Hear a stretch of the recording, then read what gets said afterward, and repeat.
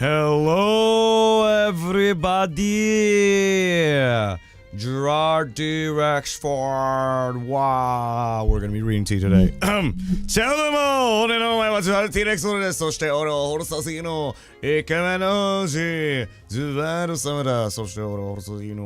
even though some of the shit. What was it?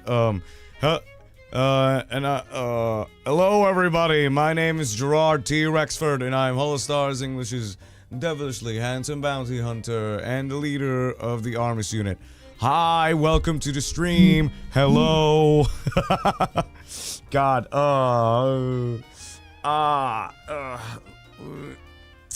No, I'm not sleepy. It's just my voice. I had way too much fun playing Bayonetta yesterday. Sorry. My voice is a little bit hoarse today, but that doesn't mean we're not gonna stop enjoying ourselves today. What happened, Vela? My throat is what happened. Fuck! Wait, let me just drink some water. My voice is trashed. But no, I'm not gonna trash my voice today, no, because I'm gonna be eating my Peipacoa, my candy, my voice candy. But hello everybody! Ciao domo! Hello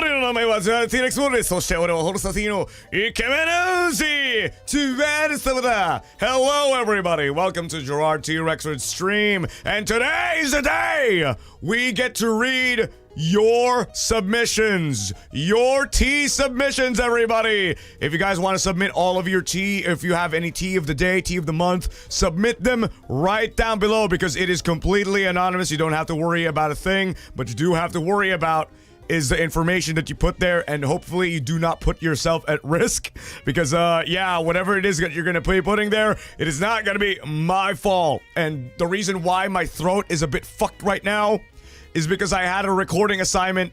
Supposedly, it was due till midnight, and I had to complete that thing before I actually go to sleep. And, before we, the reason why, the reason why Shikamane went to the stream yesterday was because, I think she was checking up on me. Like, she was checking, like, oh my god, is Jurard alive? Is Jurard C. Rexford live right now? And, I didn't even check the Discord, and apparently, I had an assignment, and thankfully, we didn't stream for 11 hours fucking straight, so we only ended, like, probably 8 or 9 hours, I don't remember, but, as soon as I ended my stream playing Bayonetta, I saw an assignment. Oh, fuck! Oh, shit, I have another assignment? I completely forgot about that. It's not like I didn't... It's not like, it was a surprise. It was not her fault. It was totally on me. I completely forgot about that. I thought I was completely free of all the recordings that I was supposed to do for the week. Turns out, it still isn't finished. So, I stayed up all night trying to finish my recording with a fucked up throat because after my 8-hour stream,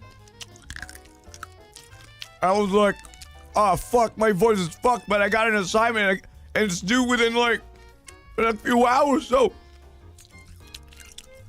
I was like, okay. Let me get this thing straight. I'm gonna record this thing under an hour so I can go to fucking bed. I mean, it's not that hard, but it does require a bit of a throat power. So I was like, okay, I'm gonna have to do this thing if I want to sleep, and it's not that difficult either. So you know, might as well. All they're asking is for something like, ah, what the fuck?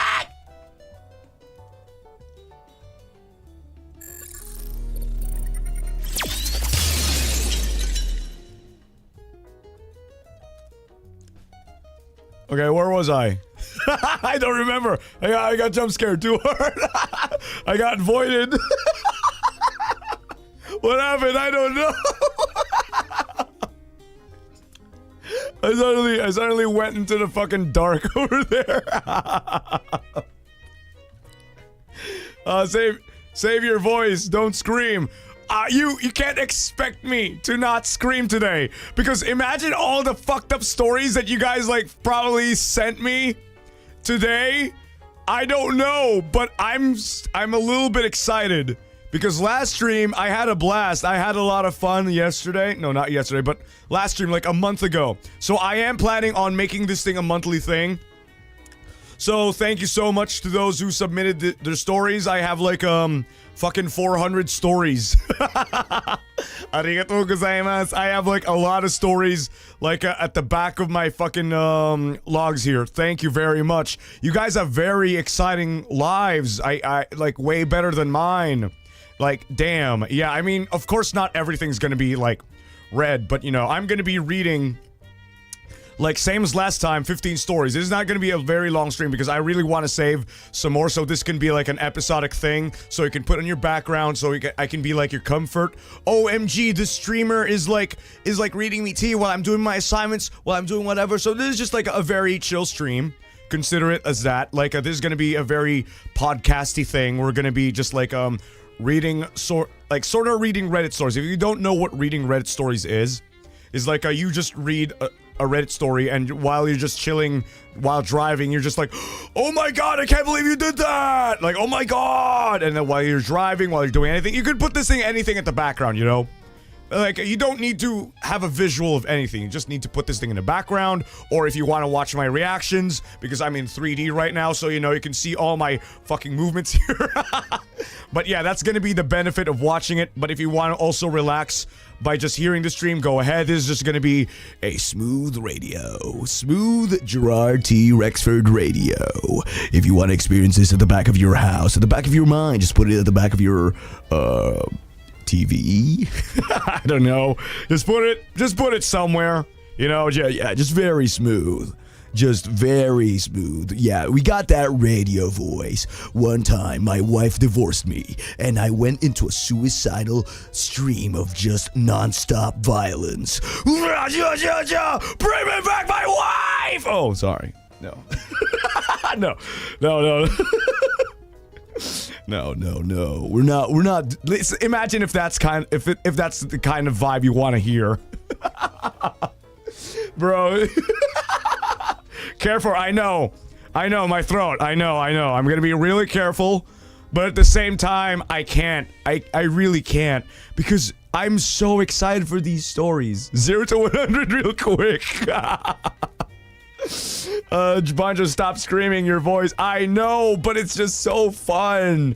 It's just so exciting on what kind of stories, because last time it was a bunch of cheating and a bunch of plot twists, and I will add eventually my theories, my opinions, and then some possible good endings and advice maybe, and like fan fictions here and there. You know, I'm really excited in today's stream. So I'm doing a bit of a throat warm-up right now. So this is not very completely different from my usual streams. I will do like a just chatting first, and then we will go eventually to the story, because right now my throat is very raspy from the damage that I have accumulated throughout every single stream. So right now I'm just doing like a throat exercise. If you mind, like this is just a good excuse for me to also hang out and also just say a bunch of stuff. Oh, nani kore? Michi, welcome to the welcome to the honorary member. Arigatou gozaimasu. Irashai, irashai. And also Mayu, thank you for the 5 gifted membership. Arigatou gozaimasu. Thank you. I'm so excited. Yeah. I am so excited for this. I am so excited. Like, how are you guys? Like, what are you doing right now? Good afternoon, good evening, by the way, good morning. If you're in the afternoon, like, I hope you enjoy this afternoon tea with me later on. And good morning to you guys as well, morning tea, and good night tea. Because, fun fact, I'm drawing. Good. Good afternoon, watching you. Great. I'm having a class, bro. Oh my god. What the fuck are you doing? You're having a class and listening to me? That's the kind of thing that I want to hear. Good. Let your... No, actually, don't let your teacher know. No. That's the kind of grind I want to see. Multitasking. Great. Like, I mean, it would be even awesome if you would share your screen if you're in an online class. I'm an I'm an online class victim, you see. I was still probably like yeah, I was still in college, I think, when it was all in online classes during that time. Like, oh fuck. I was kind of screwed a little bit when I was like, you know, in school and online class. It kind of made everything very easy for me to just like put a tab and just listen to some lo-fi songs while I'm at it, and then eventually I fall asleep, and they'll ask me to turn on my camera, and I'm like already fast asleep. So yeah, be careful about that. It sucked, I know. I'm in an online class. I'm in a classroom, not online class. Damn it! You guys didn't know! You guys didn't know! What era are you? Just Jurard homeworks to fall asleep to. Damn, outed. I mean, you're not... I mean, you're muted, right? I mean, what kind of class doesn't have you guys muted? Like, that's kind of insane. If you're in an online class, it should be illegal for people to, like, you know, not tell you to mute, because you're in a house, right? So anything that happens in your house is actually really private. If somebody actually screams something out there and like, oh my god, that's gonna be, you're just gonna embarrass yourself, honestly, because that's your home. That's where you're supposed to be comforting, and that's where you're supposed to be comfortable at. And then you hear like families fighting at the background, and the teachers go, no muting, no muting. Like, oh fuck, how am I gonna do this? I'm gonna fail my class, and my teacher's telling me not to mute myself. It should be allowed to like allow yourself to be muted, because holy shit, it's gonna be really embarrassing if anyone tries to enter your room and like bro, yeah, for real. I mean, because the house isn't even supposed to be like a classroom to begin with, you know? That's why we have classrooms. So yeah, it's perfectly normal if you actually turn off your cameras. I mean, I understand if it's for a test, you know, things like that shouldn't happen. But if it's like in a regular class, then maybe there should be like a leeway at least. We also shouldn't have homework.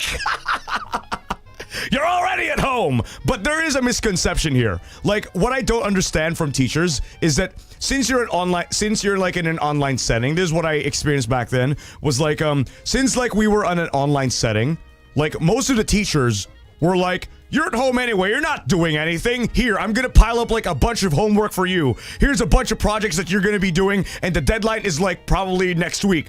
And like, what the fuck? Just because we're home doesn't mean we have like, you know, unlimited time. Doesn't mean we have free time every single fucking day. We have other classes to attend to too, you know? Like, they're taking advantage of just like, we're at home, so we're perfectly relaxed. Like, come on! We're in a position where we're like, you know, equally all fucked. Because every single teacher out there thinks of the same thing! Like, just because we're at home doesn't mean we're like relaxing. You know, we have a bunch of stuff to do. You're not the only teacher that we're talking to. Mazikayo. Okay, bro, I was in a Zoom meeting for school, but I was also beefing with kids in Discord. VC. Multitasking online. Oh my god, no. No, if you're a teacher, like, please, like, understand what the students are feeling, because I think they would hate you a lot. I mean, like, a classroom dynamics is a good thing too. Like, you can't really like, make your students hate you, you know, because that's gonna be a bad memory, you know? They're not gonna have you like as a very exciting teacher if you're gonna make them very sad. I know being strict is a good thing, but being way too, you know, over the top is a bit too much, you know? They're kids, Zayo. We're kids! I'm 21. Oh, what's this? I've fallen asleep in online class and woken up to being alone in a Zoom call back in college one time. Yeah, what a time. Like, I woke up one time, I was like, oh shit, everyone left. Everyone left. I'm the only guy in a Zoom call. And one thing is like, one crazy thing is the teacher never left. He was just there. He was just waiting for me to wake up. He was just... He was just like, hey, you gotta wake up. Wake up, like, oh, fuck. And yeah, and then, sometimes I never even, like, respond back. I just leave the call. I just leave it. I'm just like, oh, whoops, sorry, ma'am, sorry, sir.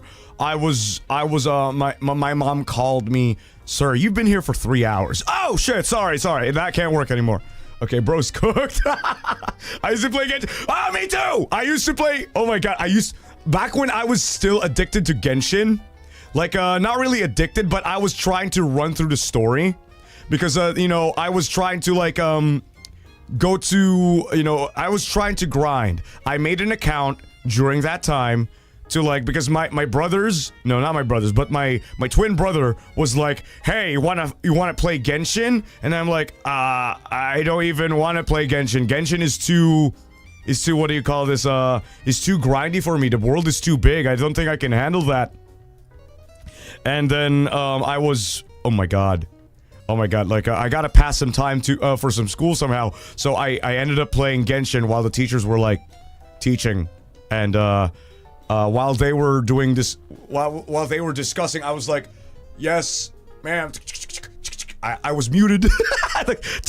My main one was like, shit, who was that? Beidou, best girl for me. Beidou. Like, I don't have anyone else. My character, like, I got Beidou by accident. It was a gotcha. And that was my very first time that I was, like, super happy about a character that I got. I'm not really too keen on getting 5 stars because every character sucked at the moment for me. They didn't have this fucking badass aura. Me, Beidou all the way. Beidou, that's my baby. No, that's my baby. No, that's my baby. She's so fine. I know. Another person to add to the list of people that I would allow to step on me. Oh, what am I saying? Get in line. Hey, yeah, her parry is so good. Sorry, don't scream. I know, but I'm doing a throat warm-up, you see. Throat warm-up dayo. Throat warm-up. I'm fine.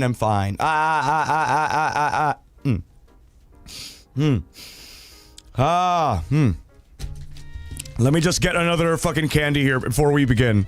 Chotto matte ne. Chotto. You look awesome. Of course I am. That's always me. Or the pirate 4-star. Who the hell's is she a pirate? Was she? I don't even know. I mean, she does have an eye patch, so you know. Got any stress pills with you? Not in the moment. No. Don't mind me, by the way. I'm just having a storm, so I can clear my throat and exercise it for a bit because I'm gonna be doing like heavy reading. And by the way, da-da! I got me. You can't see it. I got me some tea. Iced tea. I ordered some iced tea. For this stream. It's like a liter one. I can't actually get like a hot one because I think it will fuck me up. I think I might want to go to the bathroom that time, so I got me some cold iced tea. There we go. Actual tea dayo. Damn, a whole liter because this stream is gonna be so long, and I'm gonna be sipping some tea. Oh my god. Ooh. Mango flavored. Ew.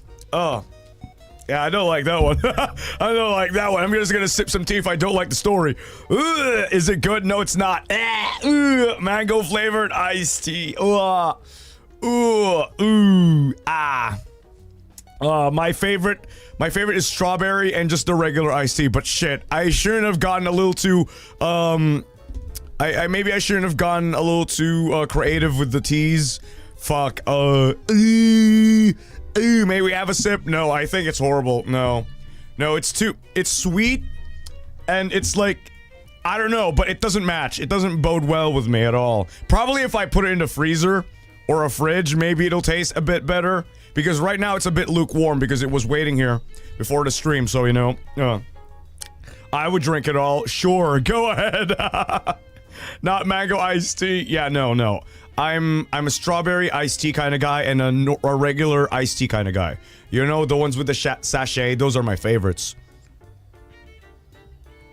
I'm just gonna drink my water. Okay, unfortunately, the tea is canceled. You're just gonna look. You're just gonna sit there, very pretty. I'm just gonna drink my water here. Yeah, Nesty mentioned, yay, not sponsored, but you know, I would definitely want to have Jurard tea, Rexford tea. Like, imagine if my tea streams become like super global phenomenon like Haktua. Like, I would just be like at the corner here doing this. And then when you're buying like fucking sachets of Nesty, who the fuck is this? Hawk to a podcast, Jurard T. Rexford, everybody. What the? New merch idea? No. That's fucking horrible. No. But eventually, South Elysian will recognize me as a streamer for once, not from HOLOSTARS England, please. Please, I'm not from HOLOSTARS England. Just because we're from EN doesn't mean it's from England. I mean, I understand hololive ID, you get it from Indonesia, but EN is English. Do your research, bitch. Oh, sorry. There, I curse you. I'm still not letting it go. It happened a year ago, but I'm not letting that thing go. Fuck you, not letting that shit go. HOLOSTARS England, my fucking ass. Imagine, like, I swear to God, if I ever get into an interview with one of them again, not really again because I've never been to, but imagine if I got myself in an interview by being an international sensation, Jurard T. Rexford, representative of South Elysium. Putang ina nyo, mali yung pagsabi nyo sa aking impormasyon, gago! Putang ina nyong lahat! Mag-research kayo, gago!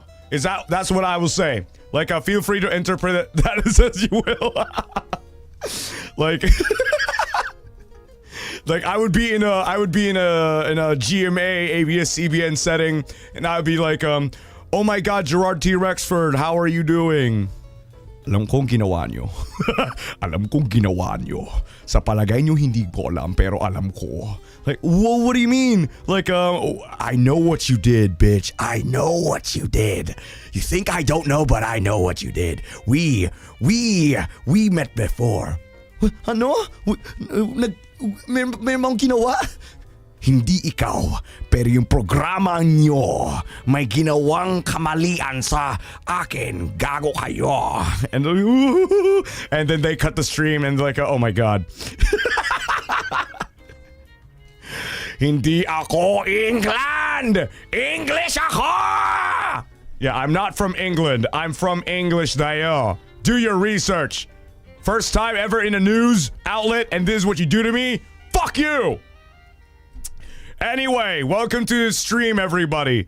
Irasai. So, before we go a little too out of hand, I just want to say once again, we're going to be beginning our T-stream right here, right now. So, I want to say thank you, everybody, so much for tolerating and enabling this behavior. Now we are at episode 2.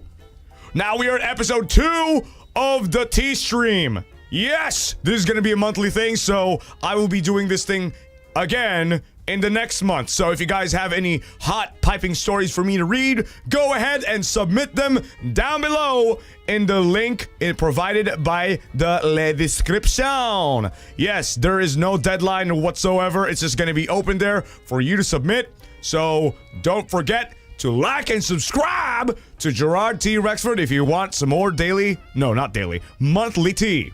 And next month, who knows? I might have a guest, who knows? I have no idea, but let's see about that. Let's see. I'm still thinking about it, but hey, there might or might not be a guest. So, I'm just saying. So, if you guys want to subscribe and go into like, you know, for more reactions of your crazy stories, go right ahead. And by the way, if you submit your stories, just so you know, I'm going to be reading them, right? So, just bear in mind, it's not just going to be me who's going to be reading these streams. No, these stories of yours. Prepare to get ridiculed on how absurd your story is, okay? Just bear in mind, in the future, there will be people who will be reacting to all of this nonsense. All right? So yeah, without further ado, let's begin the tea! Hoping for a yaoi ending today. All right, so same as last time, I'm going to be reading all 15 stories Like all 15 stories that that's been provided by Shikamane. So yeah, I have no idea what these stories are, but these stories are submitted from you, and I am no way gonna be at fault to whatever the fuck happens in your life. If your moots, oomphs, or anybody else catches a glimpse of this, it's not gonna be my fault, alright? I'm just a guy who reads them. I am not the guy who did whatever bullshit. I'm just a guy who's just like enjoying life here. I'm just here to sip the tea, watch whatever things unfold, but that is not gonna be my fault. I'm just reading it. I didn't start it. You did. The moment you started it, the moment you submitted this is the moment when it all started. I'm late in the game. This is like probably like a month ago or something. I have no idea. So, you know, that's not me. Oh shit, imagine though, like, imagine if they actually made up, like, let's say that I read a tea, and it's like, you know, they fought, and then like, it was still hot during that time, so they wrote out all the details in this forum, and they submitted it. And then after a month, like, oh, okay, let's be friends again. Like, okay, all right. But the friend didn't know. The friend didn't know that during that time, like, the person wrote out the nastiest shit imaginable. All the name calling, all of the fucking absurdities, all of the fucking slander, just right here in this tea. And then like, wait a minute, that's me! What the fuck are you doing? Like, no, wait, no, it's not what you think. It's not what you think. It's over. Awkward, yeah, and then it reignites the fucking flame of fighting, and they start slapping each other again. Wait, no. Like, you didn't know, but I cheated. They're like, ah! Yeah, sucks to be you. No. Okay, anyway, we're gonna be reading right now. I'm going off in my own fan fictions here. Anyway, here we go. Are you guys ready? Are you guys ready to hear some more drama in your lives? Because here it is. All right, so this is batch number 2 for May 2025. All right, just sit back and relax and enjoy the show. Okay, this is the first story. Tea time. All right. A colleague of mine shared a story when she was an accidental home wreck. Oh, what the fuck? Immediately into the story of home wrecking. What the fuck is going on? Oh my god. No. Okay, you're not involved in this, I hope. Oh my fucking god. We're off to a great start. Okay. Nice intro. Immediately home wrecking. Mazi kayo. What the fuck is happening with your lives? Okay. Anyway. Let me read this thing without actually getting fucked up. A colleague of mine shared a story when she was an accidental homewrecker. So basically, the guy she was seeing was married, and he was in the process of divorcing the main girlie to get married to my okay, all right. So here's my problem here. When you're not an accidental homewrecker, all right? You are a homewrecker. You are. You're speeding up the process of the fucking divorce. You're speeding it up instead of saving it. Like, date only when you're out of the fucking marriage. You're cheating. You're actively providing the guy some more incentives to fucking leave immediately. Like, the marriage isn't over yet. Like, come on, process of divorcing? Like, what is this? What is this? What's going on? Homewrecker? Like, accidental homewrecker my ass. This is no accident. This is no accident. Like, when was this? Like, you knew. You knew. Let's see. Long story short, colleague found out, met main girlie. Invited disgusting man pretending it to be a date. Colleague dumped his ass, and both main girlie and colleague stayed friends afterwards.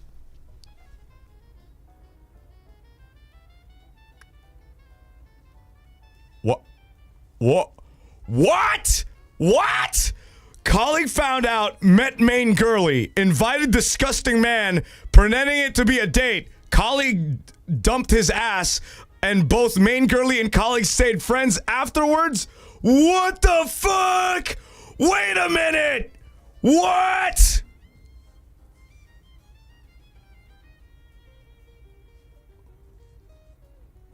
Wait, okay. What Wait, so Yuri? Is this Yuri? Is it? I don't. Oh, someone explained it to me. Explain. Sesame and Lex. What? Oh my god. So it actually. Oh my god. Is it Is it really? GL Girls Love? She did not know. Oh. Really? Power of friendship. Hoping it Someone explain this to me. Okay, because let me read it again. So, a colleague of mine shared a story when she was an accidental homewrecker. So basically, the guy she was seeing was married. And he was in the process of divorcing the main girlie to get married. Oh, the main girlie! Okay, divorcing the main girl. Colleague found out, met main girlie, invited disgusting man pretending to be a date. Colleague dumped his ass in both Ow! Oh, shit! Oh, fuck! Oh, shit! Okay, now I get it! Okay, I get it now. Accidental homewrecker means she didn't know until the wife contacted her. Oh, similar to previous teas in the last year. Oh, nyarodo, kyosa, arigatou gozaimasu. Okay, so that provides a bit of a context because I thought that, okay, that makes sense. All right, thank you very much, Kyosa. All right, oh my god, I thought she knew from the beginning to the, to the end or something. Okay, let's work this thing out, Okay, all right. Okay, I see. All right, who? So if I understand this correctly, the colleague... Okay, the colleague was in an accidental home-wrecking situation where she didn't know that the guy was married, and the wife probably contacted... No, there was no saying. I think she just found out. I think she just found out from a phone or from an opening situation actually I'm getting divorced. And so maybe the girl was like, yeah, no, I am not going to be in this situation. Nah, fuck you. So the main girl and then the girl and the colleague was like, okay, let's talk this thing out. I'm sorry for what happened. And then the main girl and the colleague became friends, right? Right? It's a good ending. Okay, thank God. So this is a good ending. So the wife and the colleague was talking things out. They stayed friends. Thank God. Okay, that was a total misunderstanding. I gotta read the entire story before reacting. But my point still continues. If you are in a relation, you need to know, full disclosure, that you are not in a relationship currently, okay? That was a misunderstanding, but come on. If you are ever, in a process of divorce, finish the divorce first. That's still my stance. My stance on this thing is still the same. If you are in a marriage in the middle of a divorce, don't do anything rash, because you might be liable to anything probably that might lead into court. And, just wait it out, okay? Because you don't know if this marriage is gonna be, fixed, because there are so many stories. There's still so many stories about, in Reddit, where, we're gonna be divorced anyway. And then, the girl was, waiting for the guy to be divorced. But the guy never continued the divorce. It was okay, we actually fixed the marriage. Then what am I doing here? So I'm just basically just cheating,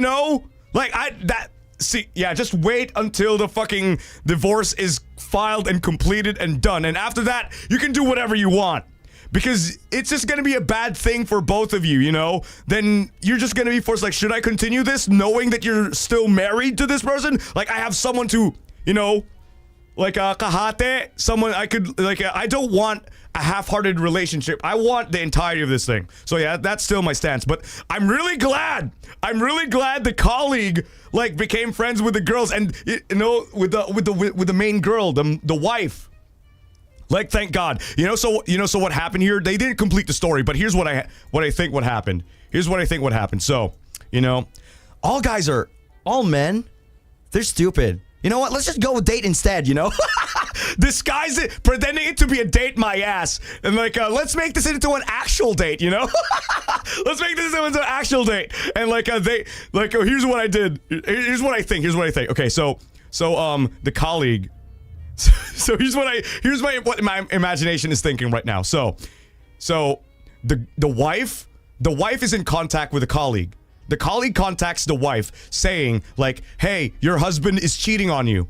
Your husband is cheating on you. And then the wife is like, oh my God, what?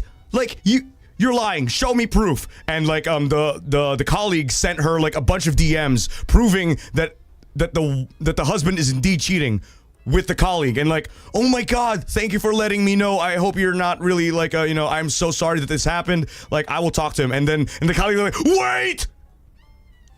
I got an idea. So they ended up like planning all this thing out. Let's plan all this thing out. Yeah. And like the wife, like, okay, great plan. So the wife goes to the husband like, hey, there's this restaurant that I want to go to. There's this restaurant that I really want to go to, and want to go there? And like, yeah, sure, why not? Sure, let's go. And like, okay, good. The date is on. The date is okay. So the wife texts to the colleague, we're gonna be meeting at this spot. So you better go there with your bad bitch outfit right now. And like, I'm gonna be wearing my best outfit too. And like, oh my fucking God, they were divas. And the guy was just wearing like, some fucking shorts or something in a very, classy restaurant because he probably sucks. So what he does is like, let's go, babe. Wow, you're dressing awfully nice today. Yeah, after all, I am going for a date. And like, yeah, I'm a pretty lucky guy. So the wife and the husband walked into the fine-looking restaurant, and then to his shock, colleague, son? What are you doing here?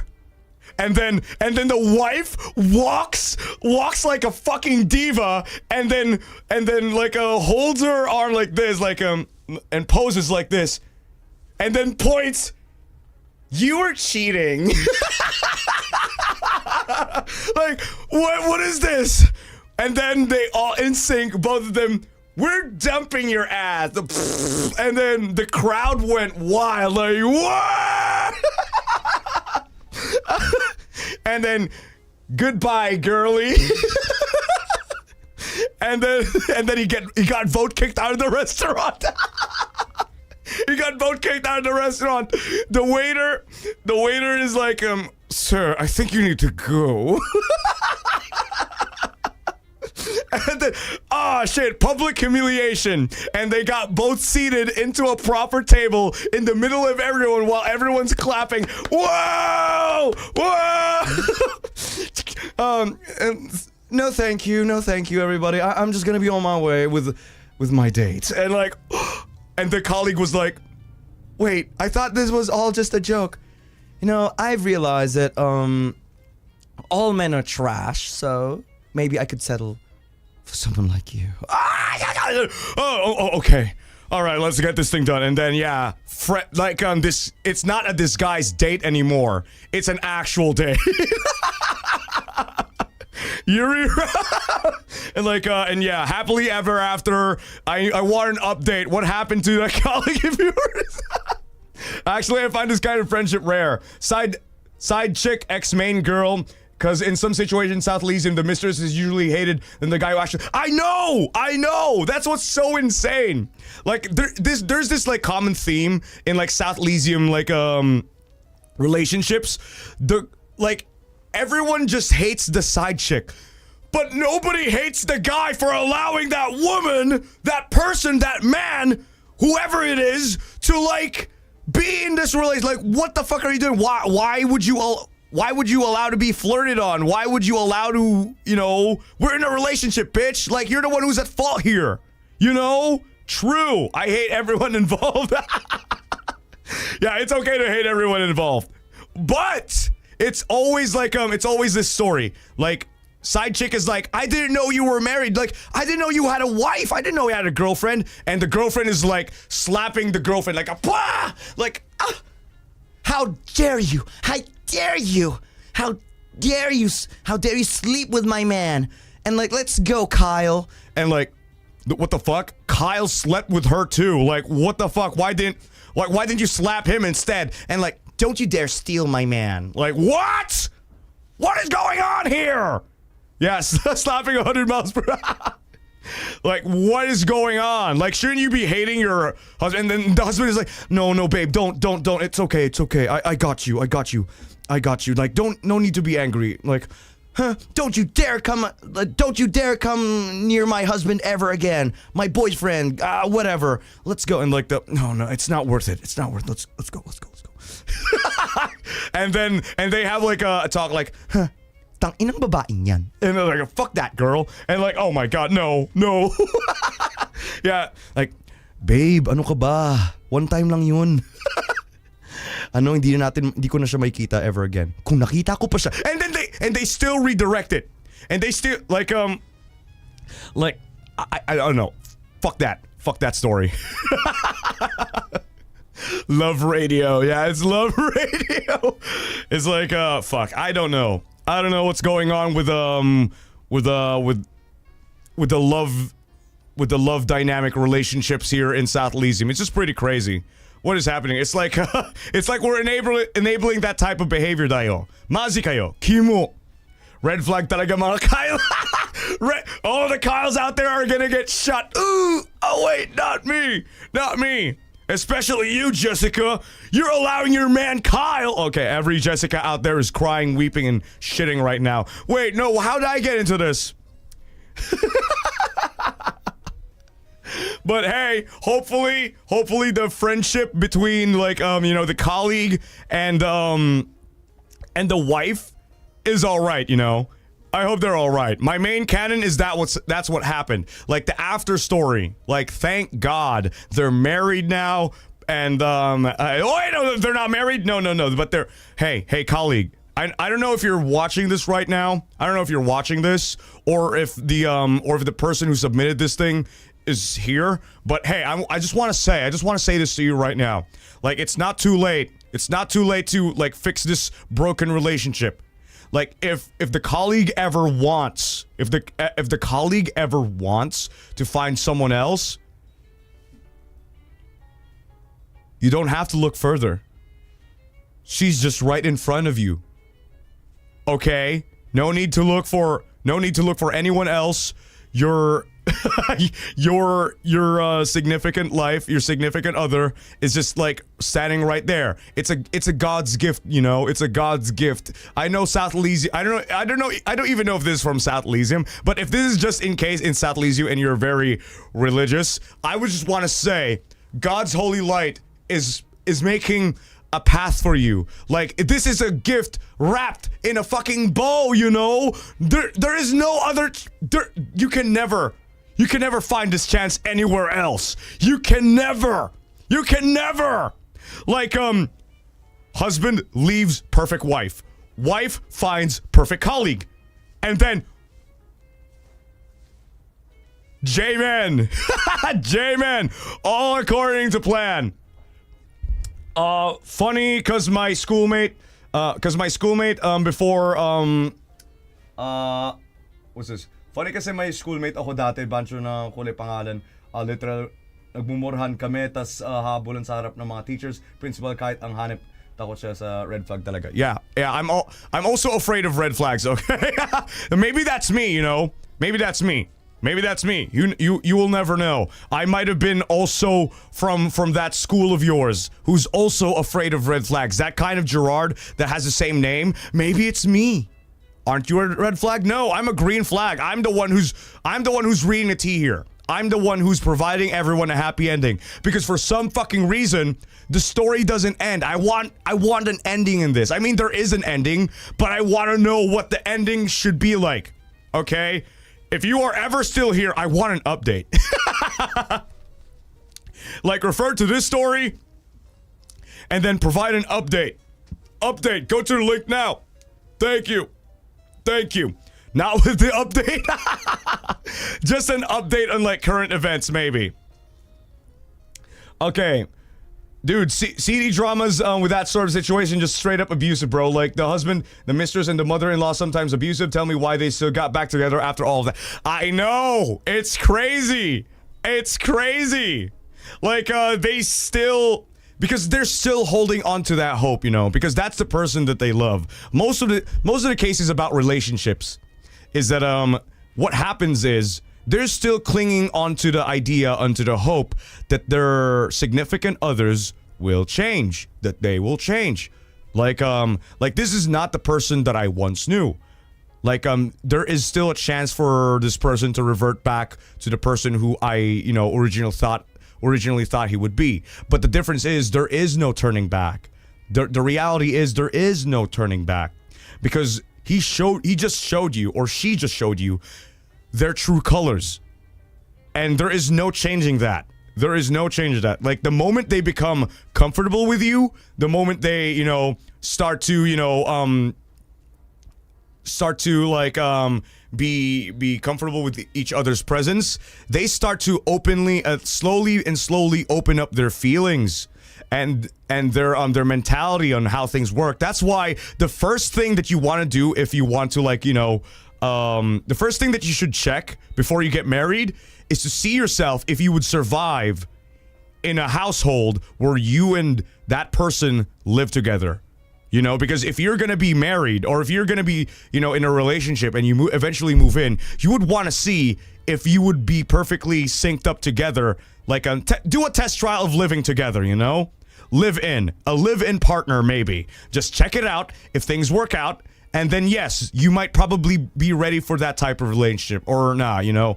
Because it truly tests a person, whether, you know, how they act inside and outside. Because when a person goes outside and you guys go on regular dates, usually what people do is that they show, like, what they want you to show. But if they're inside a house, that's where they're, you know, usually off guard. That's where they're usually, like, you know, feeling the most comfortable at. And that's where most abusive relationships starts.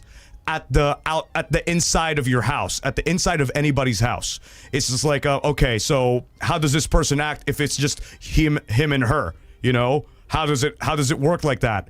Like, let's see. Because if we're just going to be dating outside and, you know, and we'll just be operating on a relationship that's, like, you know, being perceived by others. But what if it's just like you and me, you know? You know? What about you and me? Yeah, basically, it's just like gambling. Yeah, I'm the master of love. Jurard T. Rexford. Yes, that's why it's scary. Yeah, the only thing... yeah, it's so scary. That's why this relationship, like, this relationship between you and me is also a gamble, you know? You will never know. You will never know until you actually find out. I'm very afraid of red flags, but the only boys who look at me are red flags. Maybe I just need to wait. Maybe I just need to wait more. People change. Maybe relationships are scary. I mean, yes, relationships are scary. And no one's even pushing you anyway to, like... No one's pushing you. If you're afraid of relationships now, then just don't. Just don't push yourself doing, like, something you don't like. Only when you're comfortable, all right?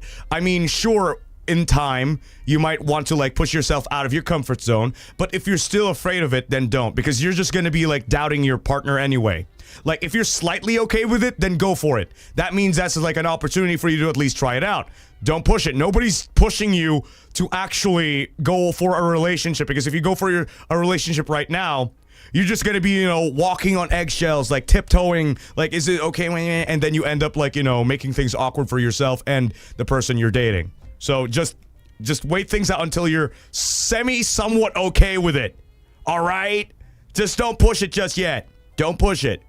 Don't push it. Like, for me, if I were to go on a date, that's going to be never, because I'm never going to go on a date and find a relationship just yet, because obviously I'm still consumed by work, and I am not going to be able to, like, 100% focus myself on somebody else, and I think that's just going to be, like, a very bad thing. Like, I can't.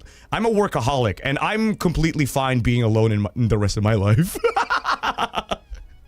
Like, I've had my exes here and there, but, you know, I'm completely fine now. I'm completely fine. I'm just gonna be completely happy with myself alone, and you know, I'm enjoying myself, and that's what matters. Do you have a girlfriend, Jurard? You. Ah, what am I saying? No. But I do have an ex though. But that was like a very, very long ago. I think I told a story from like from my memberships or whatever. My first ex, I think. But that was like in high school. But that was over. That was completely gone. All of us, hey yo, and that's like completely gone. That's completely gone. It's just like a very what do you call this thing? Yeah, this is me coming out saying you, yes, I was in a relationship, but yeah, that's completely gone. It's over.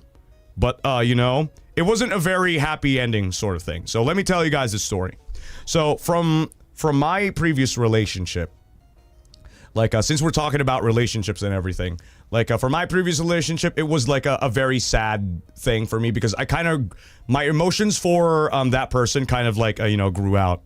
Like it kind of died down. Like my relationship is like I didn't feel anything anymore, and that's the sad thing, because we were in a long distance relationship, I believe, because my classmate and I, like, yeah, she and I were classmates. She was like this transfer student. Yeah, she was this like what do you call this, like transfer student. Okay, she was this transfer student from Japan, and like you know, every boy out there was like, oh my god, like whoa, she's so cute and everything, and be me, the nonchalant guy, was like, there's nothing special about that, but me hidden, I actually have a crush on her. Like, there's nothing special about that. No, there's nothing special. And then I actually like, okay, what do I do? Nonchalant. I was like, there's nothing special about her. There's nothing special about her. She's like, and I'm like, just, you know, seated right next to her and everything. So in my head, I was like, you know, just like, don't think about it, Jurard. Don't think about it, you know, because there's a lot of guys she's like talking to, and I'm just this, you know, guy who's just like right here. I'm just a very nonchalant guy who didn't really think about her that much. I mean, I actually did. In my mind, she was like in my head, she was like, you know, running 24/7, and then I would just like but you know, it was crazy. It was crazy. So that's how I first met her, and then since we were like seatmates, I got to know her, right? I got to know her. Like she loved anime. So the reason why I got myself into even more anime was because of her. She was like a nerd. She was a very like no, it wasn't in high school. I think it was like probably elementary grade, I guess. Like we were like very like a year before high school or something. A year before high school. I think that's where we met, or 2 grades before high school. I don't remember, but that's when we first met. We weren't in a relationship before. It's just like a crush. It was like a kid-friendly crush. So I was just like, you know, sitting here, like yeah, nonchalant, just doing my basketball activities, stuff like that. I was still a jock, mind you. I was still a jock during that time. I was still like very, very into sports. And then when I got to meet her, she was like, here are my favorite animes and stuff like that. And it was like, oh, animes. Oh, she's into anime. So let me go ahead and read some animes. So I ended up like reading a bunch of like, you know, animes that she recommended, and I ended up like watching a bunch of animes that she, you know, recommended as well. So I was like, oh, and I ended up like I was just like just telling her a bunch of stories from the animes that I watched, like, and then she was like super engrossed by it, and then yeah, that became a thing. But I never really pursued her because I was just this guy like right beside her, and a lot of suitors were right there, and it was kind of sad too because all the girls were like, you know, angry at her because she's stealing all the boys' attention. You know, that's what's really sad about this, is because, you know, she was being bullied. She was the main character. She was the main character of the story. She was like a transfer student. Everyone is like, you know, maldita, a bully. You know, everyone is like, fuck that girl. Like, they were all trying to befriend her, but at the back, like, they were backstabbing her too. Like, you know, while she's away, everyone's like, this girl is such a bitch. And it doesn't also help that, you know, she's also like from a different country. So they would do like, you know, make make sassy remarks that she wouldn't understand and stuff like that. And we kind of, I kind of sensed that one. And I don't know if anybody else sensed that, but I felt really bad for her. So I just ended up like this best friend of hers. I never really pursued anything. I just ended up like a best friend. There was just nothing like that. I'm like a guy who's like, I'm totally fine. I'm totally fine with just this relationship, I'm just totally okay with this. I'm just gonna be her friend. That's it. There is no chance for me because I am not into anime much like these fucking losers out here. I'm just a guy who likes sports, I'm just a guy who likes sports. So there's this the girl is like, getting approached a lot by so many guys like, hey, I watch anime too. And then they would constantly like surround her. Well, I'm just this guy who's like, oh, fuck. I'm on fuck. They're talking. Wah, wah, wah. Like, I'm so angry in my head because she's getting all the attention of the boys, and they're like, and they had this like school prom thing, and like and she was dancing with all of them, and I was like, no, no, not like this, no. But I am just like this best friend kind of guy. I'm just like this best friend. But what's crazy was she chose all of her interactions with me. Every time when we go to lunch, she would just like hang around under this tree with me. And it's like, oh, like, aren't you supposed to be with your friends? And I'm just like, because our school had this giant tree in the middle of like whatever the fuck. But there's this giant tree in the middle of the school, and we would often just sit there like talking about whatever. And one time I forgot my what do you call this? My lunch, I think. I mean, I don't actually like bring money to school because I usually like list stuff, but I think there was no one there that had like the list or something, so I couldn't really do anything about it. So what she ended up offering was just like, hey, you want to share this with me instead? Like, what the fuck? This is so lame! This is so lame, Dale! This is so lame! What the fuck? I'm being such a fucking loser in front of this fucking girl. Mazikayo! Mazikayo! And then, yeah, she ends up sharing the food with me, and I'm like, oh fuck, we're under this tree, and like people are like walking by. I can't do this, so I ended up just like taking one, and boom. Okay, I'm full. I think I'm full. Yummy, yummy. I'm full. And then yeah, like that's basically the everyday of our lives, is just like every afternoon, every lunch, like she would choose to be with me and sitting down under this tree, under the shade or something, like la la la la la la la la. And oh, mind you, this is over by the way. This is like years and years ago. Don't worry about it. Don't worry. So any parasocial fans out there, I'm still yours. But anyway. So yeah, at the very end of like probably no, not at the very end, but I think like high school, she asked me out. Like, oh, me? Me? Why me? Like, now I don't know, because you're like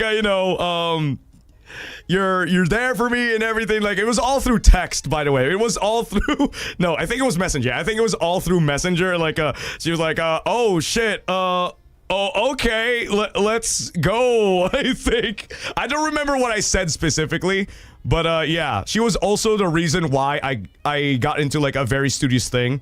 I ended up like slowly fading away into like into basketball and sports, into like being more studious, because she was very smart, mind you. She was very smart. She was always at the top, and I was like always at the bottom, like, oh fuck, I need some fucking motivation here.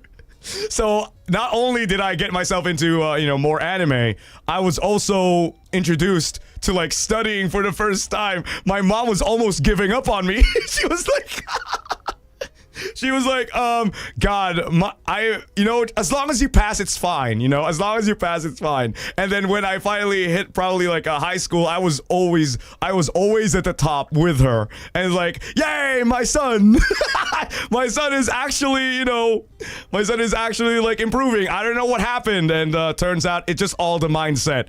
It was all just a mindset, just to like like I gotta climb for that thing. I gotta prove to the world that I'm not dumb. I can make it to the top with her. So yeah. And because of that, I was also, very hardworking. And yeah, and stuff like that. So the sad thing here is that so this is not a very happy ending. So after high school, she went back to Japan. She went back and lived there in Japan, and I was like, oh fuck, how is this relationship gonna work? You know, how is this gonna work? So what ended up happening was let's do this long distance relationship thing. So what happened was we ended up like just doing all these relationship talks through DMs and stuff like dung, dung, dung, dung, dung, dung, dung, dung. And then eventually, you know, we ended up becoming busy. We were both workaholics, mind you. We were both like, you know, consumed by our studies. We were both like consumed by the things that we were passionate at, and eventually everything just like went silent. Like throughout the months, we have not been like, you know, talking and whatever. And throughout the years, I decided to like, you know, break it off, because what happened was I said, you know what? I don't feel anything anymore. And we have not been talking for a span of like 2 years now. And it's not that very consistent. And I'm like probably holding you back into having relationships of your own, because because I don't want that type of relationship where this person is like, you know, like wouldn't go out on dates because she has a boyfriend, and I was that boyfriend during that time, and I don't want to feel that kind of like, and she has no promises of going back to, you know, South Elysium anyways. So I ended up like, you know what? Since you're not even gonna go back here, just live there. I have no plans of staying in Japan anyways. So let's just end it, you know? I'm not even going there anyway. I'm not gonna go there. I'm just gonna be here in South Elysium. So just stay. So just stay there, live a happy life. I didn't even feel sad about it. That's the saddest thing. I never felt sad about it because it was just dead. I didn't feel anything. I didn't. I was just like, oh, so we're just gonna end this thing now. We're just gonna end this. Because throughout the entire year's span, I mean, at first it was lonely. Because I ended up like just the only guy who's like saying like all these anniversaries, these monthsaries and whatever, and then they would just be like late replies, and she would do that too, but I would also be late, and then it's like a mutual thing. Like I don't think this is gonna work out anymore, so I ended up like breaking it off. It's not anything toxic. It was just a very tragic thing that happened, and we were just like, okay, it's gone, it's dead. It's over. That's just my tea. I'm sharing my tea. And we ended just like calling it off. And I don't know. I never talked to her ever since. But, yeah. I just hope that she's okay. Because right now I'm consumed by everything. And I'm happy. I'm perfectly happy. I don't need a relationship in order for me to be happy because, I'm completely fine with it. 大丈夫ですよ. Yeah, wrong timing, tragic ending, but hey, now I have Wattpad things in my brain. Relapse muna pre. No, I'm fine. 大丈夫ですよ, 大丈夫. I mean, to be fair, I'm still handsome as ever. I mean, I could land myself in a relationship if I want to. I just don't feel like doing it right now. Pang shot. Sakit it totally not because I can relate. Ooh. I can lie myself a girlfriend if I tried. I can lie myself a relationship if I try. I swear. No, I'm fine. That's just like my tea, okay? It's like it's a past thing. No, nothing crazy. It's nothing crazy like you cheated, I cheated, we all cheated. No, nothing like that. It's just like relationship stuff, basically. 大丈夫ですよ. What happened? I missed your tea. That's the tea. TLDR. I was in a relationship before, like a LDR. It was going great until the person moved out. And then moved out of the country, and then no contact for months, years, and then boom, over. Relationship died. Emotions died. Whoa, off to a great start, and then wah, it just died down. It's okay. LDR is so big risk. I know. So here's what I want you guys to do when you're like in an LDR situation. If you guys even have any plans at all of meeting, then sure, go ahead. Someone's got to do it. Because LDR is just a situation nobody wants. LDR is a situation that everybody is like, you know, gonna get used to. It's just like a circumstance. It's not really like a, you know, something that you would want. Because why else would you want to be in a relationship if you're not even gonna meet up? Like, the point of an LDR is to eventually, closer by closer, inch by inch, like, get together. You know? Because you can't build a relationship if you're just talking to a screen or through a text. What matters at the end line, the goal is to meet up with each other. Because I've never seen anyone like, you know, like just want an LDR forever. Like, why? Why would you want to do that? Like, why'd you even go into a relationship if you can't even physically see each other eye to eye? What is going on? So, if you guys want, you know, if you are in a long distance relationship, you have to plan it out on when you will be meeting, or if you have any plans at all at meeting, or, you know, just like a, you know, an idea of meeting at all. Because what kind of relationship even is this? Like, do you want to talk to ChatGPT?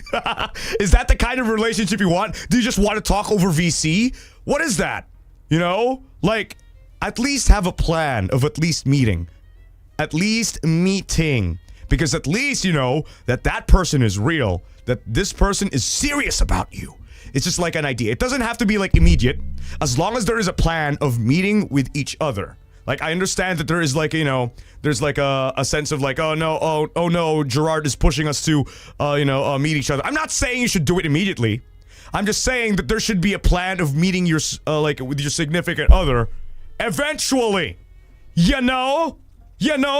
I'm in a long-term LDR, but I'm going to meet his family in Malaysia this coming August. It's real long time. There's a yes, that's right. As long as there is a plan, an idea, or wanting to meet up, that's great. Because if you don't want to meet up, then what even is this? Good luck. By the way, Sweet Chasm. Good luck. Gumba. Like, I hope nothing bad ever happens. Like, I hope you're not being catfished. Because I have never really done any like online dating or whatever. That's scary for me because holy shit, I would best know a person if I get to talk to them like a face to face or like in the vicinity at least, because e-dating is not for me. I'm just like, fuck, I want to get to know you as you, not as you know, because if you're behind a screen, I think people can just pretend who they want to be, you know? And they can just show me who they want, like what they want to show me. Like, I want to know you for you, not whatever mask you're on. I mean, yeah, I mean, it is also applicable in face-to-face, but, you know, I want to see your vibes if we both, like, you know, if there's a click or something. Nice tea. Your next iced tea streams on me, Bancho. Thank you. Arigatou gozaimasu. Arigato. True.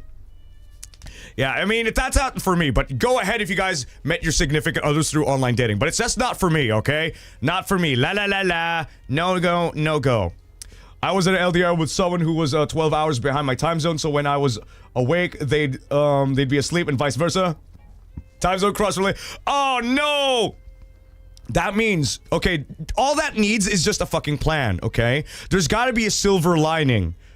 At least updates, you know? Because if you are in a very opposite side of the world with a 12-hour time zone, all you just need to do is reassure the person with fucking updates, okay? No fucking silence, no 2-day hiatuses, like, you know, like, I wonder what's happening in your life. Just updates, man. Updates. Just tell them what you're doing, something. It's not that hard. I mean, if you're super interested in what they're doing, you know, you could just like leave a message or send a meme or something. Just to like reassure them that you're, you know, thinking of them as well.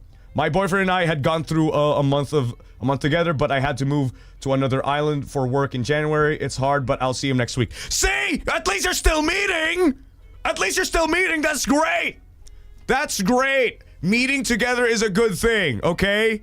It's just eventually you'll have to find, you know, you'll have to work things out. Whether you'll be, you know, wanting to continue this type of relationship. Or, you know, someone has to like, you know, adjust. Or you could like live probably in a somewhere that's not too far from work and, just a little bit far from work. I don't know. It's very hard to plan these things out because, I'm not leaving my work. You're not leaving your work. So let's find a silver lining here. Where would we want to, meet up? How would we meet up? Stuff like that. So, at least the relationship isn't totally dead. Like, we're just going to be meeting, like, once a month. I mean, once a month is totally fine as well. Once a month, like, as long as you're still meeting, as long as there's still some plan dayo, plan. Relationships are no joke dayo. Communication is the key. Also, you need to compromise for relationship. Yes, compromise. You need to, like, compromise as well. If there's no silver lining, well, here's what you're gonna do. Compromise. Yes. Like, if you want this thing to work out, we're just gonna have to do something to make this relationship work. Because if no one's gonna move, someone's gotta move. Someone's got to. It's either you or that person. If that person doesn't move, then it's up to you. Because clearly, they're too afraid probably to commit just yet. And if we're just gonna talk this thing out, okay? Talk this thing out. I am no way a relationship counselor, but all you have to do is just fucking talk it out, dayo. Talk it out! Talk it out! Okay, my boyfriend is a seaman. He always plans on dates. He'll cry if he did see me after he got home. And we're in 8 years now, and we are currently planning our wedding. Hey! Hey! Wedding planning era, let's go! Yeah, hope you're... Were you a fan of me before? Were you a fan of me before? Like, tell me. Did I help your relationship? Did I help your relationship just a little bit? If anyone's getting married here, have a shout out to Jurard T. Rexford, by the way. You're welcome. Whether like in your darkest moments when your boyfriend isn't there, I was there for you. Let me be the person. Like, have my standee in the fucking wedding. All right, let me be there. Let me sit in the aisle, not in the chairs, in the aisle. Let me just pose in the aisle. Let Gerard T. Rexford walk you down the aisle to meet, like, to your husband, your soon-to-be husband. Like, you're welcome. You're welcome. By the way, you're welcome. If we're like if you're ever getting married, here's what you're gonna do. Like, if I'm your Kamiyoshi, here's what you're gonna do. Like, you're holding your bouquet right here, and and Gerard T. Rexford is right behind you. No, not right behind you, like beside you. There's gonna be this person who's gonna be pushing a cart, like, and like yeah, just picture that. Gerard T. Rexford in a fucking monitor and like wiggling around. Not even a Sandy, but, a full-ass TV, an LED screen of, like, just me. It's like, hey, let's go, with a speaker behind it. Hey, you're getting married, let's go. Let Bancho be the priest. Oh, my God. Oh, my God. That's real. And then, imagine, like, husband, wife. And in the middle is just like a giant flat screen TV of Gerard T. Rexford with a fucking accent of like a priest, and it's like, will you take your husband through life and death or something like that? And they're like, I do. And then kiss, mwah, and it's over. So we can submit a proposal to invite you to live stream at the wedding. I'll ask Shikamane. I'll ask Shikamane if that is possible, because holy shit, I think that's the first time ever, probably, to ever have like a VTuber like me or anybody else in a wedding being a priest. I'll have to read a script, please, OMG, and someone clip that, like, someone, like, like, take a video. First VTuber, like, doing a fucking priest thing. Please, virtual priest, and I will read a script, like, so I don't fuck it up. I'll, like, consult a priest to, like, read the wedding vows for, like, the pre-wedding vows. Like, I'll read, will you take... to be your lawfully wedded husband. And like, yes. What about you? Do you take your to be your lawfully wedded wife? Like, yes, I do. And like, whoa! Not awfully. Oh, no, lawfully, not awfully. Yeah, yes, I do. And then, yeah, making history, baby. You may kiss the priest. Mwah, mwah. You're married. Okay, I may not be in a relationship, but you motivated me to keep going, so thank you. Yay, Rotoharu, thank you, you're welcome. Yeah, we're all the single people out there. Hello.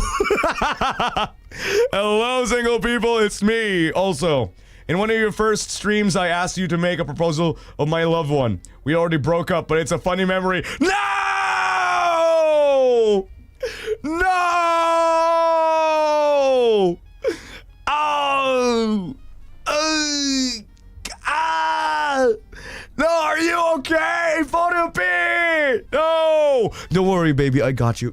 Oh, wait, no, Photo P, no. Fan Oshi relationship not allowed, no. No, I should be doing this after stream, 4P. No, I'm so sorry. No, 4P, I am so sorry. You got me. Jurard T. Rexford 24/7. Every single day, I stream for 11 hours. Like, your boyfriend will never be able to. Your boyfriend will never be able to amount to me, Jurard T. Rexford. Always online, ready for you, available for you, and just only you. And then, yeah, let's watch me talk to everybody here. Oh, no, don't cancel me. No, wait. No, like we were both damaged and we found love in chat. It's okay. Guys, it's okay. Oh, that was pudding. Oh, it's fine. After stream is... After stream. Honey, we'll talk after stream, okay? Don't you dare send me super chats and outing me like this. No, wait, I outed myself. Oh, shit, sorry. Sorry, Bajo, Cupid for peeps, yeah.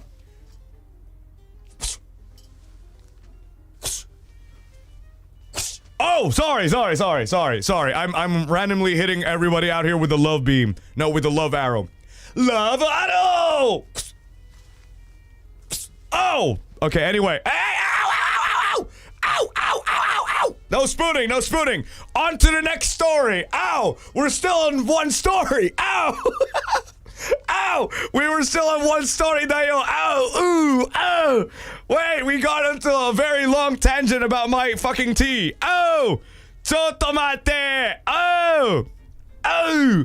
Thanks to your words, I'll try to be more open with my life. I guess I kind of need that encouragement.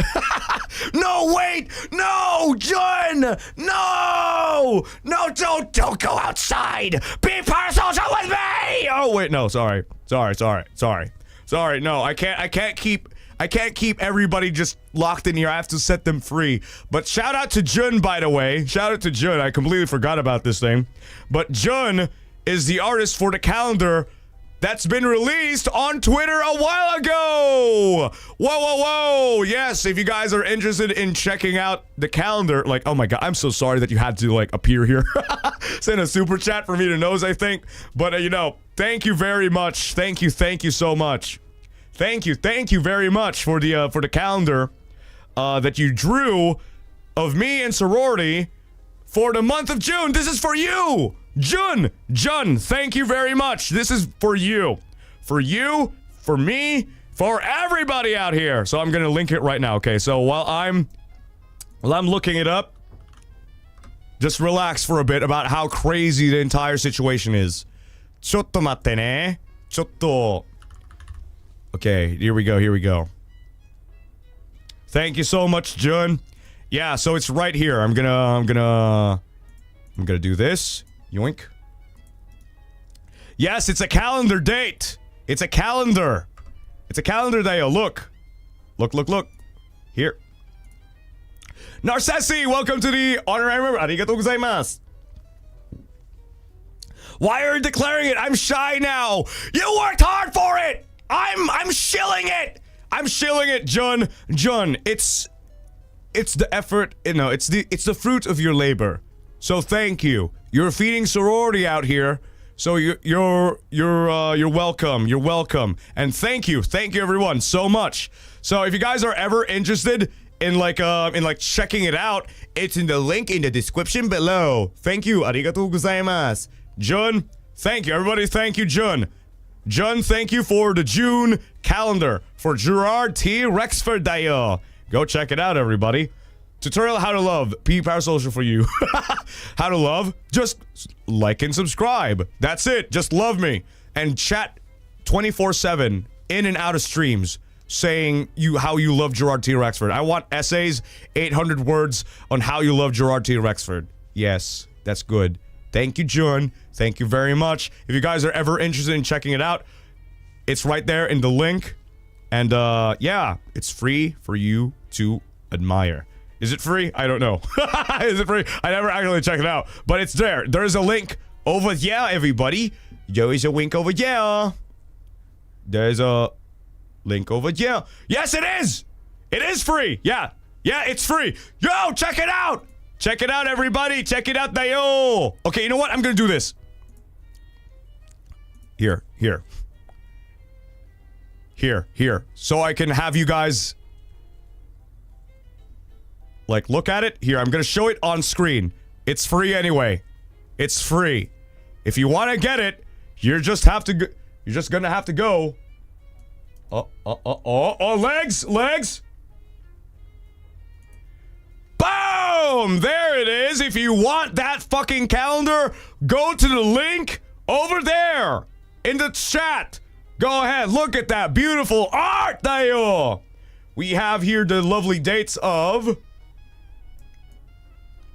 all the way to June 1, all the way to 30. And also some nice fucking cake from Sorawritea. Sheesh! Yeah, it's also Gibby's birthday apparently. There we go. See? On the 30th. There we go. Yoink. And look at my handsome face, Dio. Look at that. Look at that glorious thing. And we have a very cute sorority over here. Look at that. More cake and ice cream and a dying sorority, which is great. Thank you very much, Jun, for representing most of my fandom. Thank you. And look at that. Oh, look. Let's not focus on the dying one. Let's just enjoy the very beautiful face of Jurard T. Rexford. So, if you guys want that free wallpaper of your calendar or something, a free calendar wallpaper, go check it out, Dayo! It's on the link! It's on the link! So yeah, anyway, that has been my tea. That has been a very long tangent. But we're gonna be going on to the second story right now. Wait, choma. Oh god. Where's my wet wipes? I often get too into a conversation. Sometimes my nose gets runny.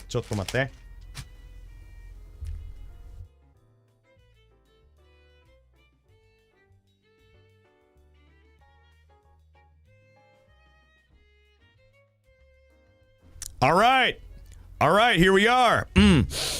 All right, good afternoon, everybody. Today we're gonna be reading story number 2. That took us a very long tangent, but we're gonna be on the second story. Getting a cold? No. See, but look, my voice is almost completely healed. I think it's just like the raspiness from the morning something. I just need to like you know, warm up my voice and lubricate it enough with enough saliva. So yeah, just try not to be too dry. All right, so here we go. Story number 2. Okay, we're just gonna lower that one. This happened years ago, and as an overthinker and professional self-loather, I still go back here and think about this. I was a new hire back then. Of course, as a new hire, I was one of the bullied employees. Oh no. Bullied in the sense that they always gave me and my fellow newbies the hardest and most irrelevant tasks to do our job to our job descriptions. Examples are setting up venues, arranging tables, stages, or rooms that we use during events, cleaning the events place, etc. Okay, this is far from the job description I was given. Take note. So one day, when I noticed they were getting too comfortable in bullying me, I decided to ditch the event, not giving any reason why I am absent, and let them do the task they have assigned to me. To be honest, the tasks can be done by themselves, so I really can't fathom why do they need to assign those tasks to us. Are they limp? Don't they have any arms and legs to use? Yeah, so in short, I got fed up with it and ditched them on one time when tasked to arrange and clean the venue again. And the happy ending is, from then on, they did not put me in on those tasks again. I mean, it is not even in your job description. Like, if you get fired for that, then that's not even the job for you. Like, fuck them. They finally realized I am not one to just humbly say yes to everything they ask me to. Because even if I am a newly hired, I still know when I am being exploited or whatnot. Of course, there was a bad blood between me and them because of this incident. Oh, fuck them! Screw them then! I mean, that's not even my job! I sometimes hate it, but I will never regret choosing to prioritize myself over kissing other people's ass in my workplace, especially if they are just acting high and mighty, and they are not the one to give me my salary. So, Bancho, am I an asshole for standing up for myself and not letting other people take advantage of me? No, right? I hope fellow sororities learn from this tea, and I want to hear your take on who are currently experiencing this too in their workplace. That's all. Yeah, you're not an asshole. But here's a plot twist though. Here's a plot twist. What if the boss was one of them? What if the boss was one of them, you know? Like, they're like an undercover boss. Like, will they stand up for themselves? Will they stand up for themselves? Will they or will they not? And then like, I've had enough of this tyranny. I have had enough. I am not to be stepped on. Fuck you! And you know what the boss is? You in my office right now. Like, gulp. What is happening? So, like, oh god, am I getting fired or what? Oh man, I knew I shouldn't have like said anything like that. I mean, I don't like being exploited. And the boss is like, so you passed my test. Like, oh, what? You are hereby promoted as the CEO of this company. As you see, I am dying with an incredibly painful heart disease, and I am looking for someone like you. Sir? Yes, you passed the test. Sir, I don't know how to act. I can't possibly do this. I humbly reject your offer. I just want to be like a regular employee. Are you sure? Like, yes. Like, let me deserve and earn my position as a CEO. Not like this. And you heard like a clapping in the fucking cabinet. Open it. You passed my second test. What? Wait, then who are you? He's just an actor pretending to be the CEO. And if you actually accepted the job of as the CEO, you would have been fired right here and then. And then, oh my god. And then, oh my god, are you for real? This is all of a sudden like, why did you need to do this? Because you are the son of the mafia boss who left a lot of money for us to recover from that giant economic downfall. And I just wanted to see if you were fit for the position is all. Like, what? Okay, enough, but you're enough of this, enough. But you're not an asshole, okay? Clearly you're not an asshole. This story speaks for itself. Like, I don't understand why people would do that. I mean, I understand that, you know, there are new people, so they would just bully you. Okay? They would just bully you because, you know nothing. They're taking advantage of a system that, you know, that, because I'm assuming, I'm not, wait, is it really? No, okay, let's just not assume. But in South Elysium, most of the cases happen like this because, newbies most of the time are always, like, shy and, like, you know, they're very reserved and they just say yes to anything because that's what gets them, like, you know, the respect and probably, like, whatever. But sometimes, like, the newbie bullying gets a little bit too much. It gets a little bit too much. And, you know, hey, we could just we could just tell this guy to do whatever they want, you know, even if it's not in their job description, because they're new. We're just teaching them the ropes. It's a form of justification why people like do this. Because, you know, they're new and we're just teaching them how to, you know, just act around how, you know, the office dynamics is, the office politics and everything. You know, it's like prison, okay? Like, you get nothing. You get absolutely nothing. You start from the bottom. You start from the bottom.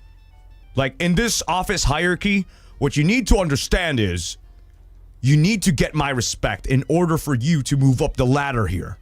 All right? And if you don't respect my orders, even though it is not in your job description, I don't care if you're a low-time felon, you're gonna do what I tell you to do because I'm the one giving you the orders. I'm the one here with the most experience. And you wouldn't want me telling Big Boss over here some bad news about you, and we wouldn't want to work with you with any projects. You hear? You hear me? And that's like a very toxic thing. Because most offices, I believe, are exactly like that because, you know, they're stressed enough. So let's just push all of these unnecessary things and just excuse it as a training thing. You know, you're new here. Like, this is what we do. But actually, the boss doesn't even know that you're even doing this. They're just doing stuff like that, you know? Like, I feel really, really sorry for these people because, you know, they're just there to just, like, they're just, like, experienced work. Like, for the first time. They've been, like, probably, like, wishing to be there. And you know what they get? Like, immediately, like, you know, like, stacked on, like, these workloads that they're not even, you know, they're not even sometimes qualified for. Because these guys are just fucking lazy. Lazy. Common toxic no, not relationship. No. I mean, it is a sort of relationship in a way. Yeah, everyone in there is, like, it's also kind of tricky. Because if you try to, you know, defy orders way too much, like, I'm in it for, like, you know, standing up for yourself. But having enemies in the office is, like, so bad. It's just, like, so terrible in my opinion. Because you're gonna be working with them. So there's gonna be some office drama maybe. You're gonna be stuck in a cubicle or, like, in the vicinity with them. And they might sabotage your work. And that's just, like, very scary. I'm really glad that you stood up for yourself. But at the same time, I am really sort of worried for you. Because if you try to defy them again, it just makes it look like, you know, you're not very cooperative in terms of teamwork, you know? Like, I get it. I get it that you don't want to be, like, a person who wants to be taken advantage of. But, you know, I hope at the end of the day you get to talk to these people and sort these things out, like, as adults, you know? Maybe. As adults. Hopefully. I mean, it's kind of hard. Easier said than done, right? But hopefully they do get some sense into their fucking brain that you can't just take advantage of people, you know? It's just not part of my job. Like, I hope they at least, like, talk it out, you know? But nobody would do that because that's for pussies. Nobody talks about their emotions, how they feel. No, we just keep on going. And if they don't accept or if they don't acknowledge what they're doing is wrong, then fuck them. Or you could just, like, file a complaint, you know, like, easy. Anything can be done, like, as an adult. Like, we're just, like, overthinking things a lot, you know. Anything can be done as long as you can file a complaint and, like, you know, they'll stop doing it. Yeah, like, as kids, no one would listen to you, but as adults, hopefully some fucking, you know, logic goes into, like, you know, to your boss and says, okay, all right, we're gonna, you know, stop this from happening and stuff like that. Hopefully as adults, but I have never worked a day in my entire life. I have never worked in an environment like that. But I really do hope that you're okay, though. But don't dismiss the idea that your colleagues might be an ex-CEO, maybe. Like a CEO from, you know, like not an ex-CEO, but a CEO, a very undercover boss. The important part is being trustworthy in your job as well as you can. Even if someone tries to trap you, your reputation will often take precedence before what other people said about you. Yes. Like, it's hard also to... Yeah, I also believe in that one, too. It's like a very hard situation, a very tricky situation where, you could just... They could just say, hey, that guy isn't helping us at all. Like, we asked him for help, and they're newbies, right? Like, the audacity of this newbie to whatever. So, yeah, I hope nothing bad happens to you because, you know, I don't know how close you are in, like, you know, in terms of office spaces or something. But I hope they're not really that toxic to, like, go after you behind your back and would, like, constantly, you know, insult you and, like, you know, say off remarks to the boss. Maybe. I don't know. But then again, the boss might just swoop in unexpectedly from one of the bullies' perspectives and like, shh, guys, enough. This person is worthy of owning the entire company. Like, sir, we were just having fun. No, it's all right. They've proven the point. You live here now, and you own us now. And then they bow down with one knee. Tell us your orders, sir. What pathetic Oscars is calling? Like, sir, what is your next task? And then that's it. That's all I have to say. That's all I have to say. You know, that there's nothing for me to say here other than hope you're doing great. Hope you're doing fine. And as adults, hopefully you can sort things out. And hopefully you. Oh wait, no. Confront your bullies. Here's what you're gonna do. Confront your bullies. And whisper to their ears. Tap them on the shoulder. Like this, like. I know who you are. Like. You're the company's boss, aren't you? Like, okay, anyway. And it'll leave them confused. They just gasp. You found out. I know where you live. I know what you are. You can just, like, you know, not beat around the bush and just tell me. You wanna promote me. Just promote me. You're testing me, aren't you? Like, you're right. I completely understand. I completely understand from your perspective. How did you know? First of all, before you bullied me, you were really, really meticulous about your work. I was actually checking out your portfolios and all of your achievements before even getting hired into this company, you see. Like, intense research. What else? And I also found out that you quickly rose up to the ladder, and you are dying of a heart disease that you can never recover from.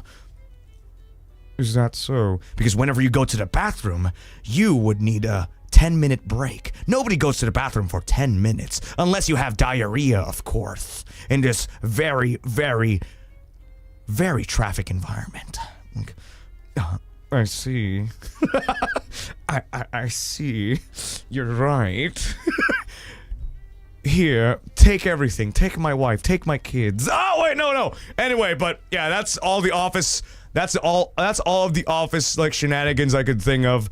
But yeah, I hope you guys are doing all right with that. So, did you guys ever experience that sort of thing? Did you? Because I never worked a day in my life. I never. Did you guys ever experience some sort of bullying at least? From what do you call this? From the work environment. No, thankfully not.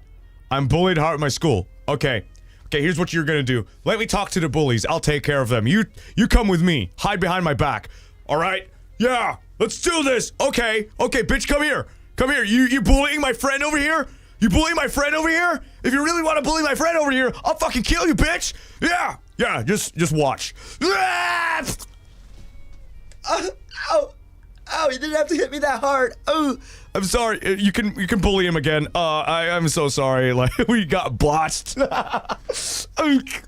then we I think this happened also in the previous stream. Like, you and me. Come on. If you want to bully someone your own size, bitch. And then it cuts to us getting wedgied off like a fucking flagpole. This is what we get for standing up to bullies. What's this? Bullied by org mates. Yeah, I thought this one girl was nice until she kept treating me like a dumb little kid and even called me out like in an org group chat for a minor mistake. Okay, what is their agenda with that? What the hell? I think they're just out there to, like, embarrass you or something. What the fuck is that problem? Like, what I hate the most is, like, you know, it's just like a minor mistake, you know. It's just like a minor mistake, and then you're out here like, but because, like, you know, Kyle did like a little fumble, but you know, I think it's okay. Like, you didn't have to You didn't have to say my name. You didn't have to say, like, literally any of that. We resolved the problem. Like, what the fuck is going on here? I think you're just out here to embarrass me and make yourself look like, you know, like someone above me. Like, fuck you. Like, what the hell is wrong with you? Like, you're not a homie. You're not a friend. What is this? It's like you're making me look like an idiot now. I mean, yes, what my mistake did was, like, being an idiot, but, you know, like, you don't have to call me out and embarrass me like that. What the hell? Unless it's like super major, like fuck you, it's just like a tiny mistake. Why do you need me to like, why do you have to call me out like that? What is wrong with you, Dayo? In the class GC, people were talking about how they'd end me and jumping on me and didn't go to school the next day. Parents had to go to school to settle the issue. God damn. Wow. What is wrong with people? How do you live like this, bullies? Bullies! Bullies in the chat, tell me, how do you live like this? Do you not feel any sort of regret? Because I did. I felt so much regret when I was still in school, when I was like in my bullying era, okay? When I was in my bullying era, I was like, oh my god, I can't believe I'm doing this, because I literally had no choice but to, like, you know, do a chameleon thing where I was like, okay, fun fact to those who are new here, I used to be a school bully. Not like a bully that punches people and threatens people. No, I'm just a guy who laughs at people because, you know, the bullies were doing it, so let me do it as well. So I was like, ha ha, ha ha. I was like peer pressured into doing that because, I like anime, and if people like anime, they get bullied. So I'm just like, you know, very quiet about it. I was like very, very ultimately quiet about it. I'm like a very closeted, like, what do you call this, otaku? So, I ended up, like, just, like, making fun of the people who actually, like, you know, like the same stuff I do, like, behind the back, like, haha, haha, fuck you, and then, turns out, like, I feel like shit whenever I go home, and then after I moved away from that school, I decided to, like, you know, change myself a little bit, and, you know, like, okay, I'm gonna be more open, like, the bad actors in my life are gone now, so I can just, like, you know, move on, stuff like that, and like be happy. I started to, like, you know, distance myself away from those actors. Like, do you not feel any sort of remorse at all, like from what you're doing? Mazikayo. Another story, a schoolmate twisted my arm because I stood up against him for playing with lights in the girls' bathroom. What the hell? Okay, that's silly. Okay, I think you did deserve to get a little bit scolded for that one, but, you know, they don't need to twist your arm because of that. Fuck them. Like, it doesn't warrant, like, a fucking bullying. What the fuck? Like, oh my god, I got my lights knocked out because I was playing with the school bathroom. It doesn't warrant any sort of, like, you know, physical harm. Like, fuck you. What? Like, what did I do? I was just playing. Don't you do this as well? Fuck you.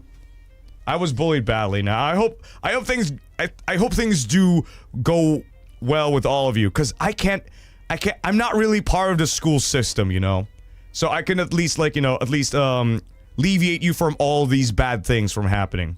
Like, I just wish school systems were just you know, like, at least acknowledge this kind of behavior, or not just a school system. You as a person, I just do hope. Like, how do you even live life like this? Like, tormenting people, like making people sad and cry and piss and shit. How do you do that? Like, do you not feel any sort of sad? Like, what kind of psychopath are you to, like, not go a day without, like, hurting anybody? What is wrong with you, Dayo? What is wrong with you? I think there's something wrong with them if they feel like, you know, like, making fun of someone is a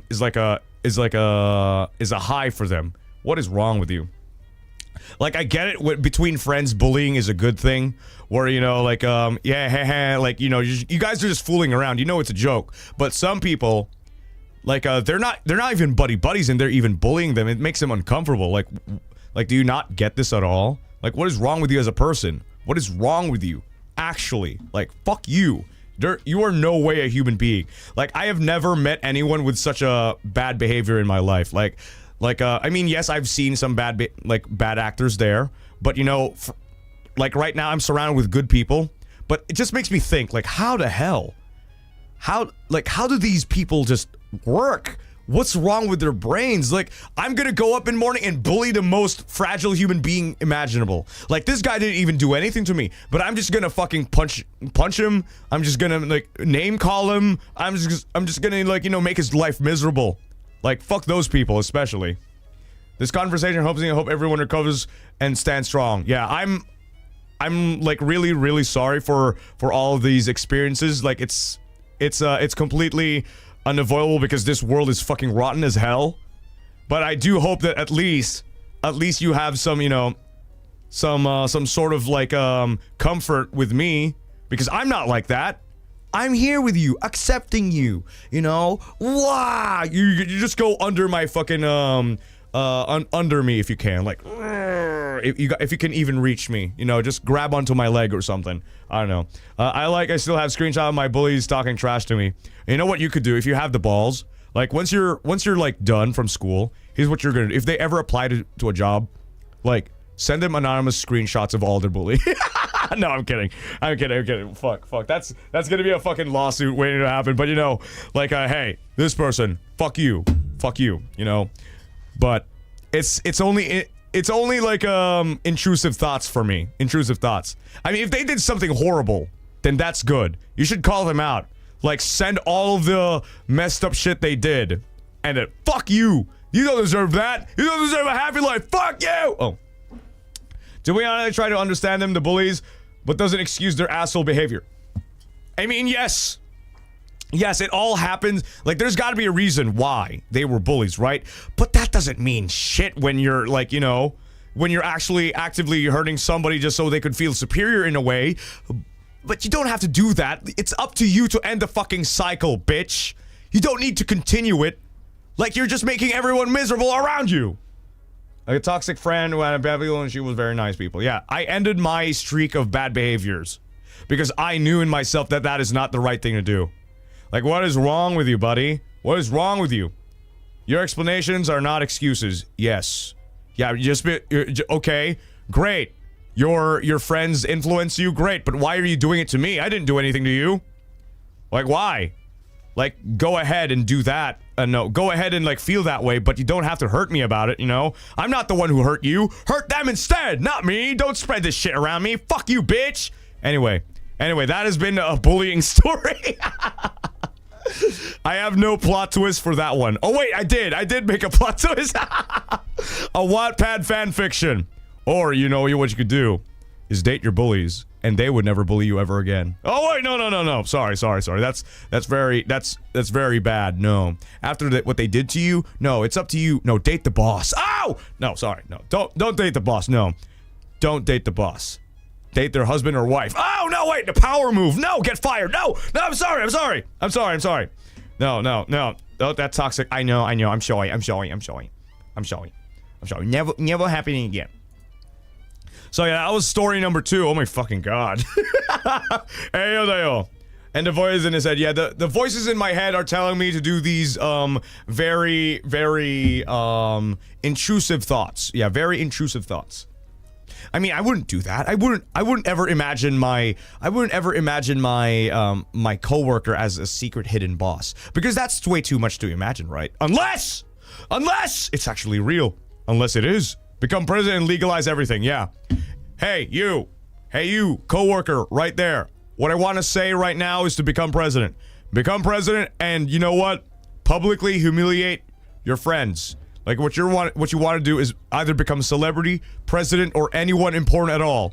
And then when you go to fucking when you get a camera and an interview, like people with you tell them, shout out to my fucking bullies out here, cause fuck you, here's what you did to me. If you're ever working with a person with this face, with this address, oh yeah, fire them immediately.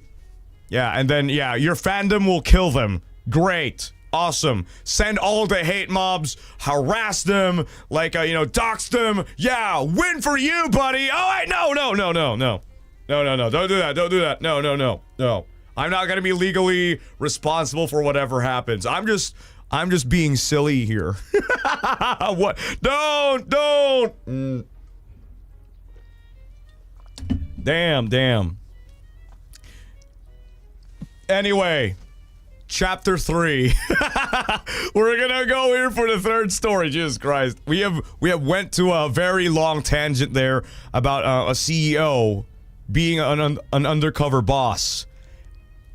No, not a CEO, like an employee being an undercover boss who's bullying one of the employees, and then he finds out that he's actually worthy of owning the company. And end of story. That's it. That's all I have to say. And to be continued. I want updates. Did the CEO actually? Did you accept the proposal of the CEO? I want updates. Updates. Okay. To whoever sent this, I want to know. Did you talk to your boss? Did any of that happen? I want to know. Just yes or no. All right. I just want to know. とにかく行くわよ。次のストーリー。You made that up. That's why I just want to know if it's a yes or no. Pertaining to the story of the second story you did last stream, no. just give me a yes or no. I just want to know if that happened. Yes or no. Okay. All right, third story. Let's go. Anybody, everybody, drink your water, grab your snacks because oh my God, this is another long story, and yeah, just relax yourselves. All right. All right. Tea number 3. When I was a kid, I used to play RuneScape with some strangers I'd befriended. At one point, and one of my friends in the game started dating and finally decided to get married in the game. Hey! They got married! Okay, hopefully nothing bad ever happens here, okay? It's just a game, right? We planned this big wedding in the game with all of our friends. And on the day that...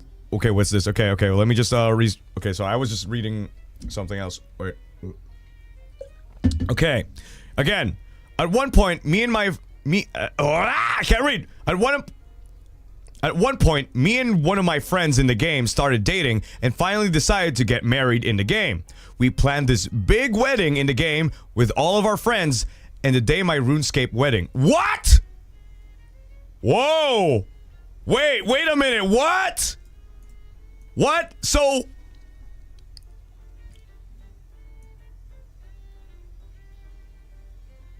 Okay, alright. You decided to start Cold Feet? What? Wait, what? Okay, so I didn't log in for a day or two, missed my wedding. Why? Why? Why did you...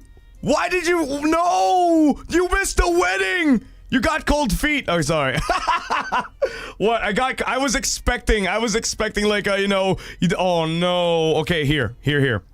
We planned this big wedding in the game with all of our friends, and the day my RuneScape wedding, I got cold feet. So I didn't log in for a day or two and missed my wedding. When I finally log in, everyone starts bombarding me with messages, and finally, my fiance reaches out and says I better explain what happened or did. I know how embarrassing it was for him to be stood up at the altar like that in front of all our friends. Again, in RuneScape. Well, I panicked because I didn't want everyone to hate me, so I quickly made up an excuse. I said, no, you don't understand. I wanted to show up at our wedding, but I was in a hospital. I got into a horrible bike accident.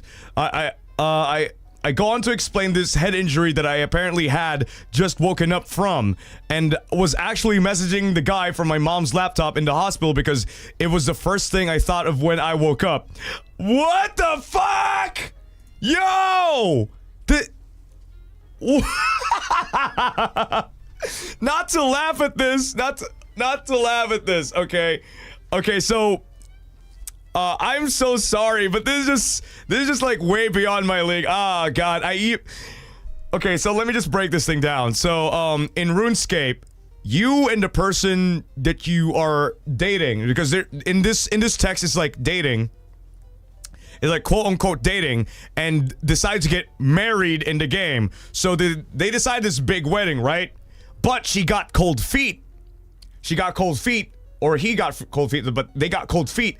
And they decided to ditch for, like, you know, the day of their wedding. They were gone for 2 days. This feels like real. This feels very real. This does not sound like RuneScape, because you cannot be this cold-feeted in like in a game. What does cold feet mean? Like kinabahan, nervous, suddenly like you know, you want to back out. That's the kind of cold feet. Like suddenly a person was like and their excuse is that they had a bicycle accident, and then when you woke up in the hospital, like I was falling down the hill. I wasn't thinking. Oh my god. Oh my god. You just woken up? You just woke up for 2 days because of a bike accident? What?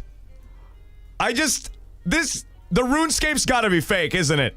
The RuneScape's gotta be fake. This is just a lie. Like, I'm sorry for assuming this, but this is not RuneScape. This has gotta be real. This is not RuneScape. The story isn't over yet, but just them saying RuneScape, RuneScape, RuneScape does not sound like RuneScape at all. I think this is an actual wedding.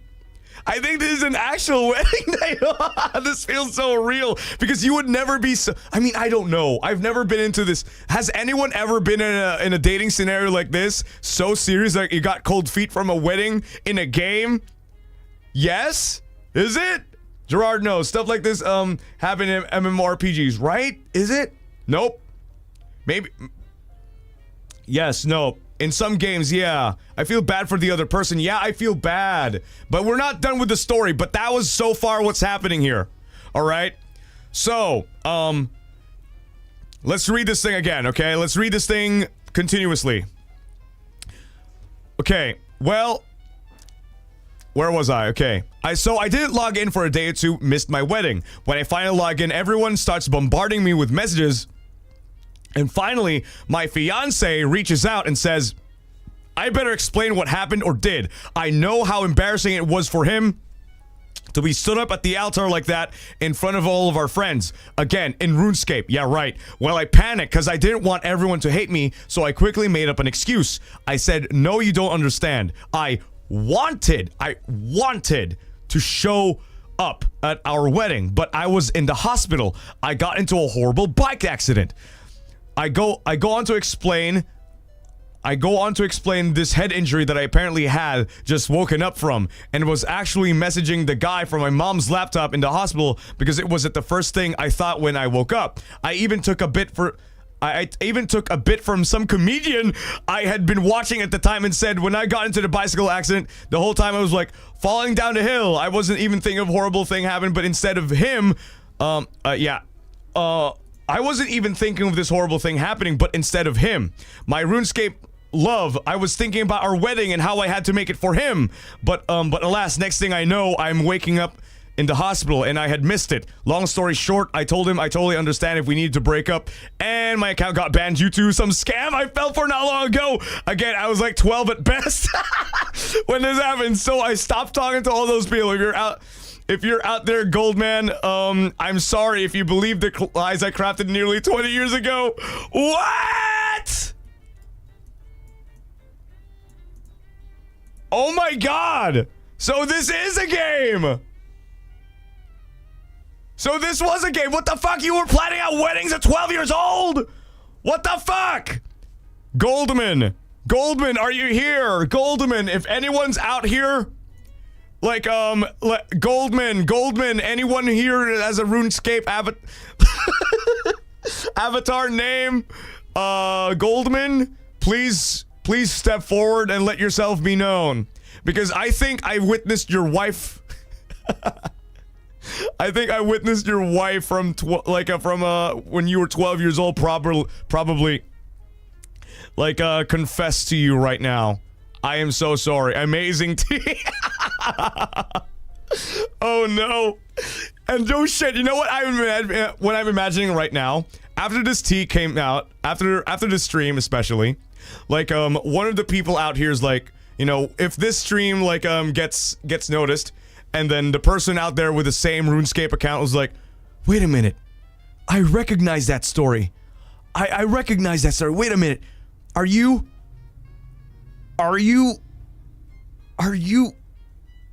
okay, I can't think of any name, but you know, are you Wedding Bells 55? Yes.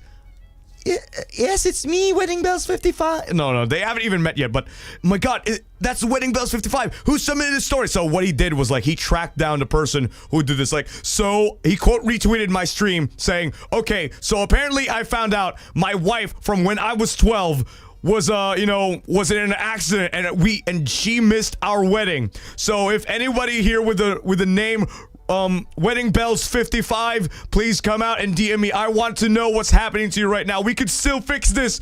We could still win this relationship, please. It must be Jessica and Kyle. Oh, shit. Oh, no, Jessica and Kyle, they broke up. They're over. They're over. This is a totally different person, okay? Wedding Bells 55, where are you? And then he got a DM. Oh, who is this? It's me, Wedding Bells 55. You must be Kyle Butler, right? Oh, yes, it's me. It's been such a long time since we had, like, you know, a conversation like this.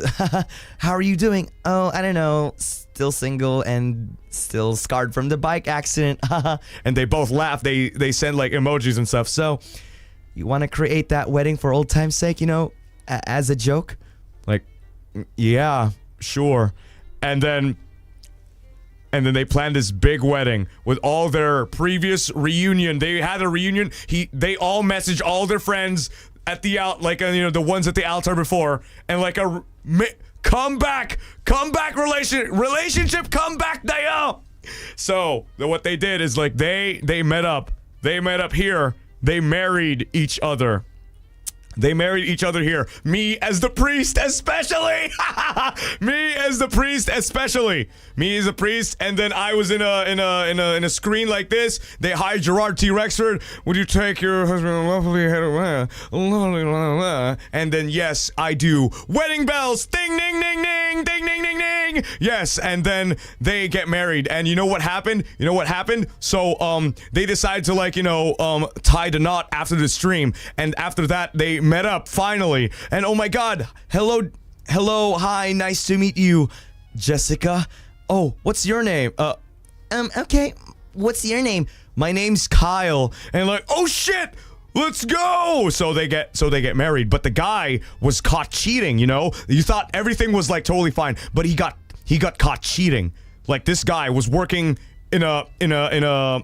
he was caught cheating in a company, and in this company he found a colleague of his, and like the colleague messaged the wife, and your husband Kyle is your husband Kyle is cheating. Like, you might want to know this, but he's cheating right now. So what happened was, like, okay, let's meet up. So let's plan this date thing, okay? And then they went to a restaurant. They went to a restaurant, and then, like, bam, you're cheating. Like, what? No. And like, yeah, okay, get out. They kicked him out of the restaurant, and then, yeah, Kyle is walking in the street. Ah, fuck. I got caught cheating. Well, it's my time to shine. I'll be a better person. From a year from now, I'm gonna be working. I'm no longer gonna be taking advantage of anyone at all. I'm gonna be this best person that I can be. So you know what he does? He moved out of town. He moved out to a different part of the place. Like, yeah, and he enrolled into this company, but because of his, like, you know, karma got back to him, so his colleagues exploited and took advantage of him, and like, oh god, oh no, what am I doing here? Oh god, this is what I get for this is what I get for, you know, for taking advantage of my wife and her love, and, you know, our wasted years of being married. God damn it, what do I do? And, like, you know, he's on his character development arc. Everyone's making fun of him. And then, you know what? He had enough. Like, I've had enough. I'm sorry. I can't do this anymore. I can't. Like, I am not going to be taken advantage of just because I'm a newbie. Just because I'm new here doesn't mean you get to tell me what to do. This is not part of my job description. And then you come to my office right now. If I get fired, so be it. I'm done running away. So he goes to his office, like, tomorrow, 8 in the morning, stuff like that. Do you want to talk to me, sir? You passed the test. What test? Actually, I'm looking for someone who does not want to be taken advantage of. You passed the description fitting of a CEO, so I declare you to be the next one in line because I have an incurable disease from my heart and I will die. And you're the one who's going to be fitting for that role. Like, no. What? I thought I was gonna get fired. Listen, thank you for your offer, but I want to earn my position as a hardworking person. I've been through so many things in my life, and I want to be who I want to be with my own efforts. And then you hear the clapping in the cabinet. You passed the test. You passed the test. You passed the test. Interesting. Wait, what? Who are you? I'm actually the CEO of this company. That one, my friend, is just a bug. He's just here to test you. Like, oh my god! And then, yeah, he like, you know, he was like so glad he accepted the offer. He became the CEO. But then again, he got struck with lightning and then he died. But he woke up in a coma and like, shit, what do I do? Oh god, was it all just a dream? And then he played RuneScape just to forget about these bad memories. And then when he finally remembered all of these memories, like, it's all a loop. You guys, what is the story? Darman Essen, hey, Anka, welcome to the stream. Hello, I'm just reading that's not my story, okay? This is from the story from what I'm reading. This is not from my head. What are you talking about? Well, you see, flashback. Well, actually, that the CEO story reminds me. The CEO story reminds me of that one Japanese like commercial. Is like there's this girl who's sitting on a train, like who's sitting in a train. There's like there's this old man standing on the fucking thing. He was like holding like, oh, dozo, here, sit here. Oh wow, you're very nice. Like, surely you'll be doing some great things. And then she goes to a job offer, and then she gets declined. And there's this same old man mopping the floor and everything. And like, oh, how'd it go? Oh, it's you, old man. Like, how'd it go? Like, nothing happened. Nothing happened. I got declined. I didn't pass the job interview. Well, good things happen to good people. Have a good day. And then the people from the back are like, Sato! And like, and then the girl turned around, like, CEO, boss. And like, the girl turned around like, and then the old man mopping the floor be like, he just looked behind. And she was expecting the old man to be like the CEO. And then like it cuts to the camera of like the guy like you know, kneeling a little bit lower than him. And they're like, oh, what are you doing here, boss? What are you doing here? Oh, it's not you. Oh. It's crazy. Big brain. It's just fucking awkward. I recommend you guys watch that. That was fucking serious. That was so stupid. And he hit you with the, well, tough shit. Well, I'm not doing anything. Like, and like the CEO stood up and he looks back. Well, that I'm done playing around. So, let's go, Aniki. Let's go, brother. And like the CEO looks at the janitor and like and no, there was actually someone behind him. He was like, oh shit, not me. Oh, okay, all right. No, not Axel. No. The girl kind of expected a lot, and then yeah, it cuts to like a fucking ad that says whatever. I don't even know what the ad is about. It's just so fucking stupid. Narrated by an AI Jurard Rexford voice. It's fucking stupid. I don't even remember what the fuck did I even read. It's fucking RuneScape. Dayo. But to be fair though, To be fair, okay, we went off to like a big tangent here, but Goldman, shout out to you, Goldman. Anyone with a RuneScape account of fucking Goldman. What are we at the plot right now? We came back to the fucking CEO. That's not even the point of the fucking story anymore. No. We're back at the wedding, okay? We're back at the wedding. We went through such a fucking tangent. No.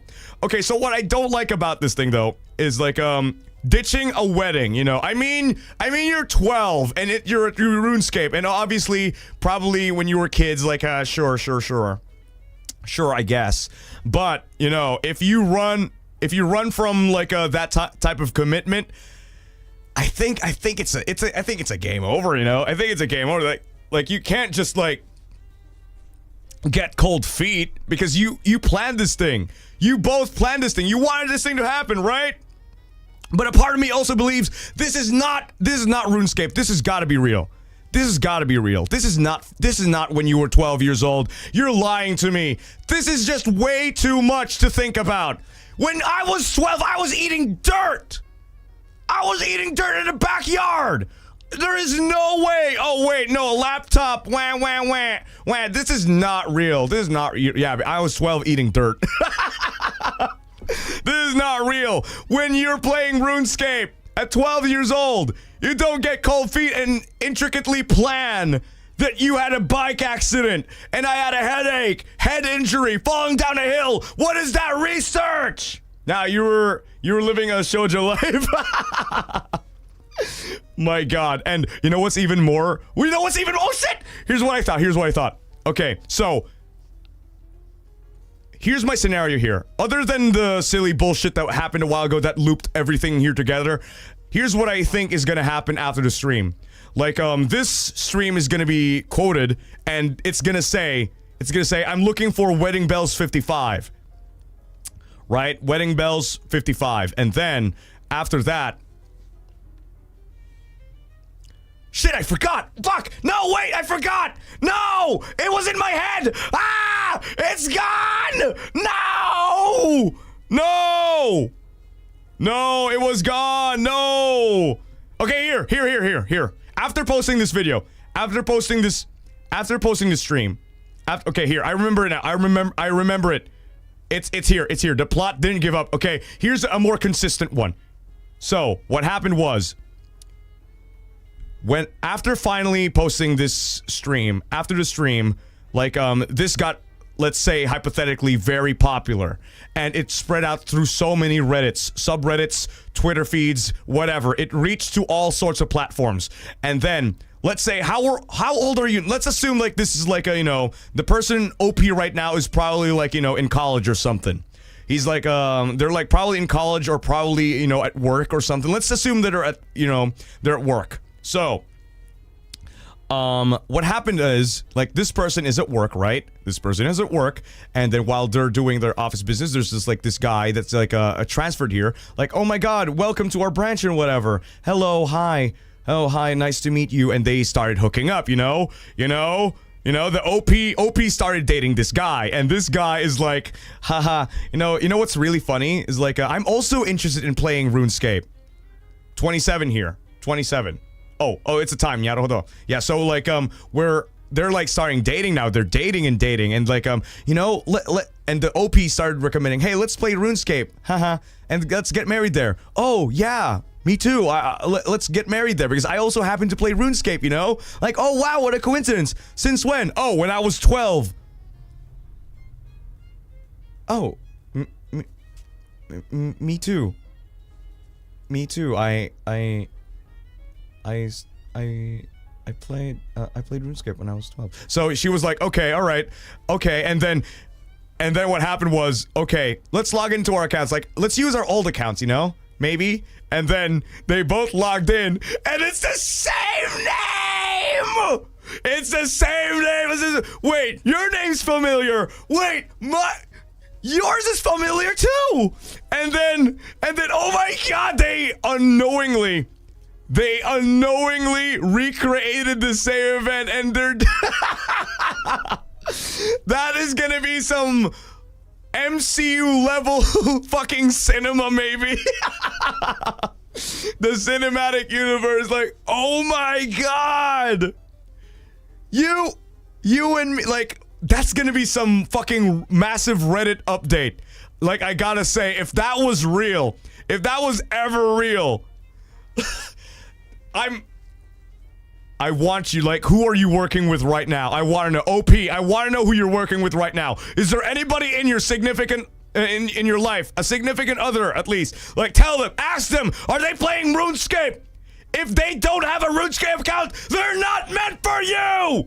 You're not meant, like, it's true fate. Like, that has got to be one of the most fucking fateful things, like unbelievable things to ever happen, if that ever happens, is like, coincidentally, the person that you're dating right now happened to be the person that you were supposed to be wedded with, but you got cold feet and you ran away and you just forgot about it and you guys broke up, but eventually years afterwards you guys met again in the office and you guys get married and then you didn't even know that was the same person that you were supposed to be married with, and then it's over, it's gone, and then you get married again, and then, oh my god, whoa, everything is unraveling, and then boom. Yeah, it's insane. Like, I got to know. Bro, chill. Everything is starting to connect. Oh my fucking god. What did I walk into? Bro, it's not chill. I want updates. I want updates. I want updates.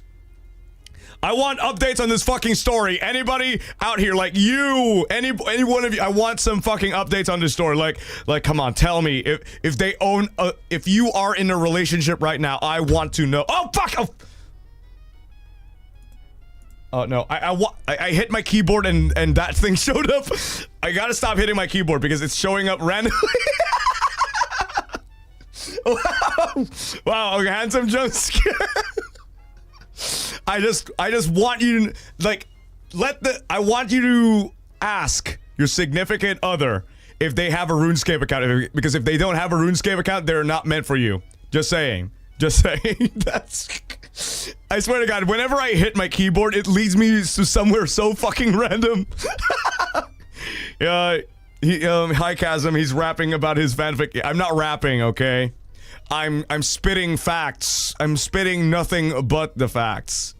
How about RuneScape Dragon Wilds? Can you even get married in RuneScape Dragon Wilds? I only know that the game, like, recently came out as a thing, but, you know, I am interested in it if it's, like, if it has more updates, maybe. Maybe that'll get me into RuneScape, but, you know, that's the only RuneScape I know. Anything RuneScape related, I have no idea, but Dragon Wilds is probably a good thing for me to start getting into if ever it gets more updates, because if I remember correctly, it only has, like, one dragon as a final boss, I think, as of now. Maybe, and it has, like, 12-hour content, but, you know, nothing really matters there. Because unless there's a wedding, we could recreate the wedding, you know? There's a modern RuneScape out there. Hopefully. Hopefully they have, you know, a wedding feature in the future. Just saying. Let's get married in Monster Hunter Gathering Hub. Somebody did get married in Monster Hunter Gathering Hub. Because when I was playing, like, not really married, but someone was flirting in my fucking Monster Hunter stream. I was playing, like, Monster Hunter with everybody, and then as I was, like, turning my camera, there was someone out there fucking doing this shit and doing this shit. Like, what the fuck? Stop flirting! Stop flirting in my fucking Monster Hunter stream, bitch! What the fuck are you thinking, huh? You think you'll get this thing for free? Fuck you! But yeah, that was, like, so weird. Like, goddamn. I mean, romantic, I guess. Even in the virtual world, you consider you and that person to be, you know, in every type of reality. Whether it be virtual or in the real world. Fantastic. Hit them with the Bayonetta legs. Real! VR chat flirting. Oh god, I would never make it to VR chat flirting ever. Like, it's just anything online related dating. No way. No way. I would never know who's actually behind the avatar, who's actually behind the voice, who's actually behind that, because they might be playing as someone that they want you to see, you know, not really as they are. So it's kind of a little bit, you know, something. Understandable, yeah. I just need to. I prefer, like, meeting someone in person, most of the time. Anyway, here we go. Fourth story. Just Jesus Christ, we went off to a fucking tangent again. Our makeup stories. I swear to God, you could get catfished. Real. Oh my God, we've been here for like 2 hours. like on the fourth story. Oh god, 1 tea per hour. Fourth tea, let's go. All right, but I hope you have a happy ending, I guess. Gold. Oh wait, what was the name? Goldman. Yeah, if you're out there, Goldman, I'm sorry if you believe the lies I crafted nearly 20 years ago. All right.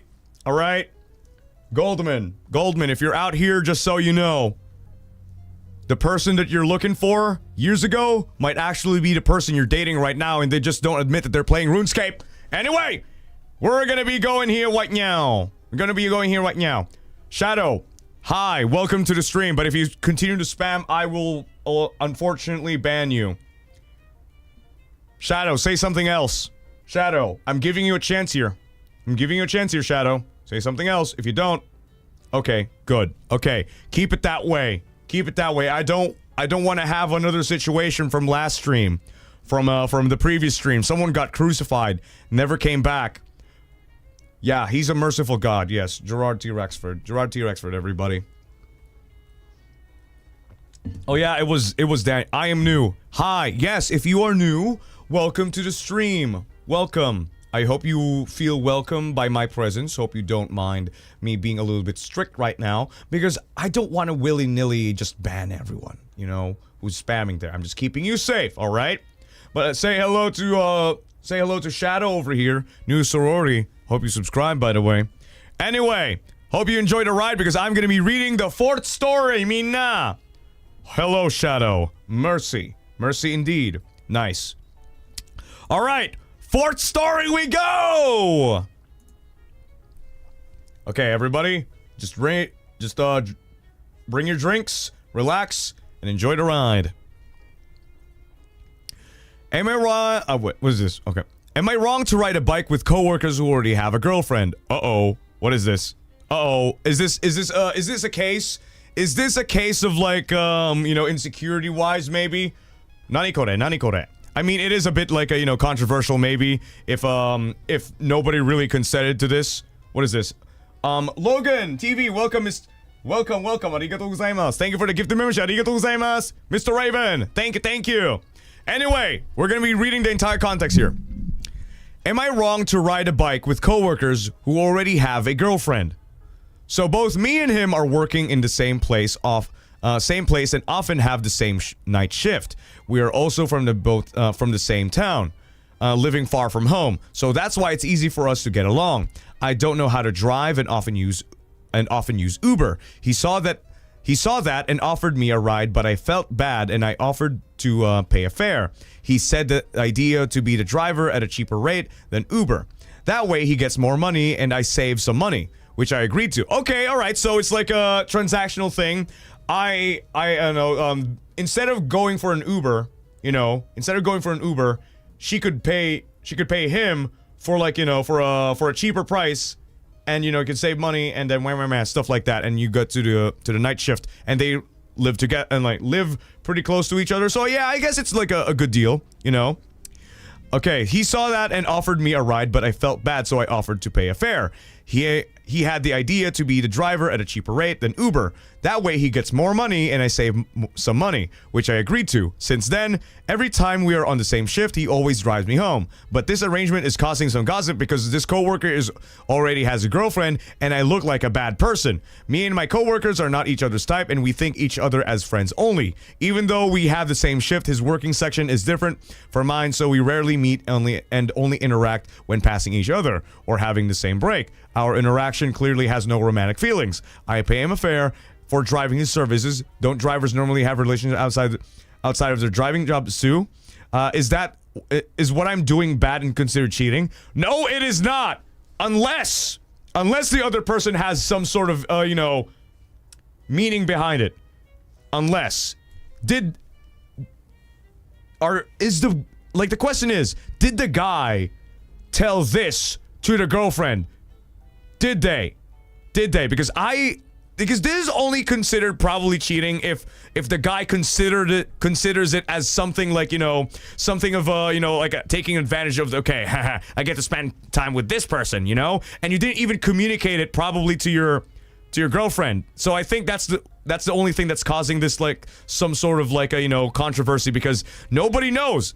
I think it would be really great if you were to share this information with others, like, not some sort of secret thing. So this is the problem, like, it creates this sort of, this story makes it like a, you know, a secret. Like, why keep it a secret? Like, why don't you share this story to the others, and, you know, they would understand. Tell your side, like, why, like, the only thing that I could think of this as a cheating thing is, like, you know, if the person, like, is making some sort of, like, you know, advancements, or if he didn't really communicate this thing at all to the girlfriend, which makes her uneasy to make her, you know, like, to make it seem like that. But, you know, I have no idea. I have no idea. Like, just tell all of these things to your friends and to the girlfriend that there is nothing malicious happening here, okay? You are not in the wrong. There is no, as long as you, I mean, I have no idea. I have no idea. Just as long as you communicate all of this, talk to the partner, talk to your significant other that this is happening, because if it will really, really look bad if anyone else is looking at this like, oh, the girlfriend doesn't know that you're taking this coworker all the way home and back to the office and back to your home. Like, that sends, like, a lot of signals, you know? Like, just tell them about the situation. No need to make it look like a secret. You could just, like, say that this is completely fine. You know, this is completely fine. Communication is key. Yes, everyone, I know communication is key has always been the go for here, and it's always like, you know, that's like, you know, overrated. But that's literally the solution for all this, so all your problems could be gone. Is to just let the people know, the people involved, like, clear the misunderstanding. The guy should reassure the girlfriend too that this is nothing malicious, or even better, like, have the guy meet the girlfriend and the coworker, you know, maybe, you know, let's talk this thing out. So, hi, I'm by the way, I'm the person that your boyfriend is, like, you know, like, I'm driving all the way to work. I'm really grateful for that. Thank you very much. Have dinner. Have the three of them meet up. Yes, meet up. Talk to each other, and, like, you know, invite the coworkers. Like, you know, make, like, nothing needs to be complicated. You're overthinking this, okay?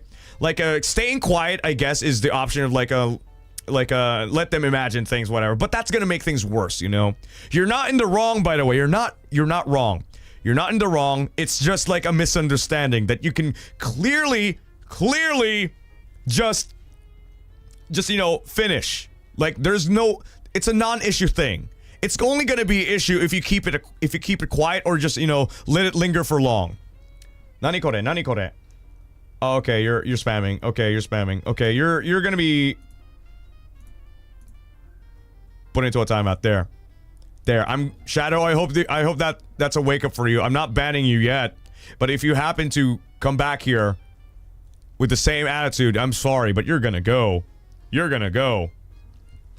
Shadow, stop. Well, Shadow is gone. You're safe now. You're safe. Read his chat rules, kid. I did warn them. I think they're just asking to be noticed by Jurard T. Rexford. I know that my attention is very valuable and everything, but to take advantage of me, especially, is a very no-no thing to do if you really want to get banned by the banhammer Jurard T. Rexford. You're screwed. I'm never gonna give you a chance. I've given you multiple chances. Like, just like in this relationship. If you do not adhere to what makes me feel happy, you're gone.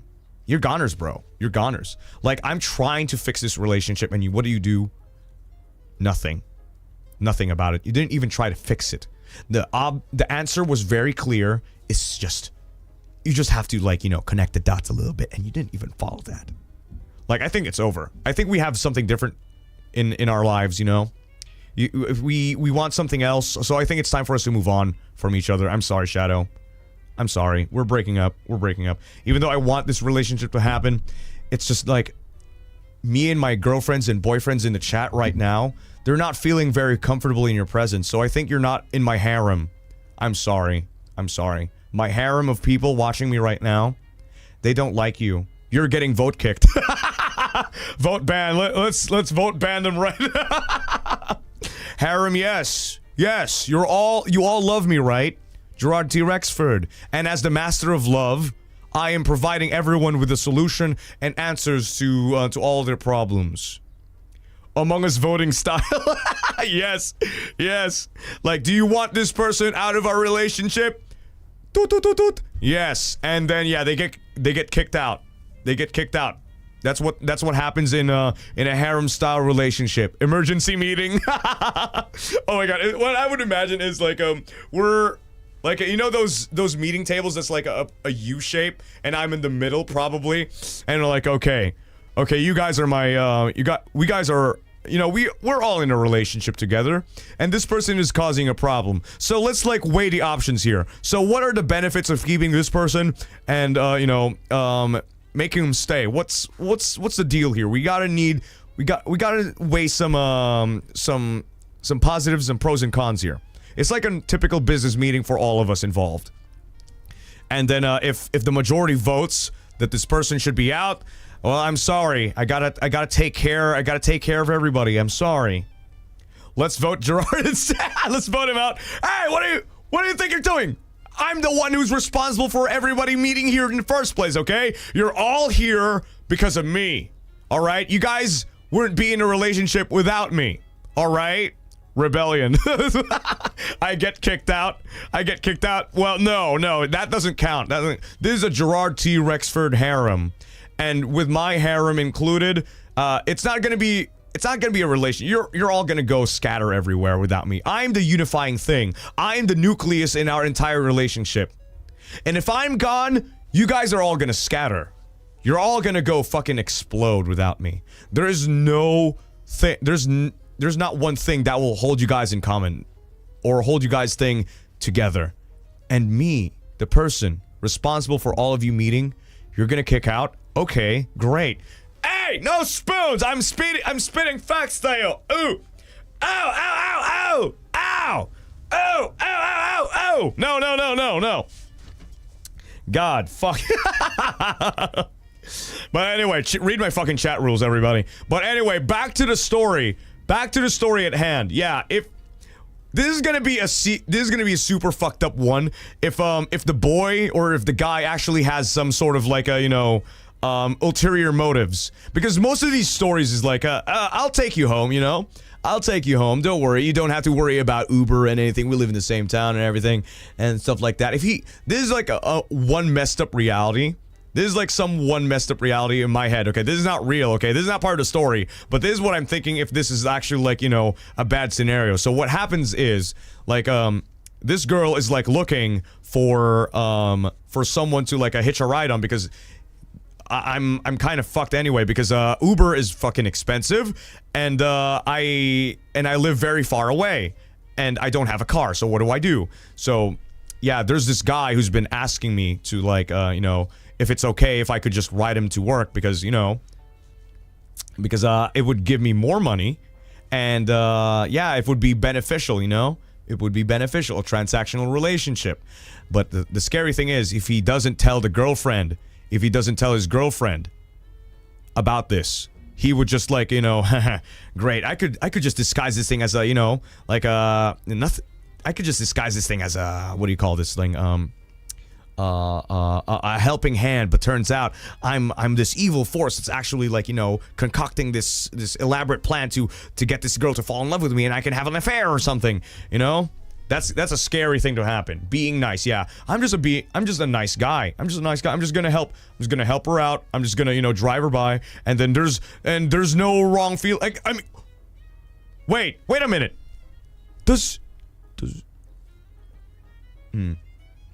Strange. Wait a minute. Let me just reread the story, because did she? It would be extremely fucked up. Like, if she didn't know that he had or he's been really quiet about having a girlfriend, Because there are some stories. I'm not saying it's this story. I'm not saying it's this story, but, there are stories out there that they would just flat out lie to their coworkers about having a girlfriend or having like a wife at all. they would just not tell anybody. They're doing all these sort of flirtatious things to their coworkers, but they don't even tell their coworkers that they have a girlfriend or a wife. Yeah. Yeah, I think she knows. Yeah, she knows. But this is like a completely different thing. Because these stories often happen. Because I think I saw a similar story when I was, like, reading Reddit. Like, so, okay, tea time. Because I saw this thing on Reddit. It kind of just reminded me. So, there's this guy who goes to work, and the wife is a stay-at-home wife. She takes care of the kids, she takes care of the house, and whatever. And the husband always goes out goes out looking like a typical businessman, and then he would go to like different places, whatever. He's an overall great guy from the looks of things. But what's so crazy, like, here's the thing, like, what happened was the wife was walking the dog. And then she happened to find this coworker that he was like, because she saw the photos of like the coworker like in photos of the albums of the company thing, and he was a guy. Don't worry, he's a guy. And they're like, oh, hi, nice to meet you. Oh, I'm or something. Oh, hi, nice to meet you. You must be his sister. Like, what?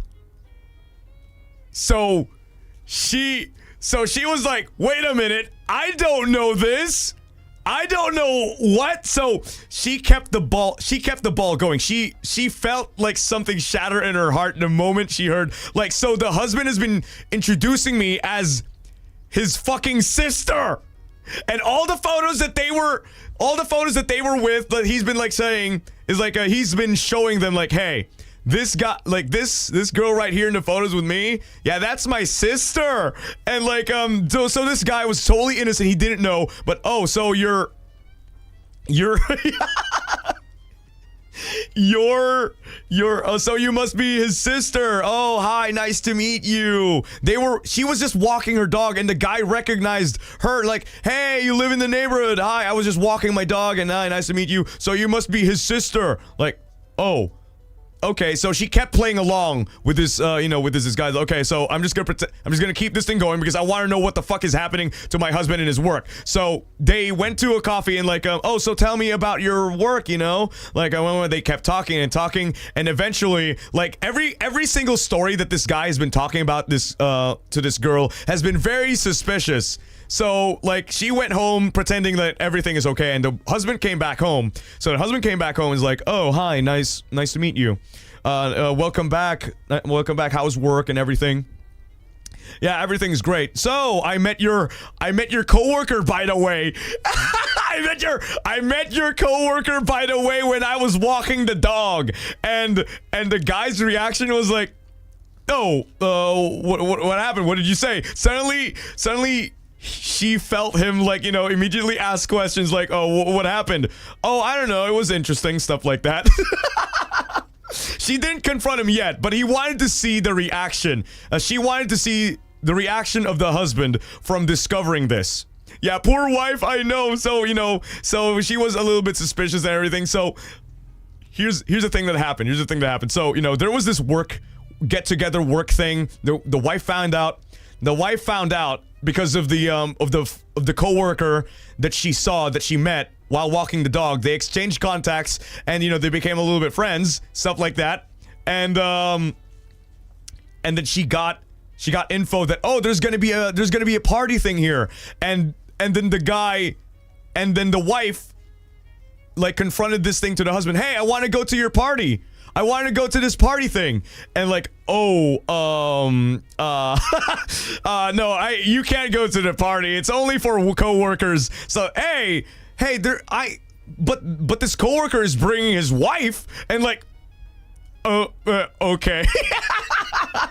So the guy was like jumping in and out, like he was like doing some sort of gymnastics on how to avoid the wife, try to, like, get the wife to just like basically decline the entire invitation thing.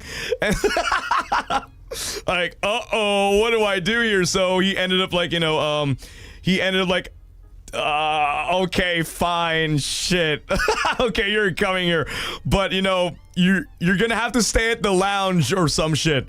So yeah, like immediately like she immediately saw the alarm bells ring, and like when he went to the bathroom, he was looking for some text, and he saw like a little bit flirtation, but not really like an outright proof or anything. And then they went to the party. They went to the party just so she could confirm if everything is like the stories are right. So she went to the party. And all the guys were like, "Hey, you brought your sister!" And the guy was like, "Yeah, my sister, my sister." And like, oh my, right in front of her, like her eyes just like, oh, okay, so it's actually real. So the entire time the guy was introducing her was like as a sister.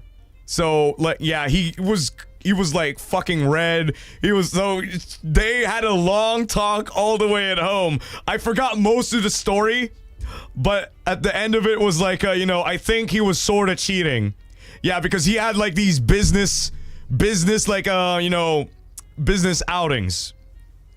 Yeah, so they had a long talk, like, why the fuck did you do this? Like, he was like sweating bullets, like, okay, the reason why I was like, stuff like that. Yeah, hugs for wife. Yeah, business trips. He was, yeah, it was something messy like that.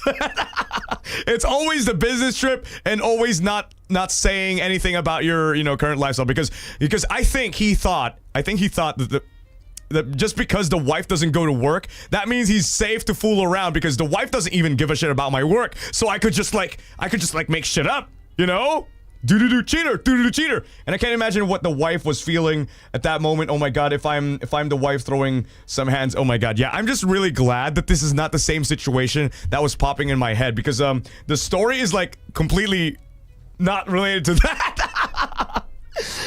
This is just like a weird tangent, okay? This is like a memory that like suddenly flashed into my head. Like if none of them knew and they were just like pretending that I don't have a girlfriend and stuff like that, and then the girlfriend, stuff, yeah. It's like, I'm just really glad that this story that OP submitted isn't like that, because that's way fucked up. But this, you're not wrong. You're not very wrong. I'm just really glad, and I'm just hoping that everything gets sorted out with communication, because if you don't communicate this thing at all, everyone's just gonna make a misunderstanding about, like, oh my god, he's cheating, you're cheating, you're doing this thing to, he's doing this thing to get favors from you, and there's like some office romance here that the girlfriend doesn't know. Like, at least, okay, here's a solution here. Have a meetup. Like, just confront them with all the problems that the girlfriend might think that we have, but yeah, just fix it. Talk it out. Be faithful, Dale. Still confused me why marry when you are not even truthful or faithful. Yeah. Like what I don't understand too in like marrying people is like most of the time they would cheat right before the wedding.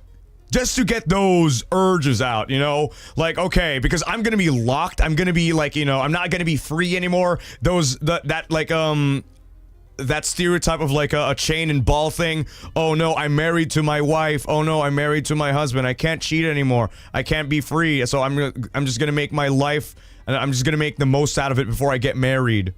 Like, then why the fuck did you even get married in the first place if you even have those thoughts to begin with? I don't get it. That's such a cheap mindset. I know. And you guys remember the wedding ring incident? The 300 peso wedding ring? Here's my stance on the 300 peso or 100 peso wedding. I don't even remember the price. Like, we're speaking about cheap. Like, you are not ready for a relationship if you think so cheaply about the wedding ring. If you have the wedding ring, and if you're thinking about marrying someone with a cheap-ass ring, then what does that say about you being ready for a relationship that big?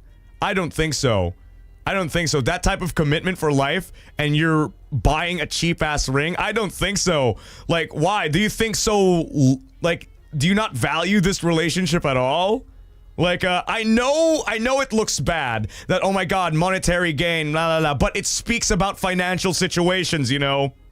It speaks about financial situations and how committed you are into doing this. Like, I know money isn't everything, but money is everything in a relationship, in a working household, in a planned life together. It's very much so. $2 to $3 US, yes. Yeah, if you are not ready to buy an expensive ring for your very valuable wife, in my opinion, I don't think you're very ready to, like, you know, spend a lot of things at all.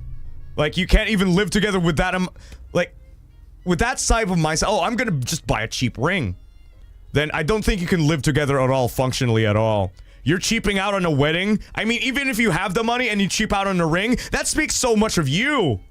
Like, there is no escaping this. If you are well off and you buy a cheap ring, then what does that make? What does that make your wife? Does she have any value at all to you at all? Like, and if you're poor and you can only buy this, and then you can't go for a relationship. You can't get married. Either way, there is no in between here. You just have to secure yourself. Like, you know, like you need to secure your life first. You need to fix your life first before you can get married, you know? It's gonna be a tough time for you, your wife, your kid probably, you know? Financial stability is a thing. Before you guys get married, this is a lifelong commitment. Your bank accounts will be shared. You will share a last name. You will have the debts all in your names. So just be careful on this type of commitment, all right? All right? Family planning, yes. Yes. So if you're well off, if you're well off and you buy a cheap ring, you're fucked. If you're poor and you buy a cheaper ring, well, you're fucked. And if you're poor, if you buy a very expensive ring, what the fuck is wrong with you? That's financially irresponsible. So you just need to find yourself in a good position when you can get married, okay? Because either way, it's like, yeah. Harder. It's like a kind of thing, okay? You got to plan this thing out. Marriage is very, very important. Like, you guys think, oh, it's just signing papers or whatever, but, you know, yes, it is just signing papers and just, like, you know, we're husband and wife now, but you're going to be sharing all of this, all of your problems, all of your deals, all your money together. But that doesn't also mean, like, you know, like, here's also, like, a misconception of things. Just because you share something doesn't mean you get to own the person. Because a lot of problems from these households sometimes is that, hey, you have a secret bank account, you need to share that with me. No, you don't. That's my money. That's the hard-earned money that I got. You know? Like, that's not for yours to own. Like, what I don't understand in relationships sometimes, like they get angry when the other person has their own money. Like, what is wrong? What is wrong with having my own money? I just don't want, like, we have a shared bank account, but can't I have my own money?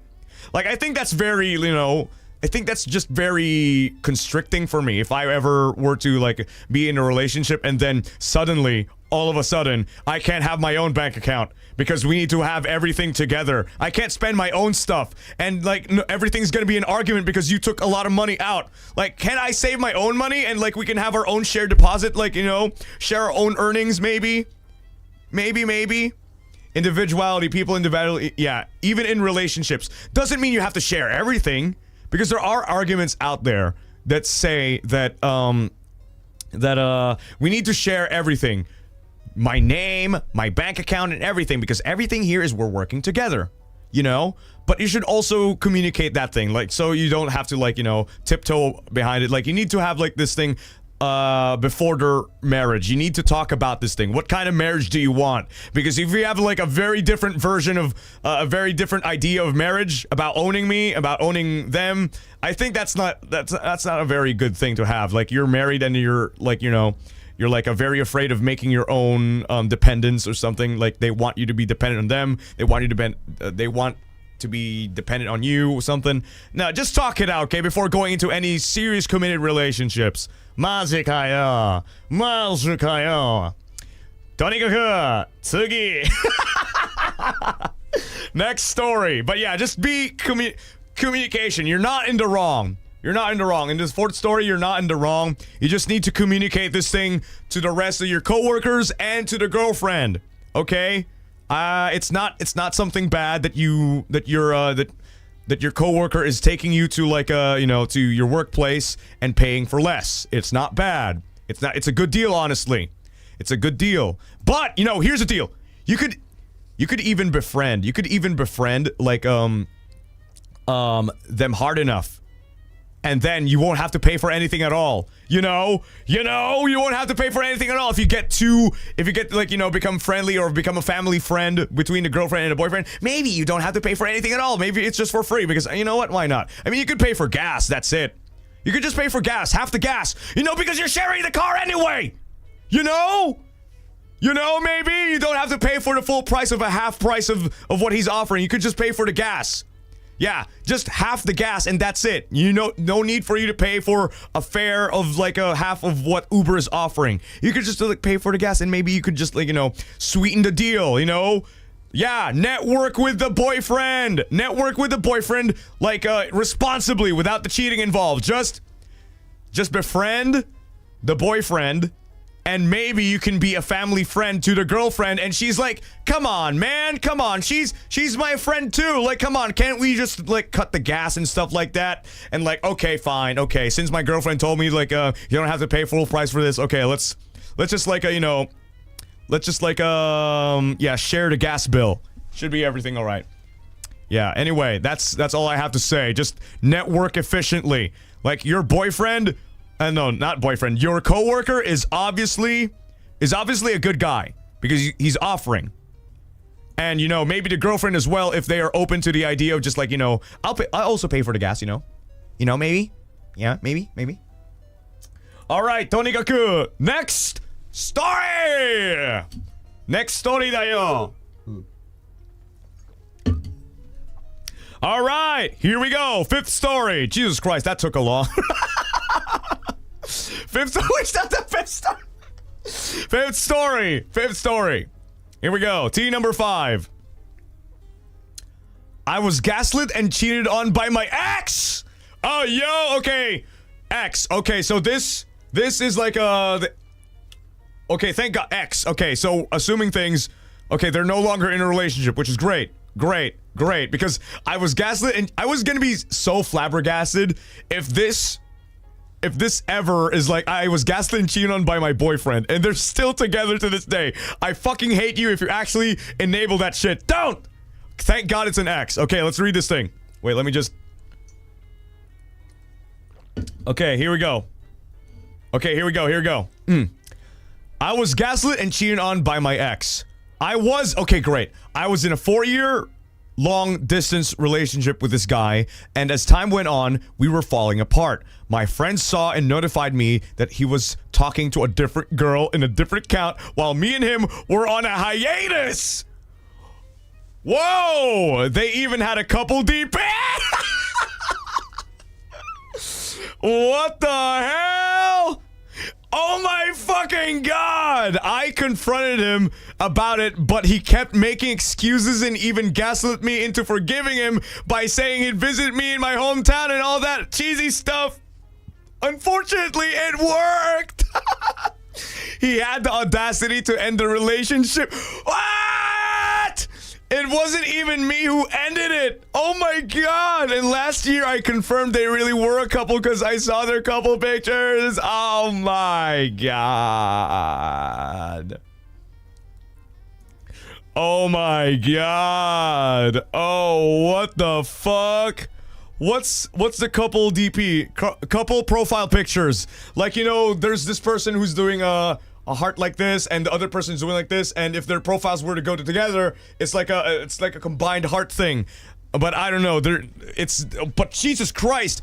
Okay, here's a red flag amongst relationships. For me, it's when boyfriend and girlfriend decide to let's take on a break.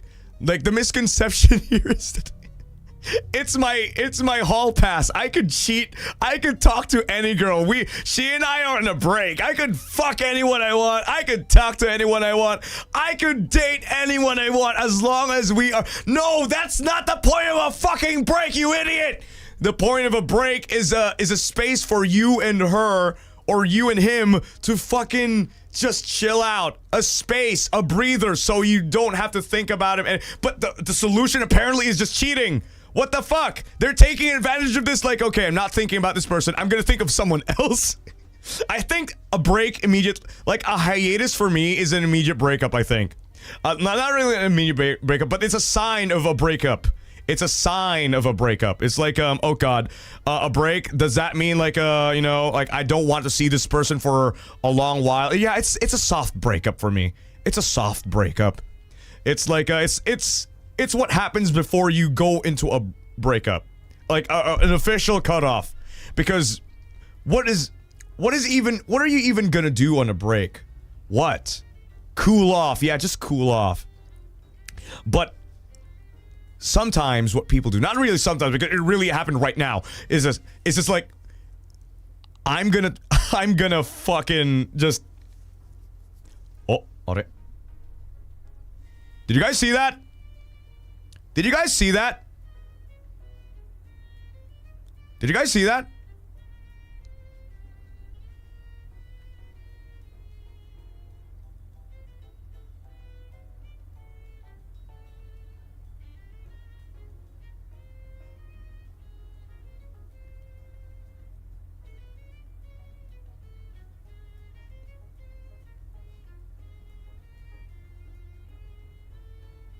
What? Are you okay? No. Because there was a notification on my Discord that popped up here on my OBS. Is that a thing?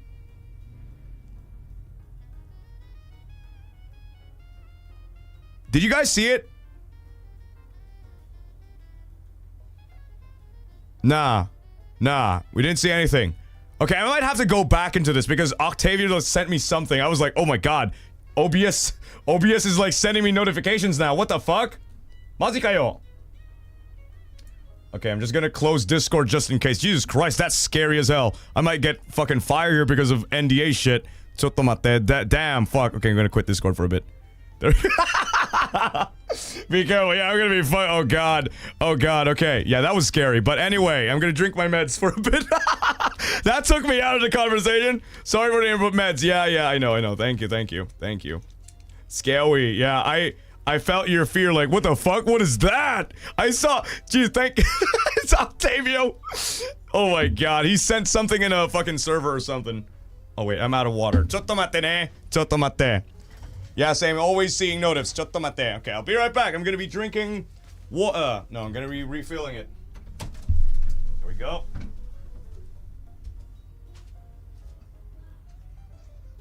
Oh, chottomate.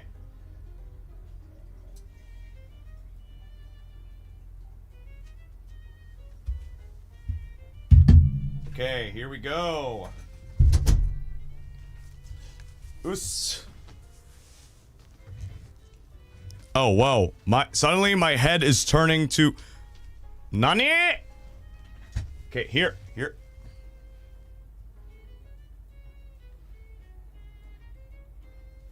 Okay, I'm back.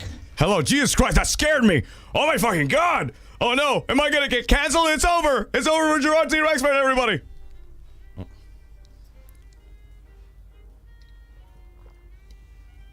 Ah, there we go. Stiff neck. Yeah, I'm fine. Daijoubu deyo. Daijoubu. Tabun daijoubu. Alright, there we go. Drank my meds. Everything should be fine. So anyway, that gave me a scare. But holy fuck. Like, they would just use like this excuse as a way to just, you know, wriggle into somebody else's pants because, oh wait, you're in a relationship. Nah, it's fine. I'm on a break. It doesn't count. It's okay. Italic Bancho. Shit, you're right. Fuck!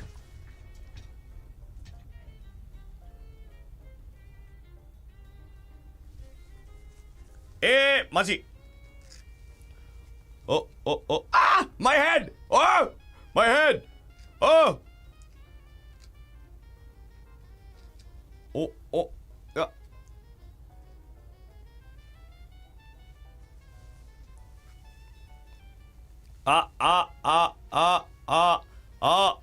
Oh, my head! Ah!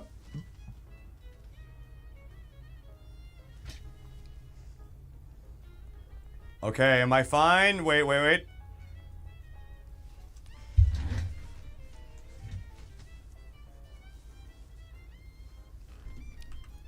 Suddenly my body is... Uh-huh.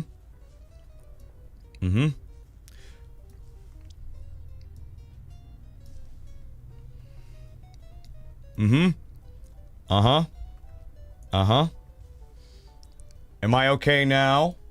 Am I okay now? Whoa. There we go. Are we getting possessed? No, I'm fine. I'm fine. 多分大丈夫そうかな。あれ？ Oh, なるほど。ちょっと待って。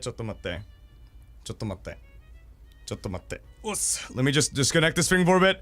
Ah, I can't talk about the fucking cheating. Oi! Cheating. Oh. Oi. Okay, moving maybe. Okay, let me just do it again. Do it again.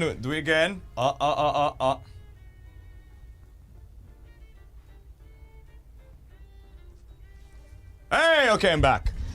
All right, so sorry about that. I was with. Oh, why am I always tilted down? Mazika yo!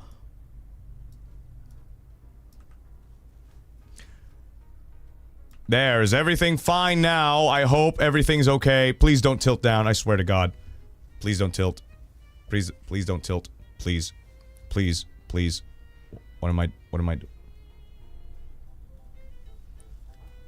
Yeah, everything should be fine now. Kana? Tabun daijoubu so. Kana? Yeah, okay. All right, there we go. There, I'm done. I'm fixed. Daijoubu. Anyway, the audacity, also what really triggers me the most here is that, the audacity of that person, that man, to just say, no, you know what? I'm done with this relationship. I'm done. After all the gaslighting and the attempts that he did to like, no, babe, no, please come back. No, it was just a mistake. I swear, please, baby, no, come back. And after like, and the girl, I feel so sorry. It was like, okay, fine. She was clearly manipulated into like staying with this person, you know, staying. And like she said, okay, all right, let's make this thing work, okay? Because I love you and everything.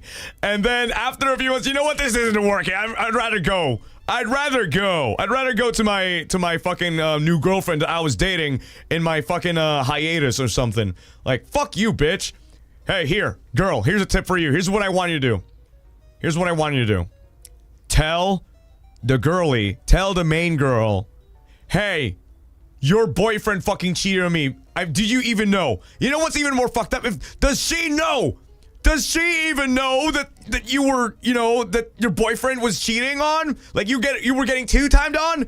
Do you? What if she knows? Yeah, that's even more fucked up. That's even more fucked. Like they clearly deserve each other.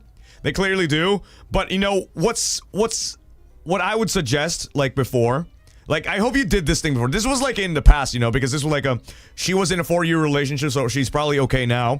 But what I want you to do is, like, stalk your ex right now. Stalk your ex and check. Oh, wait, you did, right? You did. Come on. Okay, and last year I confirmed they really were a couple because I saw their couple pictures. Okay, here's what you're gonna do. Okay, so last year, it was only last year, so most likely, they're still together. Most likely. So what you want to do is stalk their profile and just like see if they're still a couple. If they are, great. But I want you to do is DM them. and like send all the screenshots if you ever have, like all these very, very damning evidence that you guys were dating during the time when you were dating and you guys were just on a break or something like that. This guy was cheating, he gaslit me, get your girl to be an ally or something. And then if she was like, oh my god, oh I didn't know, it's over. Because no cheater would be like, oh yeah, I cheated in a relationship. Because nobody wants to be the side chick. Nobody really does. Everyone really gets hurt, but I don't, like, would you be a person? I don't think anyone in the world would want to be a side. Oh yeah, there will be, of course. It's too I'm too naive for this world, unfortunately. But people are exactly like that. Sometimes they would know and sometimes they wouldn't know. But let's just hinge on the idea that she doesn't know, okay? She doesn't know. So what you're gonna do is like send every damning evidence. What if she doesn't care? Let's just rule that out, okay? We're gonna find a happy ending for you. So here's the happy ending that I'm gonna give for you, okay? Here's the happy ending. Happy ending number 1 from Jurard T. Rexford is befriend the girl, meet up with the girl, make out with the girl, leave the boyfriend, and boom, make a couple. No, wait. Here's a better solution here. Date the girl, make friends with her. Yet no, without dating yet. You know, like meet up, talk about what the fuck your boyfriend did, so you have something in common. You guys were both hurt by the same person. You know, you guys were hurt by the same person. You have something in common now, so that's a good conversation starter. So you would just like talk all the bad shit that happened, and like, you know, you would just like spill the tea to every single one of the things that he did, and then you would have like a very hearty laugh, like ha ha ha, that guy's an asshole, that guy's a dick, I should leave him. So you know what you should do is like it's just like offer the idea. You know what? Why don't you guys break up? You know, you can find a better person out there, you know, or a better girl. You know, a better girl. And like, okay, I see. She's clearly entranced and wants to be, you know, be friends with you. So here's what you're gonna do. Is like, it's just like, okay, she takes the bait. Okay, not really a bait, because you know it's actually a good thing that you should never associate yourself with a cheater. You know. So here's what you're gonna do. Is like just offer the idea. And then leave it at that. And then she contacts you probably 2 days later. Like, I broke up with my boyfriend. It was a long fight, but you want to talk things through. And they're like, oh, okay, let's do this. So you guys meet up. Okay? You guys meet up. You become friends. You become good friends. But it starts from there, okay? Like, okay, we were both hooked, but we were no longer gonna be a victim from his tyranny, from his lies, and whatever. Like, I'm here for you. So they touched each other's arms and stuff like that. I'm here for you if you need anything else. And then, you know, she would have like, you know, some probably like traumatic experience from you know, let's assume that he's also like manipulative, because he's manipulative to the previous girl. So she's like, oh my god, so everything was a lie, you know, everything's a lie. I need someone to talk to right now. I want to go to McDonald's, I want to go to Starbucks, I want to go to anything else but here right now. I want someone to be with me. So like, don't worry, I'll be here with you. So, you know, everything he's made is such a lie. He's such a dick. Everything that we've had together was not real. And then you go, you know, he may have lied to you, but you know what isn't a lie? What? This. And they're like, oh, sparks flying everywhere. Whoa! Like, no. What is this? What? He may have lied to you, but I won't. And then yeah, Sesbian Lex. Oh, what do I say? You're no longer living under his tyranny. You can immediately forget him. You guys can have a happy ending of your own, you know. You can have a happy ending of your own, okay? It's completely fine. It's a way of a revenge. And you know what? The ending should be you guys should have a couple DP. Oh, and you're the one who instigated the one. You're the one who instigated the breakup because you don't want anyone to be a part of your victims anymore. You stupid son of a bitch. And then like he finds out like it was you. Ha! Yes, indeed it was me. I ruined your relationship because you ruined mine with yours, and we're through. You're through. You're over. You're dead to me. You're dead to me, you son of a bitch. And then he didn't know. He didn't see it coming because, you know, I thought you were gone for like, you know, 4 years or something. I didn't think you'd be holding a grudge because I was waiting for the right time.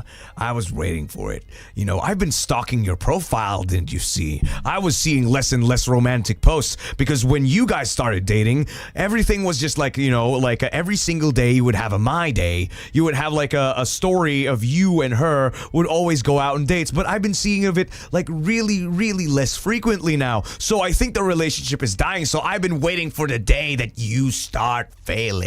You start acting cold to your significant other. So most likely you're cheating again! And then, oh, you're right. I'm a cheater. I'm a cheater, so I'm gonna... So you know what he does? The boyfriend, the manipulative boyfriend went out of town. No, because he's right, he was actually cheating. He was actually cheating.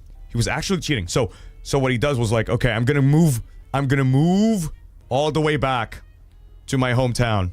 I'm gonna start fresh because he was cheating with this girl at the same time with this you know, old girlfriend. So you know, this girl, boom. But the relationship is over. So the guy moved out. He went to a different town, and he like, you know, and he never changed his ways. He never changed it. He's like, you know, pretending to be a good guy. So he found a wife that he finally fooled, and then when he finally came home, like, hi, how are you doing, whatever, and then the very next day he finds out that the wife wants to go to your coworker's party. Wait, what do you mean? What do you mean? Like, what? What do you mean? Like, he doesn't know. He doesn't know that you've been you thought she doesn't know that you've been introducing her as a sister to this company. Oh no, it's not even. No, it's suddenly related to like a whatever. It's fine. Look, no. We're getting very off tangent here. It's not even part of the story. It's not even part of the.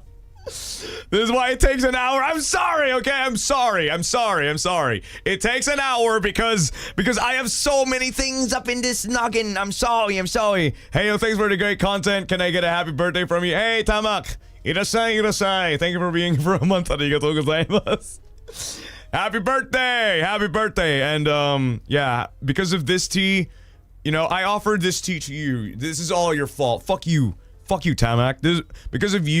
Because of your specific birthday, it kind of ruined the vibes of the stream. Like, I've been taking hours upon hours talking about this because I've been thinking about your birthday too. You know, I know you, Tamak. I know you personally. You know, we've been friends, and I've been referencing this Reddit story from your life, Tamak. You cheated on your wife. How dare you? How dare you come to the stream and be buddy with me? I know who you are, Tamak. I know who you are, but happy birthday though. Happy birthday. I know you. You've been here for a month and now you're scared. No, please come back. No, wait, no. Come back, Tamak, no! Happy birthday. He's Kyle. Yeah, he's Kyle. He's the Kyle of the story. Not blaming. Hey. I'm just joking around. I don't know you, Tamak. I don't know you at all. I'll see you after class. Oh wait, anyway. So that's a happy ending for you. Story number 5.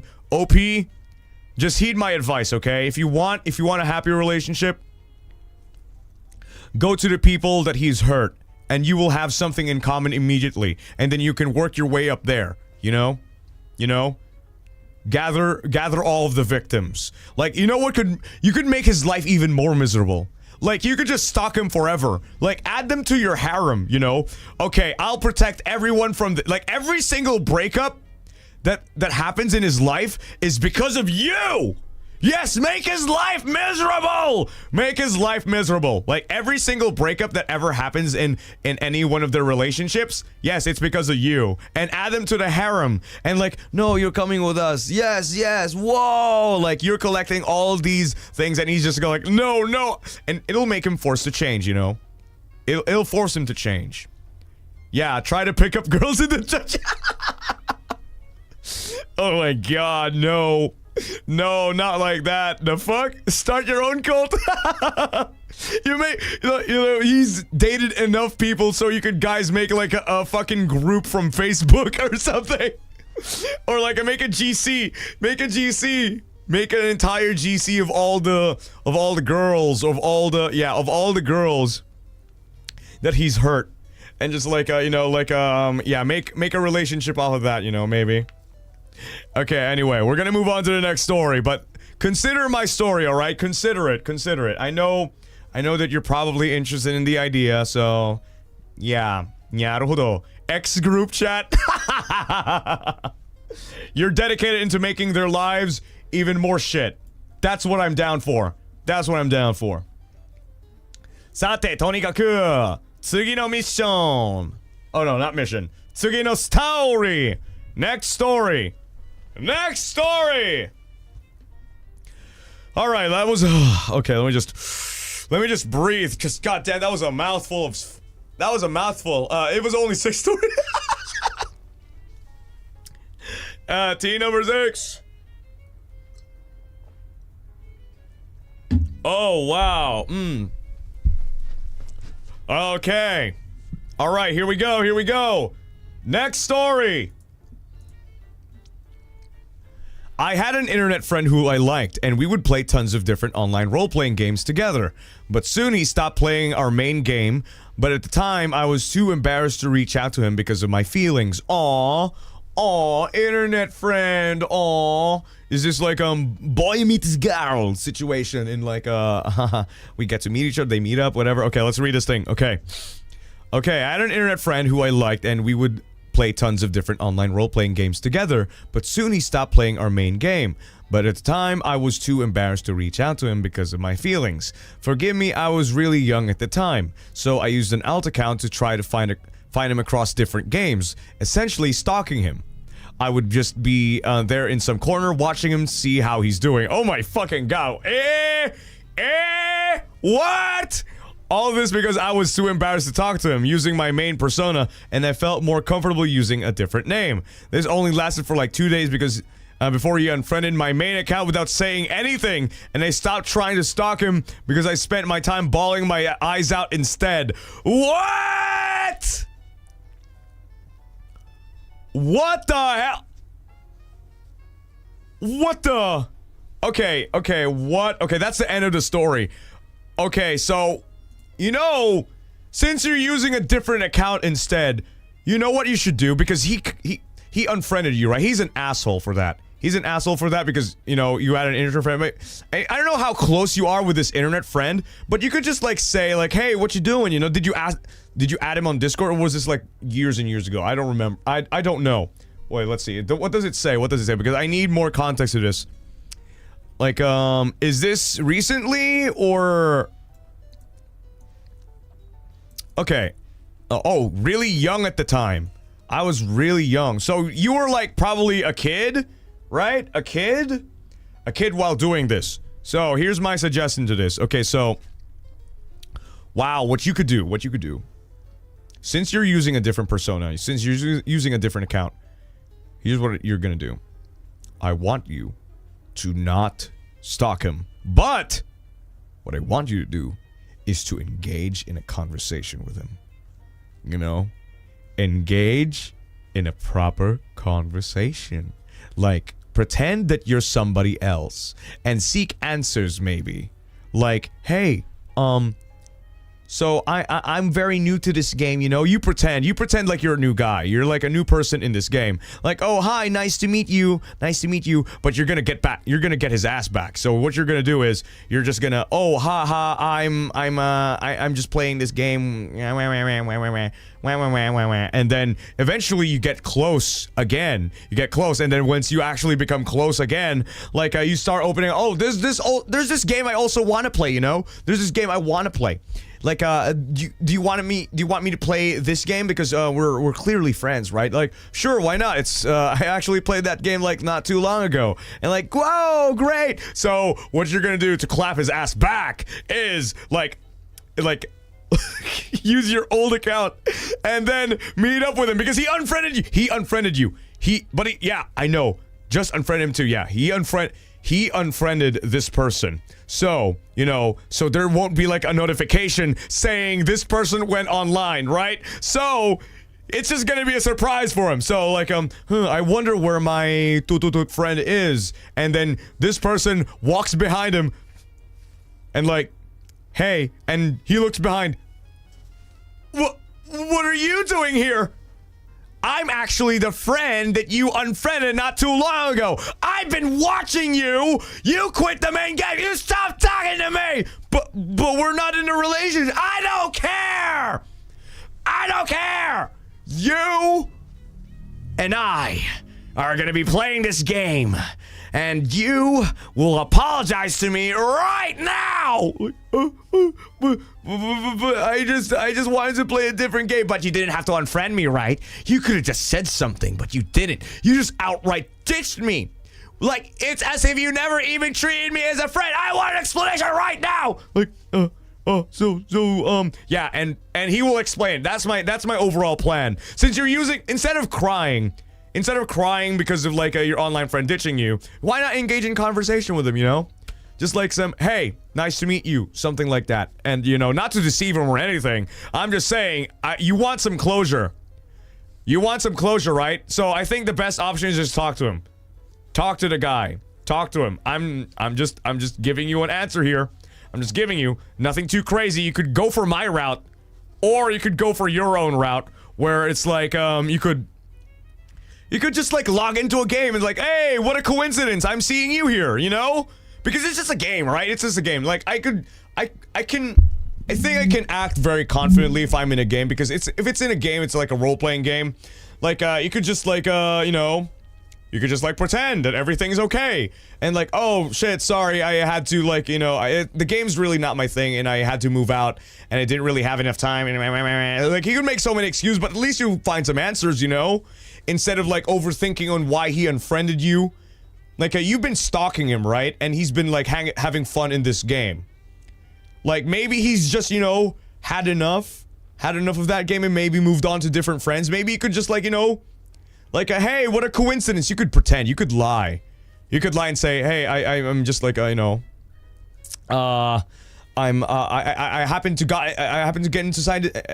get into this game as well. Maybe we could be friends here too. Like, okay. Went too much, maybe.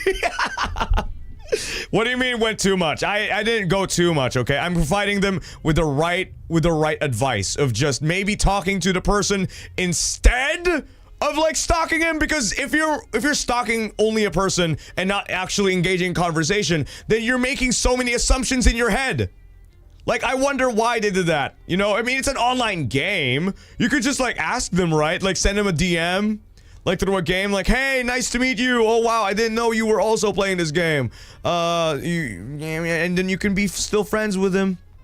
Then you literally tell the past story to stalk their ex. Yes, stalking the exes. Yes, is good. I mean, they're not even in a relationship. Like, this person is not even in a relationship. They're not. They're just friends, right? They're just friends, but. Here's what I'm gonna tell you. You cannot be a stalker and actually be a friend. You can just be a friend, you know? You know, instead of not in real life, okay? They're not stalking them in real life. They're stalking them in the game. Most of this is illegal. No, it's not. It's in a game. It's in a game. Like, just okay, I wonder how he's doing, you know? And then I'm assuming this person is like finding answers onto why this person, like, you know, unfriended me, stuff like that. But it is still creepy behavior. So what I want you to do, instead of being a stalker, could you at least like talk to him so you could find some answers? Because in the previous story, You got a definitive answer. He cheated on you. That's why, you know, we got to see what's going on in his life. But this one, you want to be friends and you want to be brave and tell him how you're feeling. So maybe you could just like reach out. It's not that hard to reach out to someone if there's like a misunderstanding here. I mean, probably there's a reason why they even left the game. Is this coming from experience? No, it's not. But they are, but sometimes some people catch feelings and become too clingy in a game. Maybe they're no longer enjoying their company because they're too sticky. Oh, you're right. You're right. They are maybe too sticky. But then again, I think a proper, if from this point of view, like, it's not even helping anymore. It's not even helping. Like, just leaving out of nowhere, it doesn't really provide an answer to anybody else. So I think the stalking would just get even worse. So what I would suggest is just confront it. Confront the problem. OP, you're the one who sent this thing. So I'm gonna ask you to be a brave person and just like confront them. Since you already know the account, maybe have some closure if it's actually bothering you too much.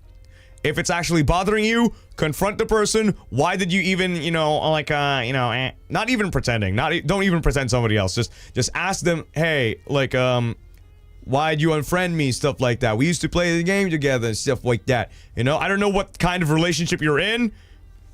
Like, are you really friendly? Really friendly? Or are you just like a stalker? I have no idea. But, yeah, you just need to confront that. Confront it. Confront. Okay, but force it out if someone does not want to talk it out, let it go. I mean, yeah, obviously. Just what that's why you could just like, you know, ask, confront. If it's hurting you, confront. And if they don't want to answer, if they have nothing to do with you, just let it go. Just let it go, because there's no more point in making yourself, you know, hurt even more. Because clearly they want nothing to do with you. But hey, closure is not a bad thing. Closure is not a bad thing. Closure is not a bad thing to like to go into an option of.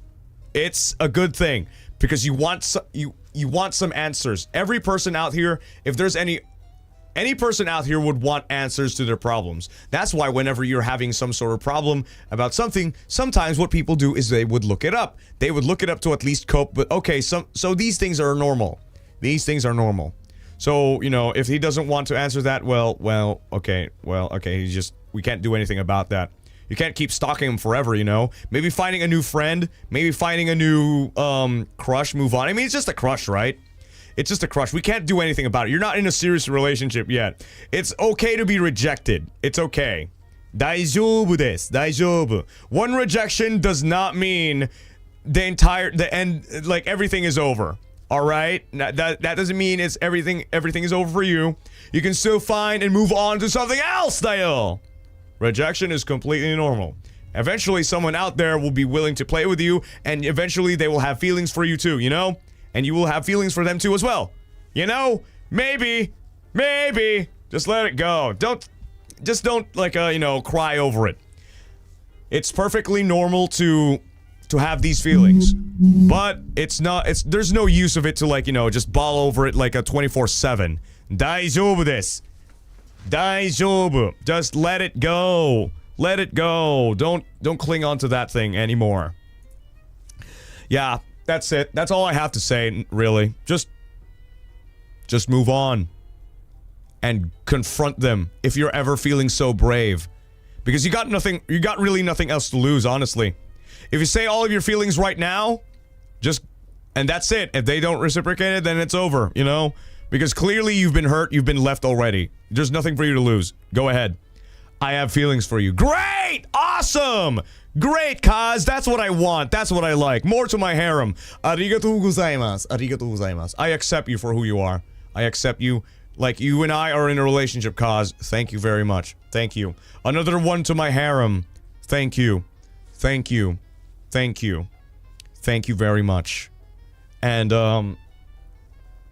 you don't mind me. You don't mind this type of setting, right? You don't mind it, right? If I go after somebody else, you wouldn't mind, right? Because that's my freedom. That's my freedom. Like, you won't... Like, how dare you question my my preference. How dare you?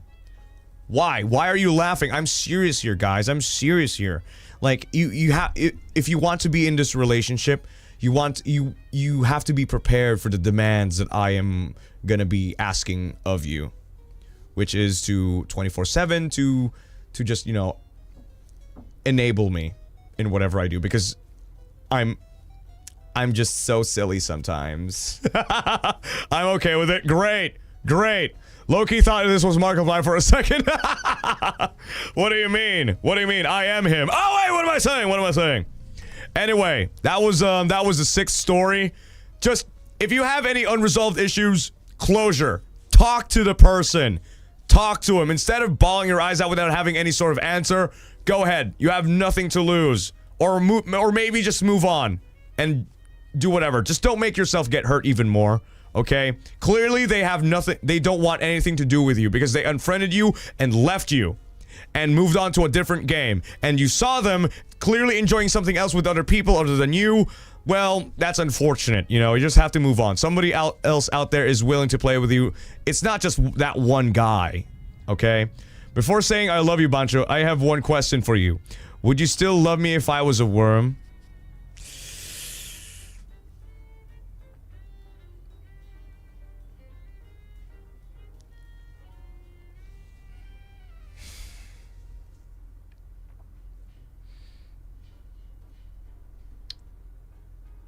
Of course I do. Of course I will. Of course I will. Baby, why wouldn't I love you for who you are? Like, you could just stay over there, do your worm things. I'll do my own stuff, you know.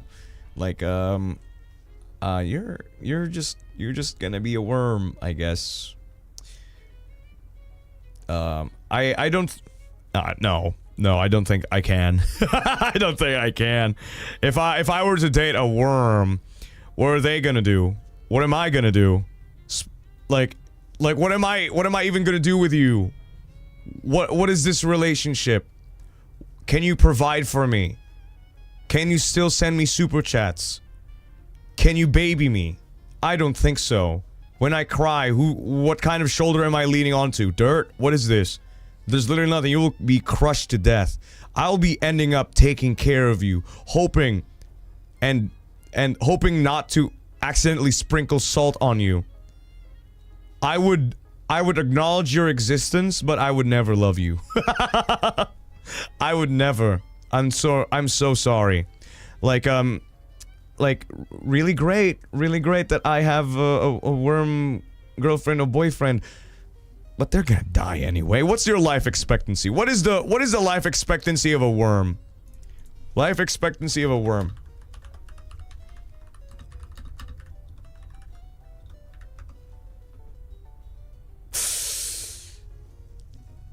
Two to 8 years? Damn. You're like a pet. What the fuck? You're like a hamster, but worse. What the fuck? I'll feed you to my hamster. Like, babe, oh man, I'm out of like hamster feed. What the fuck do I? Sorry. Oh, sorry. Oh, what's this? He is possessive, y'all. He keeps stalking me. I don't! What? I don't do anything. You guys are the ones sending me all this crap in my feed. That's not me. I don't fucking do anything at all. Zay, I am not stalking anybody here. I'm not possessive of anybody. If it's anyone's fault, it's your fault for allowing all those things to leak into my fucking timeline. That's not me! You're ego searching. No, it's not. I don't! Most of the time, the things that I don't ego search a lot, okay? Sometimes I stream for 8 hours, 11 hours. After that, I go to sleep. Sometimes I just scroll through Twitter just to see it fucking Chikawa. And then all this bullshit related to HOLOSTARS and me, I just end up seeing it, okay? I don't do that. Like, in my daytime, sure. But sometimes I don't. It just happens to... I'm just... As an ego searcher, I'm gonna say I don't do it as often as you think. It just happens to land on my timeline. It just happens to do that. And if I find it funny, I will just reply to it. That's it. Okay? I'm not actively looking for my name. It just happens to be there. Liar! Lies and deceit. No. I mean, I do ego search, but not as often as you think. It just happens. It just happens, dayo. The 1 minute. Okay, that's a coincidence. That's a coincidence. I don't do that. Come on, guys. It just happened. 28 seconds a minute ago. 40 seconds. It just happens. It's just pure coincidences. F'd out. Yeah, it's real. It's real. It's real. Like, what the fuck? Do I look like a guy that would actively search my name 24/7 to happily come across a 28 second, a 10 second, 30 seconds post? No! No!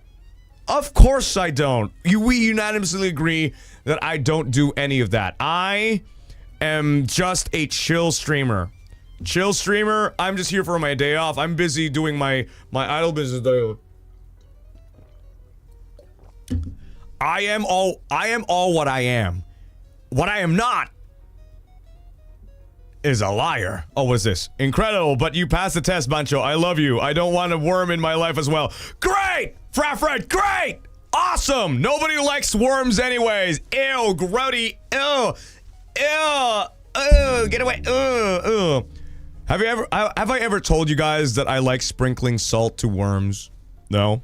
No, not really like, but when I was like a kid, I used to sprinkle a lot of stuff onto worms because I would dig up a lot of worms into like a park or something, and I would put them in a jar, and I would like put so many things onto them just to see if there would be any reaction, because I used to watch so many like documentaries in National Geographic. Like, will salt makes them dance? What about ketchup? But what about like pepper and everything? So I was like sprinkling so many things onto worms to make them do a little bit of a reaction or something. And then what I end up doing is like just throwing them back into the fucking soil afterwards, because I'm a psychopath like that. What's this? Nani kore? Hey Bancho, who's your favorite Chikawa character? Malware. Malware is my favorite character. He's like this blue cat thing with a hat. Usagi and Malware. Malware? You guys don't know Malware? You guys are not fans of Chikawa then. You guys know. Oh, Hachiware.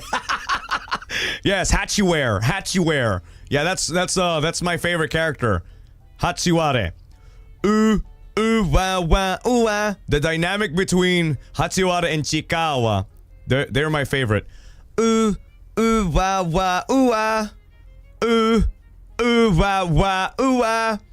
And they would just like get these pitchforks. It's really cute. And Mite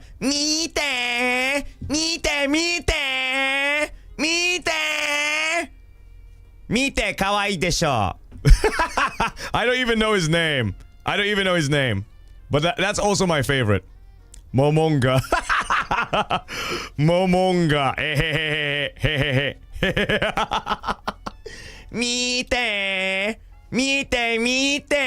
Momonga, my beloved. Yeah. I mean, it is kind of sad though, because I know there's this monster that kind of switched bodies with Momonga, I think. Switched bodies. That's why there's this monster that's saying, Kaise!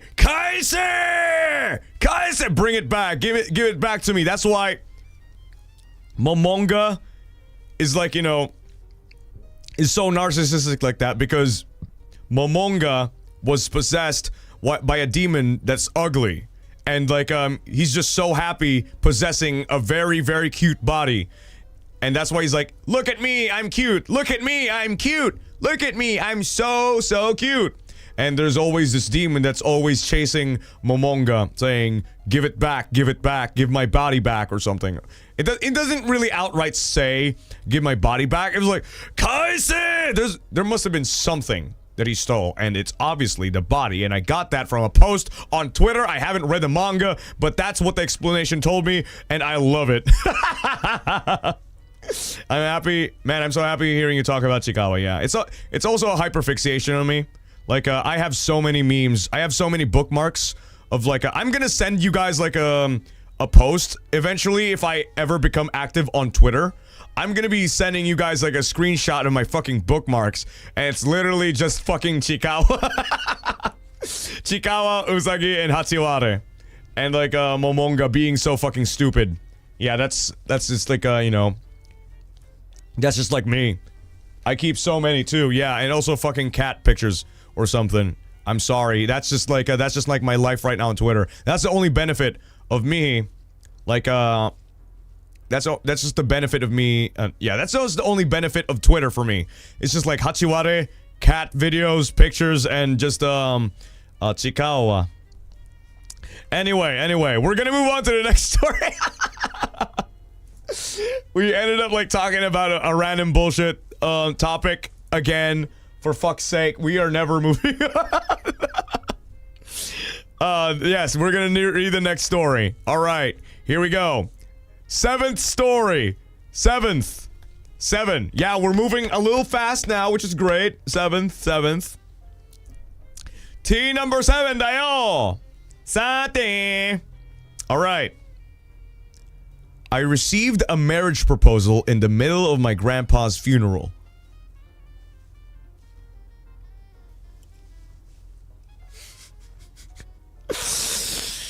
What? What the fuck is happening here? What? What a wrong time to fucking propose! I received a marriage proposal in the middle of my grandpa's funeral. He told me, I can offer you a better life. With me, you will be happy. Please marry me! It was very nice of him, but I had no idea who he was. He missed a few steps and I was simply... He doesn't... What? He missed a few steps and I was simply not... What?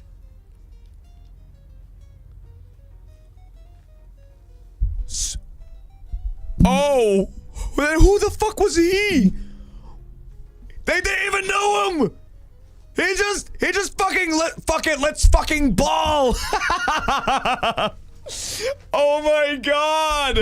Yo, shit, this is my chance. She's feeling sad. I think what he's trying to do is like the suspension bridge effect where he's afraid and like you think he'll you know fall in love or something. It's a suspension bridge effect. So like what he's doing is like, oh my god, this is a very traumatic experience. Let me try to use this as a fucking, you know, like an opportunity for her to actually fall in love with me. All right, what I'm gonna do is like I'm gonna will you marry me?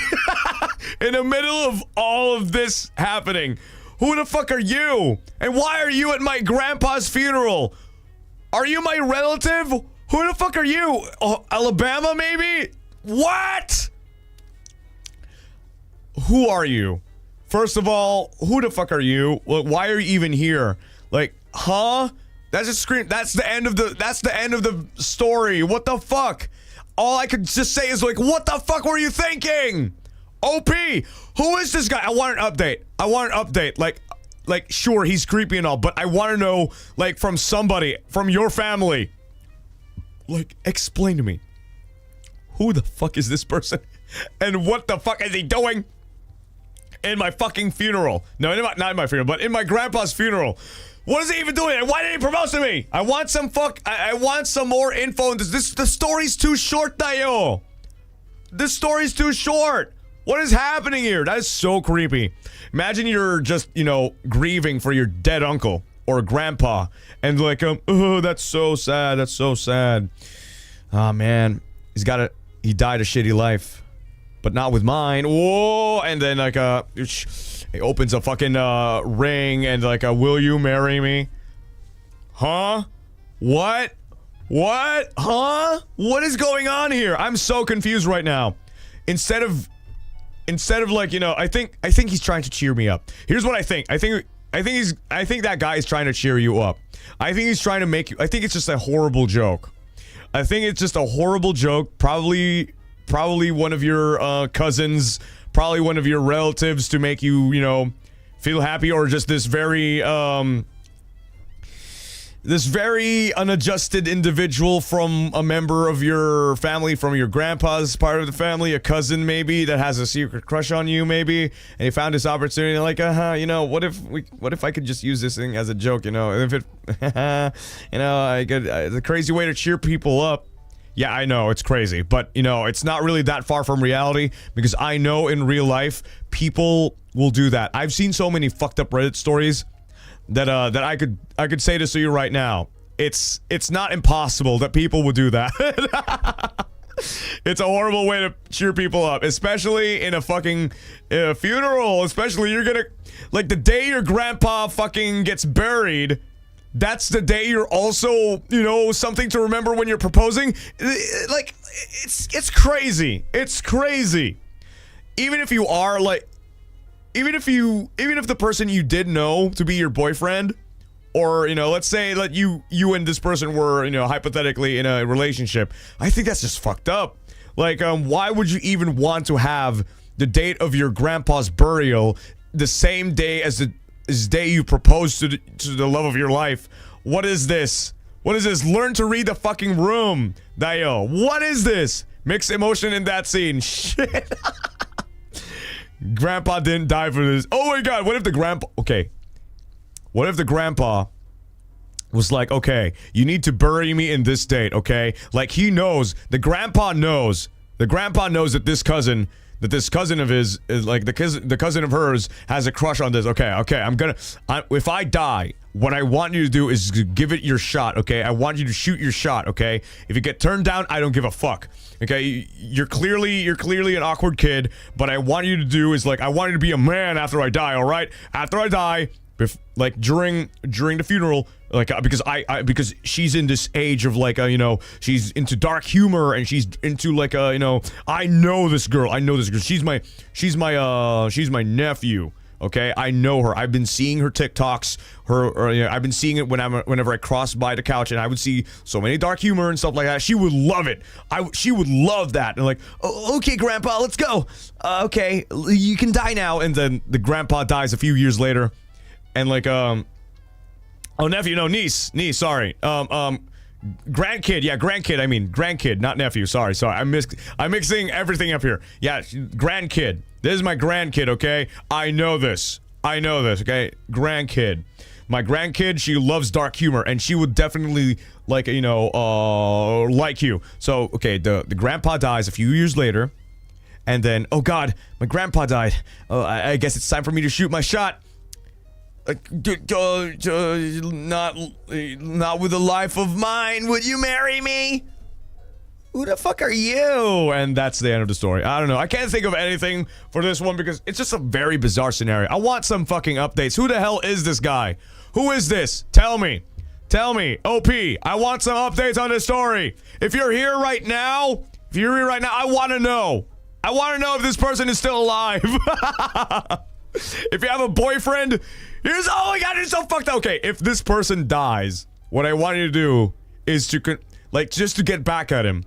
Like, if you have a boyfriend or a girlfriend, what I would want you to do after this person dies, go to their funeral and then propose to the boyfriend or girlfriend that you have right now, and then they will celebrate. Yay!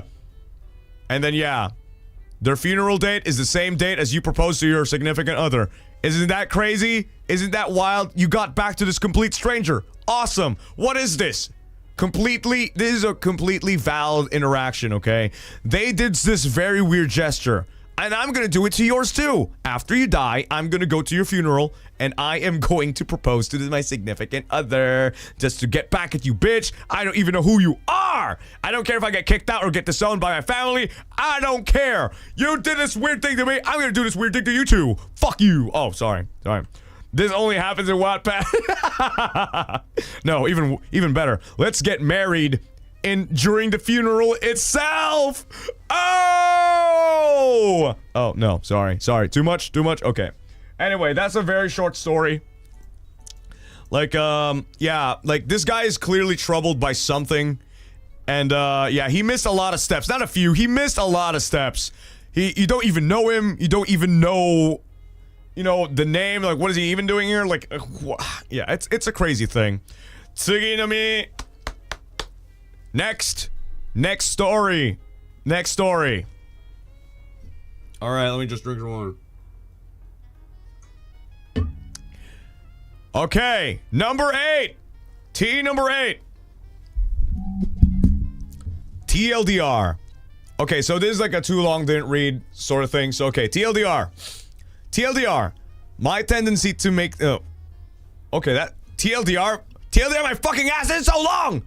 If this is a TLDR, okay, like I'm scrolling through this story and oh my god, that's a long story. Okay, this is not a TLDR at all. Okay, here it is. TLDR. My tendency to take things slow when entering relationships and priorities of making friends before becoming lovers saved me from a potentially very toxic relationship. Oh, okay, all right, yeah. Take things slow. Just take things slow. Okay, so this is apparently what happened to the person here. Okay. At the end of my junior year of high school, a boy in my chemistry class, let's call him M, started showing interest to me. I do it homeschooling, and he was sending me slightly flirty messages via Zoom, chat, direct messaging, things like, your hair looks cute today, or I love your shirt. Green looks good on you. Harmless, no? Eventually, one day, he messaged me, asking me if I was in a relationship and claiming he was asking for a friend. Okay, alright, let me ask for a friend. Uh-oh. Yeah, via Zoom! Well, I'm like in class. Oh my god, you're DMing me? I'm like, okay, flirting with me? Okay, that's not very subtle of you, asking for a, let me look for a friend. Yeah, right. Friend my ass. Okay. Eventually, one day, he messaged me asking if I was in a relationship and claiming he was asking for a friend. No, not looking. No, he was asking for a friend. No, he was asking if he was like a, if she was in a relationship. Okay, Nyado, I misread that one. Eventually, one day, he messaged me asking if I was in a relationship and claiming he was asking for a friend. I saw through this immediately but decided to play along, saying I had only been in 2 relationships in the past. He said he was shocked, thinking I'd have gone through more relationships. We kept talking a bit. I can't remember about what. And then he asked me for my contact info. Oh, not very subtle. Oh my god, not very subtle. Oh my god. Like so you have a boyfriend? Do you have a girlfriend? I'm asking for a friend, Like, okay, can we exchange info? Maybe, just maybe. All right, okay. We exchanged email addresses. He confessed that there was no friend he was doing this for, and I admitted that I suspected as much. And class ended with me being extremely giddy. Okay, all right. I think they also have the similar feelings for one another. I sent him my first email later that day, hoping that if I didn't get a partner out of this, I'd at least find a good friend. Okay. First red flag. Okay, so it's not actually a giddy feeling. Okay, so first red flag was when he refused to communicate via anything other than email. What? Not even a Google chat. What? What is this? Since we had exchanged Gmails was an option for him. Apparently, second red flag was of how absurdly dry the conversation was when I was trying to get to know him. Better to gauge out if we'd be compatible as friends before considering dating. Yeah, what the fuck? Like, you can't just ask someone out and not, have the... What is this? Huh? There's no juice in this. There's no juice. There's no juice. Like, okay. Alright, immediately off the bat, yeah, I could definitely sense this was, like, a bit off. Like, okay, like, they're not talking. They're not really talking. I think he was just very interested in how she looks, in my opinion. Like, we're just, like, halfway from this, but I think he's just like, oh, wow, she's hot. I wanna, or he or she is, like, hot, so let me just, like, let me see if I can take my shot, Like, he's not even interested in, like, the communication part. He's just interested in, like, oh, that looks good on you. Yeah, this is really great. Like, he doesn't even care about, like, about what this person's feeling. Mazikayo. Okay, was an option for him. Apparently, second red flag was absurdly how dry the conversation was when I was trying to get to know him. Better to gauge if we'd be even compatible as friends before considering dating. See, he's not even, what the hell? Can you date me? And he's not even considering about being friends still. He's just immediately wanting to be, dating. He seemed so interested and flirtatious when he asked me out, but he didn't really try to progress the conversation at all. It was all me. Oh my god, that's so sad! I shrugged it off as him simply getting shy, but looking back, boy was it dry. Quoting an actual conversation we had. Me. Just another little question. What are your favorite movies? My top 3 are insert names of 3 favorite movies. Him. I don't really have any. Any favorite shows? I've been meaning to get back to watching. Oh my god, she's really trying. At the moment, it's Naruto. It's me, isn't it? I'm sorry. I'm so sorry. This is about me. Let's move on to the next story. Oh my god. At the moment, it's Naruto. With zero attempt for him to initiate further conversation. I was the only one driving the conversation forward. No! No! Mazi! Uh-oh, that's so sad. After about 2 weeks of dry conversation, I sent him one last email, asking him if he had any creative projects he had completed that he was particularly proud of. What prompted this was I sent him a drawing I made that I was really proud of, which was actually Octavio! Oh my god, Octavio! Oh my god! Octavio mentioned, what the fuck? Yo! Yo, Octavio! Octavio, you ruined this relationship. Oh my fucking god. Oh, okay, wait. After about 2 weeks of a very dry conversation, I sent him one last email asking him if he had any creative projects he had completed that he was particularly proud of. What prompted this was I sent him a drawing I made that I was really proud of, which was actually of Octavio. Zero response from him. 4 days later, I sent an email apologizing, saying that maybe it would be a bad question to ask. Instead, I asked him about making plans to do something. Maybe play a game together since summer vacation was fast approaching. To do something. Maybe play a game together since summer vacation was fast approaching. No response. Over 2 weeks. And one knee dislocation on my end. Oh no, what the fuck? Suddenly there's a dislocation arc! Nani! A lot of things are happening right now. Over 2 weeks and one knee dislocation on my end. Later, zero response. I decided to write one last email checking in, asking how his summer had been so far. Assuming he was just really busy, zero response. I have not emailed him since then, accepting that I got ghosted. No! Octavio, save this relationship! I did wonder if I did anything wrong, but I tried not to linger on it. Oh my god! Oh no. Yeah. Oh man. I think the guy really didn't do any, like, god, this guy's a dick, you know, because he's love bomb, like, essentially what he did was love bombing her. Like, the story isn't over yet, but what I'm just gonna interject this thing, that what he essentially did is just like love bombing her, let's talk, and then after, when you finally are, you know, when things started happening, like, suddenly all of this suddenly disappears. Like, where was the drive? Where was the motivation when we were still, like, you know, talking? Like, maybe we can get to know each other, maybe? And then he's just like, you're not as interesting anymore. It's over. Okay, moving on. Fast forward several months later. And I had become, fast forward several months, and I had become close friends with one other person. Let's call him Jay in my chemistry class. Jay and I were happily chatting together with a couple of his friends, and I ended up on the topic of my almost comedically disastrous romantic life, and mentioned that someone from that chemistry class did end up asking me out. Jay DM'd me asking who it was, and I told him it was M. He had one person, oh boy. Jay then proceeded to detail me that he had witnessed M's 2 previous relationships with other girls in our class, and that he had been insanely toxic and possessive over both of them, to the point where he'd throw a huge fit if his current partner were to spend time with her family instead of him. I was astounded, but the longer I reflected, the more blatant the previous red flags became to me. I assumed that M didn't like that I wasn't falling head over heels for him, and just deemed me not worth of his time. Oh, looking back of how absurdly dry the conversations I had with him, he was really entertaining though. Oh man, yeah, it was me. It was me. No, you're not supposed to be like that. No, you were supposed to be head over heels with me. No, obsessed with Octavio. Oh wait, no, okay. Yeah, it was great. Yeah, this thing is crazy. So, okay. So immediately off the bat, okay, so this person only wants people who actually loves him. Yeah, that's definitely me, isn't it? That's definitely me, isn't it? Not really head over heels.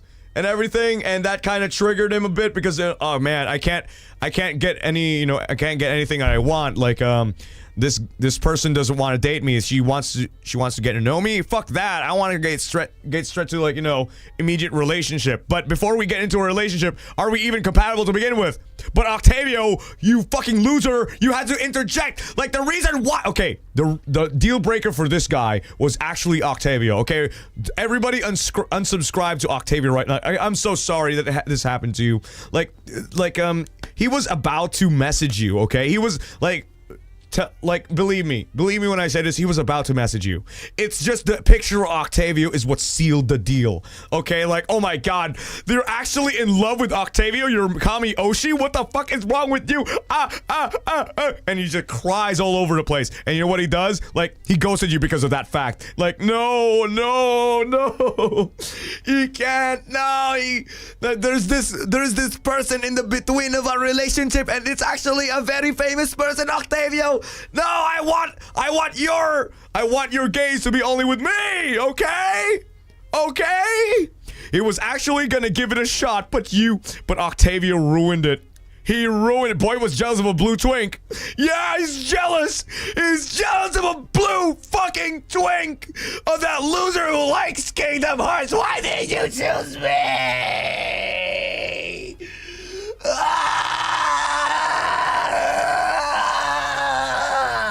Oh, sorry. Oh, sorry. It's not me. It's not me. We just have something in common. It was Naruto. Jesus Christ. Tabby Slander. Octavio, how dare you? You son of a bitch. You ruined my relationship. OP, I'm sorry. The gig is up. The jig is up. I'm sorry. Please. I was busy doing live streams, you see. I was busy doing live streams. Like, when was this? Okay, you didn't even get to hear from the back, from my point of view. My point of view was I was busy doing live stream for 11 hours to build a life for us. Our life. I was trying to grind as much money as I can so we can live a proper and normal life together, I was listening. It's those podcasts, I swear. Like, I need to let go of everything. I was so focused, and you sending me a picture of another man just really triggered me. Like, what was all this work for? What is this work? What was all this work for? Oh no, sorry. Octavia was there for her. I was there. No, I wasn't. I was the measly conversation of Naruto should have prompted her to like watch it.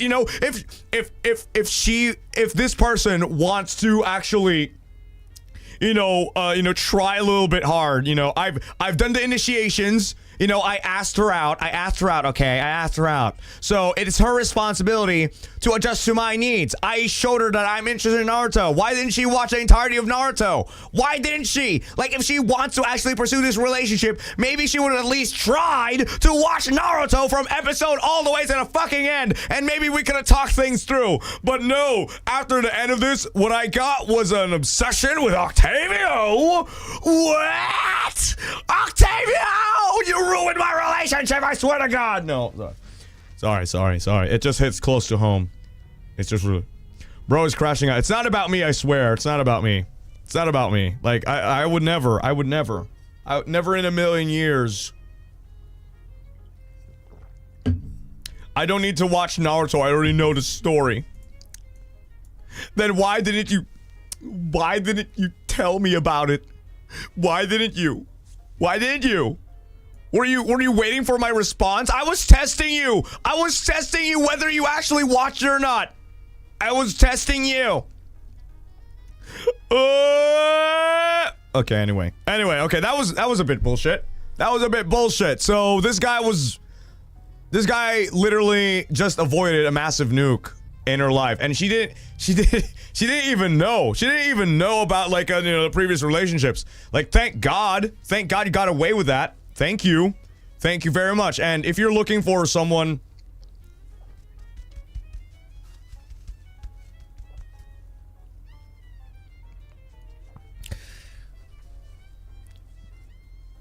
you know who saved you? What was his initials? J. J. The people with J's in their names, they're green flags. They tell you what's wrong with your life. And I think I'm the perfect fit for that one. Maybe. Yes, it's Bancho. Yes, it's me. It's me. It's me. Time to turn that frown. You know what's really funny? The OP's life was so sad when Octavia was in the picture. But now that Jay is in the life, suddenly all that frown went upside down. No, yes. Yeah, sure. Yeah, see? Everyone believes me. Everyone believes me. Like, I think that's a sign. I think that's the life telling you. If you're Oshiing Octavio and you're in a bad relationship right now, I think that's a pattern, right? But, you know, when you're suddenly trying to realize the truth, like, in front of you, and suddenly a random person's name starts with a J, starts talking to you and making you realize how shitty your life is because of this person, I think that's a time to fall in love with a person who also starts with a J. Jurard. Okay, no. That the hints are not too subtle with this one. But anyway, zero response. Holy shit. Like fucking love bombing, and then after love bombing, I don't know. He didn't even love bomb. He didn't even. Okay, I retract my statement on the love bombing thing. I mean, he did try to love bomb at first, and then after that is a complete silence. Like a let's go, and then okay, is this person like a head over heels with me? You know, maybe not. Like I swear to God, what is wrong with these people? Like, okay, are you guys okay? Are you guys okay? Are you guys living in the same vicinity? Are you guys dating the same person? Like, I swear to God, every single story that I've read so far, it's like the same guy. It's like just the same guy that I'm reading about. Like, who is this? Who is this? Are you guys neighbors? Are you all in the fucking group chat right now? I knew it. There's a group chat out there dedicated to, like, you know, like, they are these like victims of something, of one person, of one guy. They're like, they're all connected. Spreading the green flag, Jurard T. Rexford propaganda. Yes, yes. Continue to do that because people out here are slandering me. I may look red, but I'm green as hell. Like, come on, guys. Like, don't judge a book by its cover, Dio. Bitch ass pussies is what y'all are if you think that way. Don't judge me. Have you ever watched Darman videos? That's just like me. Don't judge a book by its cover. That's me. That's me. That's me. Oh, wait, anyway. Anyway, yeah. It's just like a common theme nowadays. Like, it's always that same fucking guy. Like, in any toxic relationship, it's not even like anything... God, it's not even too creative. It's all just the same thing. Manipulative, crazy behaviors. I mean, sure, great. I'm really glad that that's the only thing that's like, you know, at least they're not murderers, right? I think they're not psychopaths, which is great. But come on, it's like the same guy. It's always these characteristics of the same guy that I've been seeing throughout every story. But fuck's sake. Fuck. I am so sorry, everybody. Why? I don't know why you guys, like, ever experience these things at all. Like, why? It's like the world is like, okay... Here's a shitty person for you. Here's a shitty person for you with all the same characteristics. All just like, you know, just like ghosting and just love bombing and then cheating and like, goddamn, it's all the same thing. It's all the same thing. Walking red flag. Mirror. Shit, oh god. What is going on? I think my hair is like in my face and it's making my face itch. Mazikayo. I'm using up my my wet wipes here because it's so it's so annoying. Okay,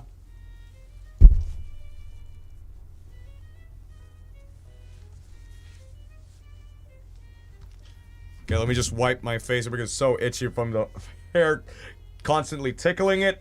So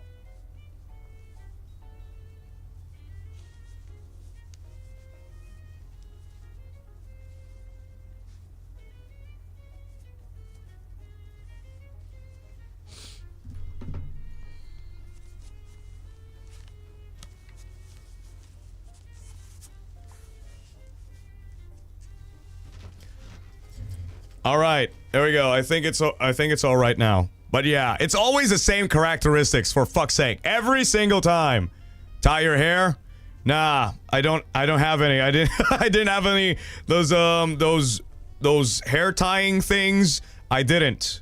I mean, I used to have them, but then again, like I never really planned on having like long hair again, because back then I think I remember having long hair during lockdown or something. It was just like 5 years ago or something, and then I bought like those hair tying things, online delivery and stuff like that.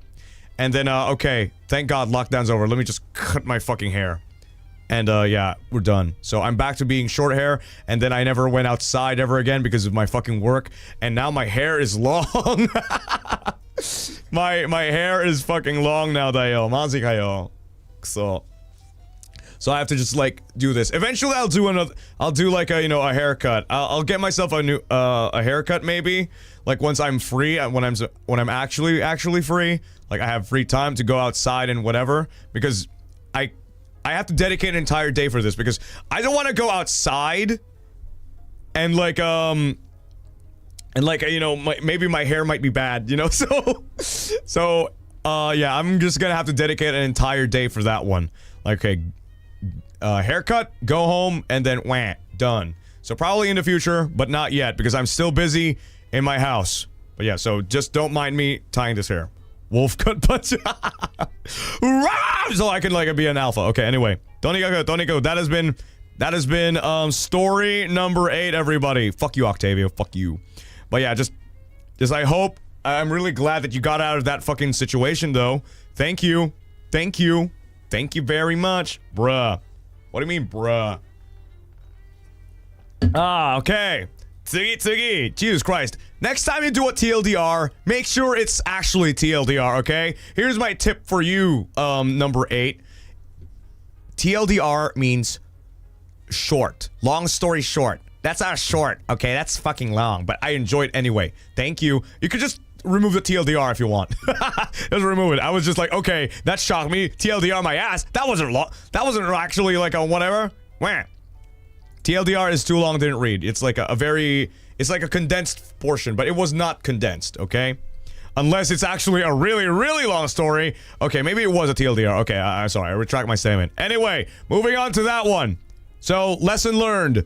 Never Oshi Octavia while you're in a relationship.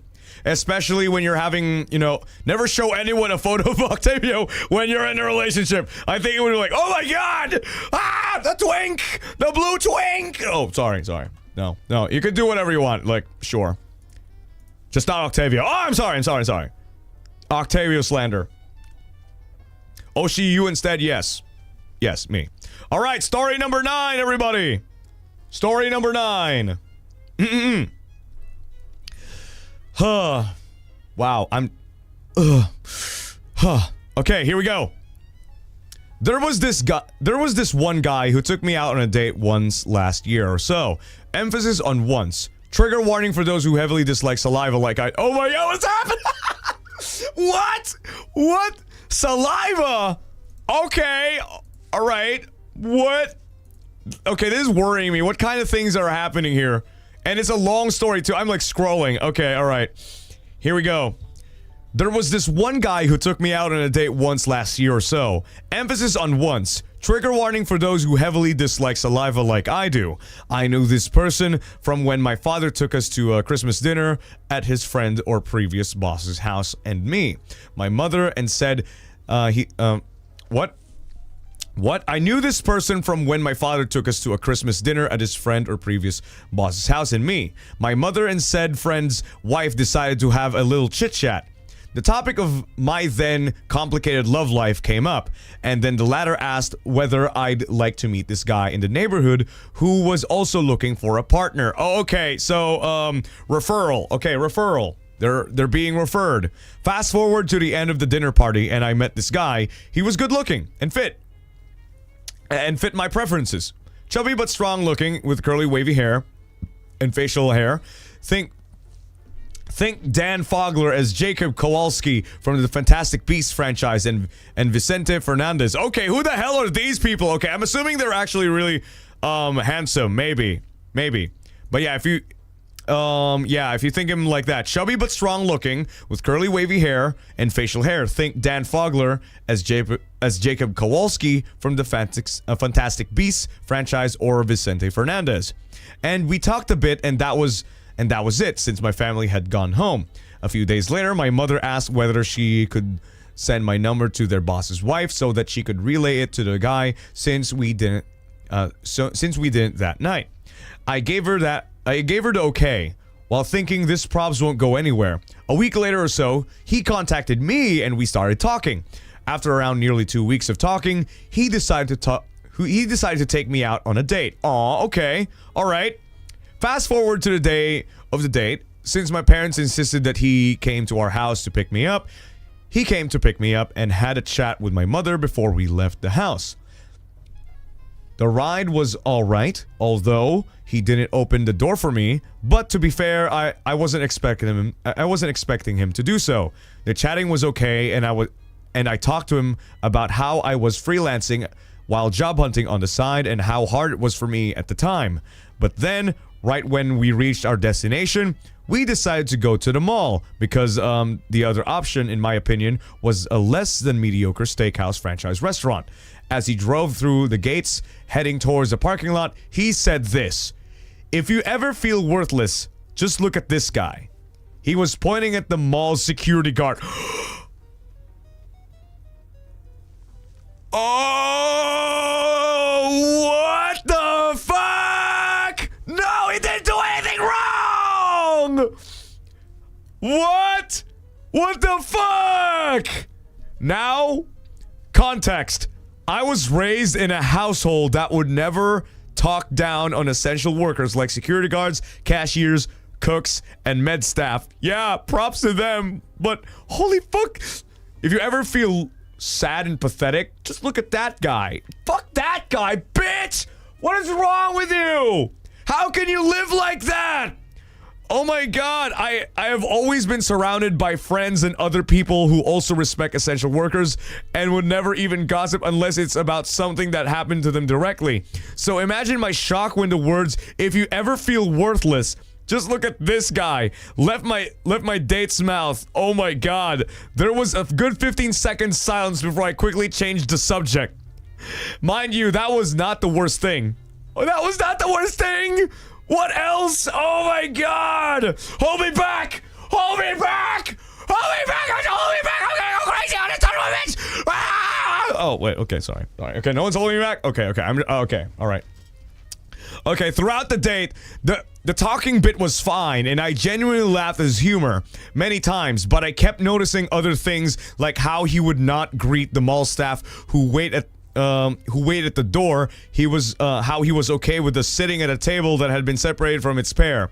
The pair next to us had a baby in a stroller, so they separated the tables, which was blocking the way despite me asking whether we could reunite the tables again. How messy his half of the table was after we ate our meal, and how when we went to the ground floor to eat ice cream, as we sat across each other again on another table, a drop of his spit landed on my hand. Then he drove me home. Oh my god, he didn't even say sorry. What the fuck? What the hell? Okay, so these things, like, okay, so it kind of piles up. Okay, if he didn't have the attitude, of, like, you know, disrespecting the essential workers, everything here would have been fine for me. Just like, you know, like a messy table, that's just me. I like, that's just like a, you know, a tiny mistake or something. Like, I'm a little bit nervous maybe. A spit, you know, anyone could spit, and, like, you know, but it adds so many layers. It just changes my opinion of him so dramatically. Like, the moment, like, so not only is he dirty from the outside, he's also dirty and also in his fucking thinking. He's trashy as hell. Yeah. Everything about him is fucking trash. Fuck. Okay, so then he drove me home. He met my father, had a little chat, and then went home. I decided to text him saying thank you. I thought it'd be cute to add the double hearts emoji, but in hindsight, that was a bit much on a first date, I think. It has been more than a year. He has yet to reply. What? Good riddance. Though, because at the end of the last year, I met another person who was the complete opposite personality-wise, and we have been romantically involved ever since. On my way to make him join the Armada, and we are constantly, and we are already starting strong. Hey! Yeah, Armada, man, yeah! Oh, yeah, let's fucking go!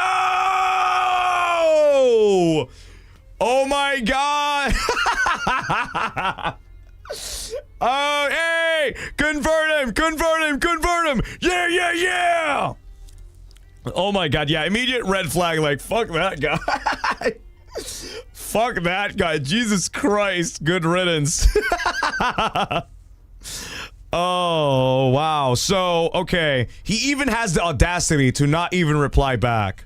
You know, like, what the fuck is wrong with you? He does... I hate him. I hate him so much. Like, when you finish a date, wouldn't it be nice to at least say, oh, I had a lot of fun, but like, you know, just communication at the end, because at least there was some sort of meeting, but he didn't even have the fucking mindset of like, oh, let me just thank this person. He's trashy as hell, dayo. Yeah. Why are y'all disgusted, lol? I'm disgusted by this man's behavior. Like, messy food, messy behavior, trashy personality, and he just doesn't even say thank you at the end. Like, or at least, you know, try to explain what the fuck, or, you know, like, it doesn't even, like, everything's over for him. The moment he said the things that he wanted to say, and, like, everything just kept on piling and piling up. You dodged a fucking nuke. Really great for you. Damn, I don't like that, man. Yeah, me neither. Me neither. Like, oh god. Like, I'm always this guy who always says thank you to like jeepney drivers.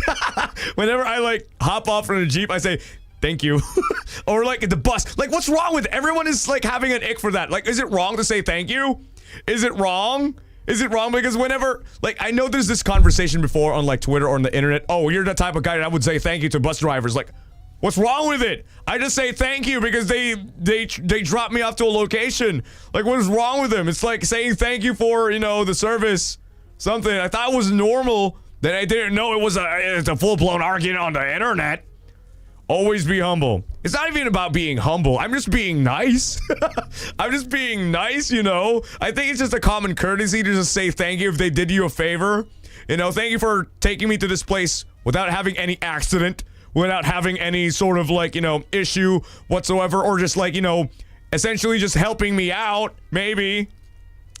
Tricycle. Whenever I'm, like, in a tricycle, even. Like, whenever I go home from a grocery shopping, I was like, thank you. And just that.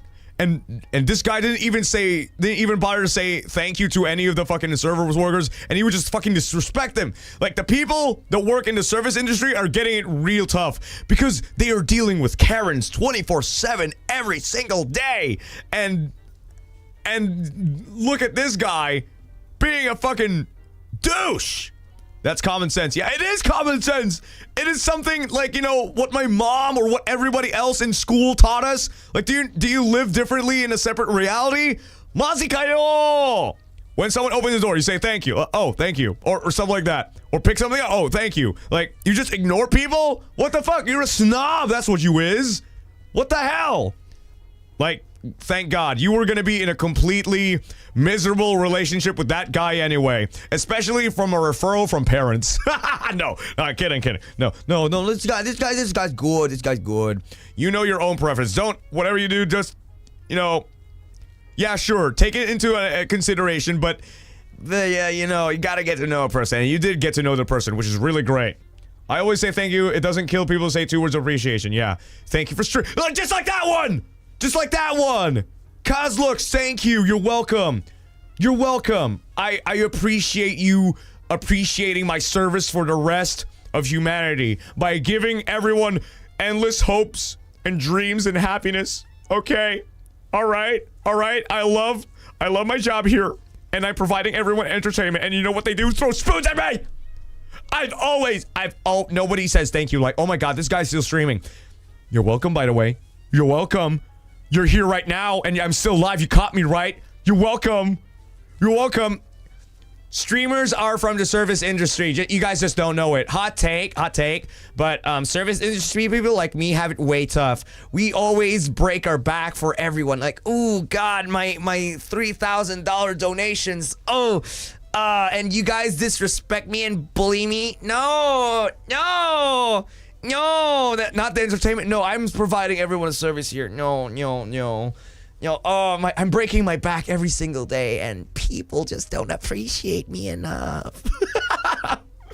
Why, guys? Why? Everyone in the service industry, rise up! Yay! Yes, sir. Whoa! If you disrespect me, one more time, I will cry. Okay, anyway, yeah, that has been a crazy story so far. So, you know what? Props to you. Getting that fucking boyfriend of yours, maybe? Steady? Or is it a boyfriend? I don't know. But, to join the Armada, make him subscribe to Jurard T. Rexford first, okay? Jurard T. Rexford first, and you can do whatever you want with that. Yeah, just introduce him to me first, okay? I'm reading your story here. Okay. All right. Link them to the story right here. So this is the origin story. I'm probably certain that your significant other has already told you the story, but it's gonna be a funny story if you actually presented this thing to your significant other. So presented like, look, this is how I met you, and Jurard is reading it out live. Maybe, good anniversary plan, maybe. Look at this timestamp. Maybe like so this is how I met you. Yeah, see, it's great. It's good. You could play this thing every anniversary of yours or every monthsary of yours to show that look, I appreciate you. Okay? If you're ever breaking up with me, just so you know, I chose you. Okay? You should be indebted to me. All right, don't you dare leave me. I have the contract of the Armada here in my hands. If you die, Jurard T. Rexford will come get you and kill you, or something like that. He will crawl out of your bed, like sneaky style, snake style, and inject a lethal injection into your neck that would make you fall asleep. Just a tranquilizer. A lethal tranquilizer to your neck. You get knocked out, and I put you on my table, and I tape you up, and then I put all the pictures. Of your teddy bears, and if you, oh sorry, that's kind of what? Sorry. Dexter, yes. So, you like playing with your teddy bears, huh? Wait, no. And then it's not really Dexter, but I'm grabbing your teddy bear. I'm gonna slice his throat. That's your teddy bear gone. Oh, what's this? Chikawa. Uh-oh, your hyperfixation. Uh-oh. Like, no, please don't. No. If you ever break up with an Armada, I will break you myself. He's crying there on the table. I didn't know. All right. If you try, I will kill malware here in front of your face. No. I will. Now, go back to sleep as if nothing happened. And I take the tranquilizer, kneeled him in the neck. Oh, he fell asleep again, and he wakes up. He's all battered and bruised. Like, oh God, what happened to me? And then, good morning, honey. What's happening? Oh my God, are you okay? Did you have a nightmare? Yeah. I'm fine. It's just I had a dream, and I love you very much, honey. I love you so much. I don't want to break up with you anymore. And like, okay, great. Let's watch Jurard T-Rex. What's wrong, honey? Well, why are you so scared? No. It's just a dream about him, like, taking hostage of Hachiwara. Oh yeah, don't worry, it happens all the time. Like, okay, and he's just watching Jurard T. Rexford in fear. The PTSD all the time. It happens all the time. It's okay. It's okay. It's all right. It's all right. Okay. Anyway, that was a story. All right. All right. So, 10th story. Oh my God! 10th story. Okay. All right. Okay. Here. Okay. This update. There is an update.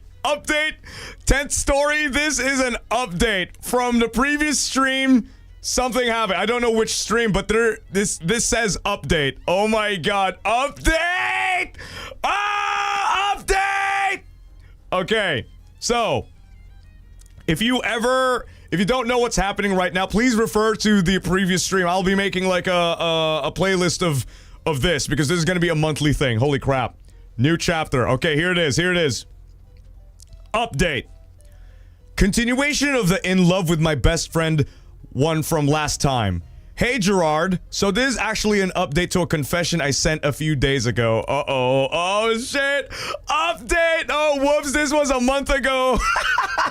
This was a month ago. Uh-oh. Okay, let's see. All right. I sent a confession about falling for my best friend Rock, fake name, and feeling conflicted about what I should do. Oh shit, is this the office romance? Is this again? Is this it? I don't know. Okay, I sent a confession about falling for my best friend Rock, fake name, and feeling conflicted about what I should do. I confessed to him again over a year later. I was on my way out of his place where we have a movie night a few times a month. Before I left, I simply asked if I could just ask, because my anxiety is killing me over this. I don't have a shot, do I? Poorly worded, but my own actions caught me pretty off guard. So it was the best I could manage. He was confused for a second, then looked a little sad and said, no. I just sighed a little, smiled, and said okay and left. He hasn't responded to me since, and I really hope I didn't mess this up. I'm just going to give him some space. Thanks y'all for listening. I know this isn't a great update, but I know there's a— oh my God, no! Ah, no, wait, let me go back to the batch of that one. Chotomate. Okay. Here it is. I'm finding the old story so I can like bring everyone back to what happened. Okay, here it is. I'm looking it up. Okay, here it is. Okay, I'm gonna read it to you guys again. So this is a recap of what happened. I absolutely have fallen for my best friend. I'm a 25-year-old woman and he's a 29-year-old man. I have asked him out before and it ended up with him giving me two reasons that he was saying. Number one, he doesn't hook up with friends. And two, he's not looking for a relationship right now. This was a little over a year ago and I've tried desperately to get over it. And I will always respect his boundaries. I don't want to cross any lines, but I'm absolutely not over it. But now he's starting to date again and has been acting weird about talking to me about it. Lots of conflicting feelings, but Rock, fake name, if you see this, I love you, and even if it isn't mutual, I will continue to love you as my best friend, even if you don't say it back. Thanks for letting me rant. No! That was the past! No! And that was the update. That was the update from the... No, that was so sad. No. Oh no. Oh no, I am so poor baby. Get over here. I'll take care of you. Oh, wait, no, sorry. No. Okay. I'm not taking advantage of it, okay? Okay. I'm sorry. But okay, so the question was if I could just ask because my anxiety is killing me over this. I don't have a shot, do I?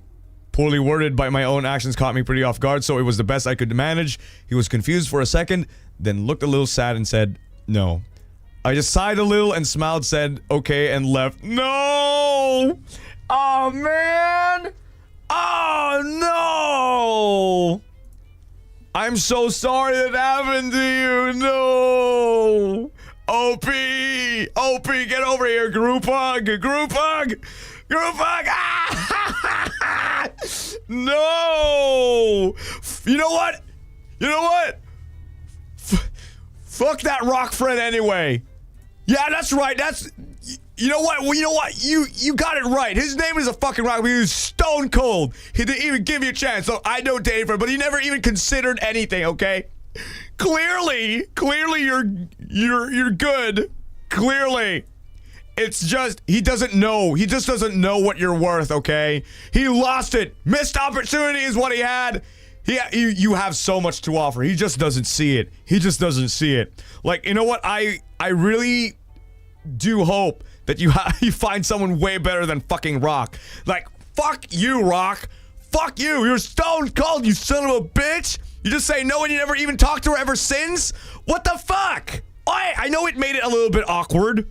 I know it did. I know it's a little bit awkward now that, you know, okay, so friends, right? Friends. And now suddenly there's this person that's like, you know, oh God, so he doesn't see me as, I understand how Rock is feeling too, but it's just, oh, that's just so sad. That's just so sad. Come on. You just don't reply to him anymore? Mazi kayo. No. You suddenly ghost. I think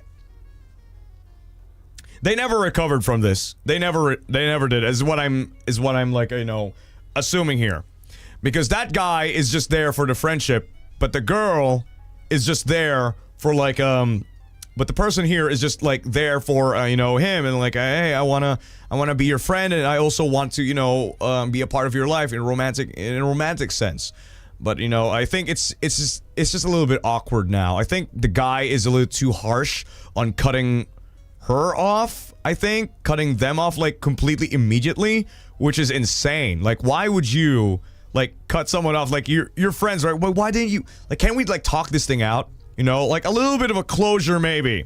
Please, no friendship over, please. Yeah, like at least, like, let this thing at least be something that we could laugh at, you know, in the future, because you know, at least don't ignore me, please. At least, you know, now OP, it might hurt for a bit, but now, you know, it sucks that he's ghosting you over this and he haven't talked about it with you, and that sucks of him. We got you, OP. Yeah, well, don't worry, we got you. We got you. You can stay over here, you know, or you could be with me, you know. But oh wait, no. Sorry. You know, closure. Yeah, just closure. Just like, you know, just talk. Since you got nothing to lose, you could just say, here, OP. Here's my advice for you. Here's my advice. What you could do is, like, you know, reopen that, because since he's not responded at all, you could just like leave a message on what your thoughts are. That's it. Like, if he doesn't want to talk to you ever again, that's it. But you're just not gonna let that thing end. Okay? Just say all the things that you want, and like just vent all these emotions out. Like, I know you're sad. I know you're probably like, you know, like, okay, it's best for me not to talk because he's ignoring me, you know. But, you know, it's best to have some closure. I mean, he was your friend, right? If there was an ounce of friendship left, he would at least read and understand, or try to reply from your, you know, emotions. Like, I hope he really does understand. Like, just send in one last, like, I don't need an update from you, but I just want you to at least try to, like, you know, like, have some sort of closure for this, because I think this really hurts for you, but at least send a message of, like, what you're truly feeling, because, you know, I think it's just I mean, it's easy to say, harder to do, but here's just like a tip for me. A tip, or like an advice for me probably, is like, so hey, so about last night, I'm really sorry about the sudden question. It's just been really bugging me lately, and since now you're dating, maybe you could give me a shot or something like that. And then, you know, everything just kind of went out of my mouth, and, you know, I really don't want to lose this friendship. I mean, if you want to continue ghosting me, I completely understand, but, you know, I just, those are just the feelings that I want to share to you, you know? Like, I hope we can still be friends after this, maybe. And then, you know, if he agrees to, like, you know, maybe talk it out, real friends won't ghost you. Yeah, just talk it out. If he treasured her as well, he could have provided a good closure too. It's like he's throwing their connection just because they became honest with their feelings. Yeah, and he just said no. It just said, just flat out no. Like, I'm just taking it as face value from this post, but they just said no. Just no? Like, at least follow it up with something, you know, just no. And, and then no response after that, and no talking, no communication, just like flat out whatever. Maybe he's a tsundere or something. No, this... No, he's probably anime about it, you know? Maybe Rock is having mixed emotions or doesn't ruin their friendship, and that's why it's okay to talk about it, you know? Now that it's out there, we can't just ignore the elephant in the room. We gotta talk about it. Because why not, right? I mean, this is an awkward situation for both you and me. So let's just like clear this awkward air out. Let's open the window and just like breathe, because now it's out there. Let's just talk about it, and hopefully we can, you know, salvage this friendship instead of it like a hard cutoff. Communication, even in friendship, yeah, because relationships, communication is any kind of fucking relationship. Communication is valuable, I know. Whether it be work, friendship, or any kind of significant other kind of relationship, you just need to be fully open to it. Communicating. Because all of these things are just going to be lingering there. Everyone's just going to be leading onto their own conclusions. Not really going to, you know, not really going to resolve anything. Yeah, just say no. I'm sorry, I'm not interested into you like that. I had done this a couple of times before, but I always talked about it with the person, and we got closure and moved on. Yeah, just move on. If they don't want to be friends, then at least you got something to talk it out. Like, not just like, okay, that was just the one awkward encounter. Like, have a good ending at least. It was like just like every good movie out there, you know? Sometimes it's tragic, but at least the romance movies have, like, you know, at least talking about, like, were we good? Yeah, we're good. We're good. Let's move on. Like, thank you for everything. Something like that. You know, you made me happy once, but now I can't. So let's move on. And they have their own happy little lives on their own. Stuff like that. They don't have to come back. They just need something that would, like, you know, at least make them feel good. Because that was such a bad ending. You just go out there, say, do I have a chance? No. End. And that's the end of their relationship. That's it. At least talk it out. As someone who has been on both ends, all that it needs for them to talk it out, to clear and close it. No ghosting? Yeah, ghosting is ass. If Rock doesn't want to be friends, it's okay on him. Yeah, it's on him. Yeah, it's on him, Dayo. Like, come on, don't ghost anybody else. If no one's gonna move, you're gonna move, okay? OP, if he's not gonna send any fucking messages, you do it. You do it, because we do not want to end this fucking friendship over just something so awkward, and like after that, nothing else. Okay, OP, no, you don't need to post anything here. Okay, I got what I wanted. Like, I just wanted to be happy, alright? I wanted to be happy and okay with it. Just close it. If you want to, go ahead, but I'm not forcing you. Alright, just do whatever you want with that tip of mine. Just closure. Thank you, OP. Sending you a bunch of hugs, yes. We have sorority hotline here to take care of you. We don't have much food, but we have warmth if we huddle up together. All of us, maybe. Yeah, like in any friendship, either romantic or platonic, ending things demand conversation. Do it even if it's uncomfortable. You might find a comfort from having that conversation. Yeah, real. It's okay if it hurts a little while and to mourn over friendship, but you can't get stuck on it. Try to give yourself 2 to 3 weeks and do my best to move on for myself. Yeah, that's good too. Yeah, so OP, wishing you nothing but the best. All right, wishing you nothing but the best. Hopefully, nothing bad happens, like from that, or unless he actually he's gonna be an awful human being if he actually hard cut you off, because that, like, no, you made things weird. Yeah, and I'm sorry, okay? I'm sorry for having feelings, okay? I'm sorry for that, you son of a bitch. At least try to be empathetic of how I feel. I wanted it out and you finally had it, okay? And what do? Instead of, like, acknowledging and, like, rejecting me normally, you just cut me off. Fuck you! Okay, moving on to the next story.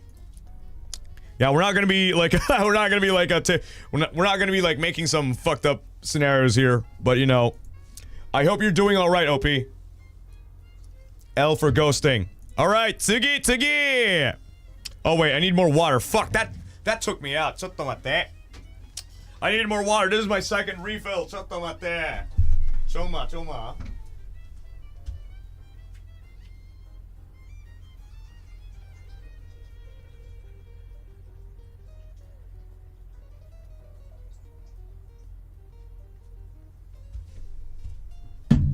All right.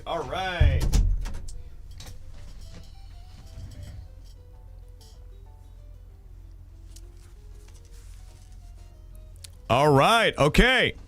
I got me some water. Should be all right. Tsugi! Number 11 da yo! Number 11. Here we go. No, I don't feel like peeing yet. No, I don't feel like peeing. But if I do, I would definitely go. But here we go. T number 11. I have a secret I can't tell anyone. This story is such a secret story. I burned my nipple the other day.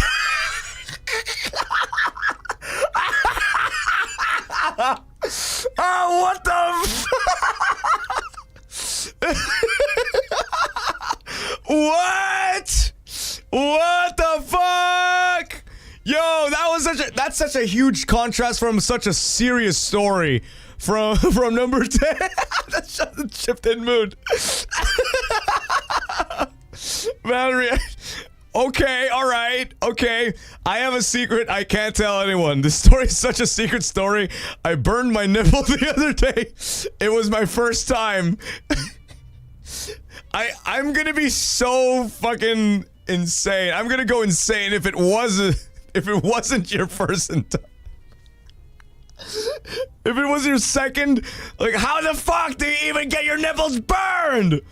Okay, it was mid-afternoon. I went to the dining room to prepare snacks and tea, and as I was pouring hot water into a cup with my left hand while holding a donut in my right arm, the donut slipped out of my arm and I tried to pick it up. I was about to pick it up, the cup of tea tilted at an angle, the hot water went to my nipples. It was hot as I screamed, ooh.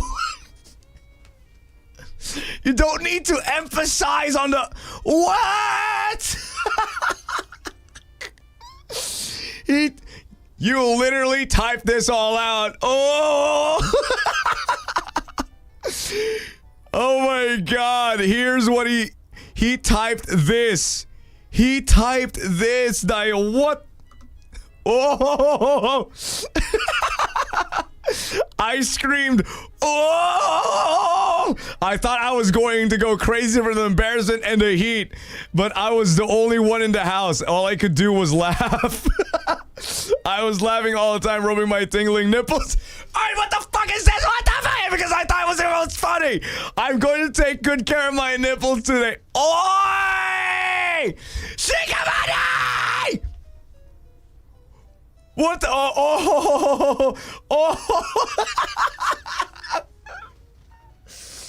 What the Shikamani, what the fuck are you posting in my fucking tea story? Oi! Is this Haka? Is it? What the hell? Yo, fucking hell, Shikamane. What the hell's up with this story? Yo, this isn't tea. The only tea here is about hot water. Okay, thank you, I guess.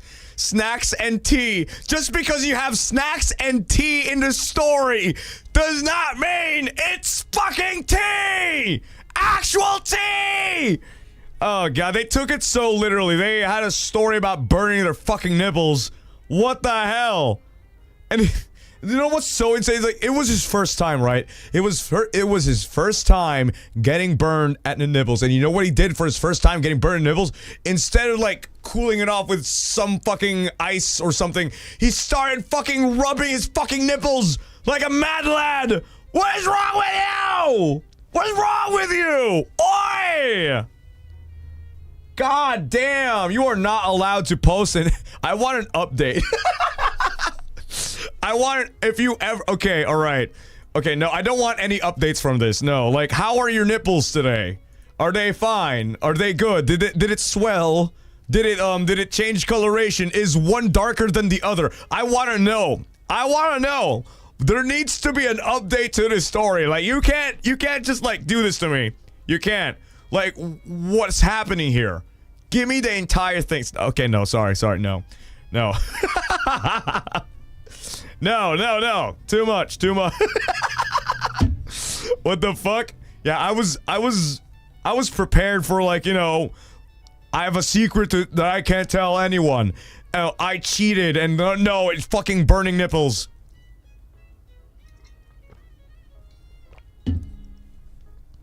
All right, here we go. Next story. Fuck that. We're not gonna be touching on that one. Especially you, OP. OP, don't touch your nipples when you're burning, okay? When your nipples are burning, don't touch them. I know it may have awakened some fetish within you, but come on. You shouldn't be doing that and sharing it into the public. Your oomps would probably recognize you from all of this. Mazi kayo. Okay, anyway, I think that's fanfic enough, yeah. That thing's so fucking absurd. Alright, story number 12. Oh, wait. Yeah, story number 12, Dayo. Story number 12. Here we go. What is oomphs? I don't know. Fellow followers, I think. I don't know. I don't know. I think that's what the internet lingo is. All right, 12T. Here we go. Am I the asshole for wanting to cut off a friend who secretly made fun of me? Oh, okay, something serious. Okay, we're no longer talking about any burning fucking nipples. We're actually talking about something serious here. Something serious. Okay. Am I the asshole for wanting to cut off a friend who secretly made fun of me? I have a friend who honestly makes me uncomfortable. A, okay, so this person is referring to as A, okay. I have a friend, A, who honestly makes me uncomfortable, and I'm struggling to figure out if I'm being too sensitive or if I should have distanced myself sooner. Our friendship started off at the beginning of high school, in the same class during COVID-19, and when we were studying from home for several months. To put it simply, my high school experience started off rough. I had anger issues back then, which made me an easy target for bullying. Some of my male classmates took screenshots of my face during Zoom classes, and I turned them into stickers. What the fuck? And turned them into WhatsApp. What the fuck? No, immediate cutoff. What the fuck is this? Yo, this is just plain bullying. What? Maybe they saw me as a pick-me because I was the only one who kept my camera. Well, okay, alright. Oh, what the fuck? What? They're singling you out. Maybe they saw me as a pick-me because I was the only one who kept my camera on while the teacher was speaking. But I only did that out of respect. There were no physical attacks, but I went through some humiliating moments and realized I didn't have anyone to really lean on. Okay, so this wasn't your friend. These are just like plain fucking bullies. Then I met A and a few others, and we became close friends, especially after joining the same club. We stuck together throughout high school, even during our internship in our final year. 4 to 5 months before graduation, I spent almost every day with A and 4 other friends. Oh my god, how bad could this possibly turn into? Like, how could... A, don't do this. A, she finally found someone to lean onto, and it's you! What are you doing? That's when I started noticing things. At first, I brushed them off as jokes, but they slowly built up. One time, A mentioned how they always wore children's-sized shoe masks because of their small face. Then they glanced at me, chuckled, and said, "You wouldn't be able to wear this kind of mask."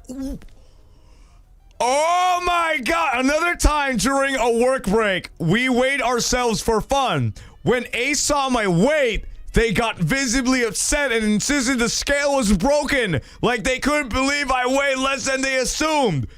The moment that really struck with me, though, was when I accidentally saw their WhatsApp stickers while they were scrolling. Among them was a picture of me from the early days of high school. The same kind of my classmate used to mock me. I felt crushed.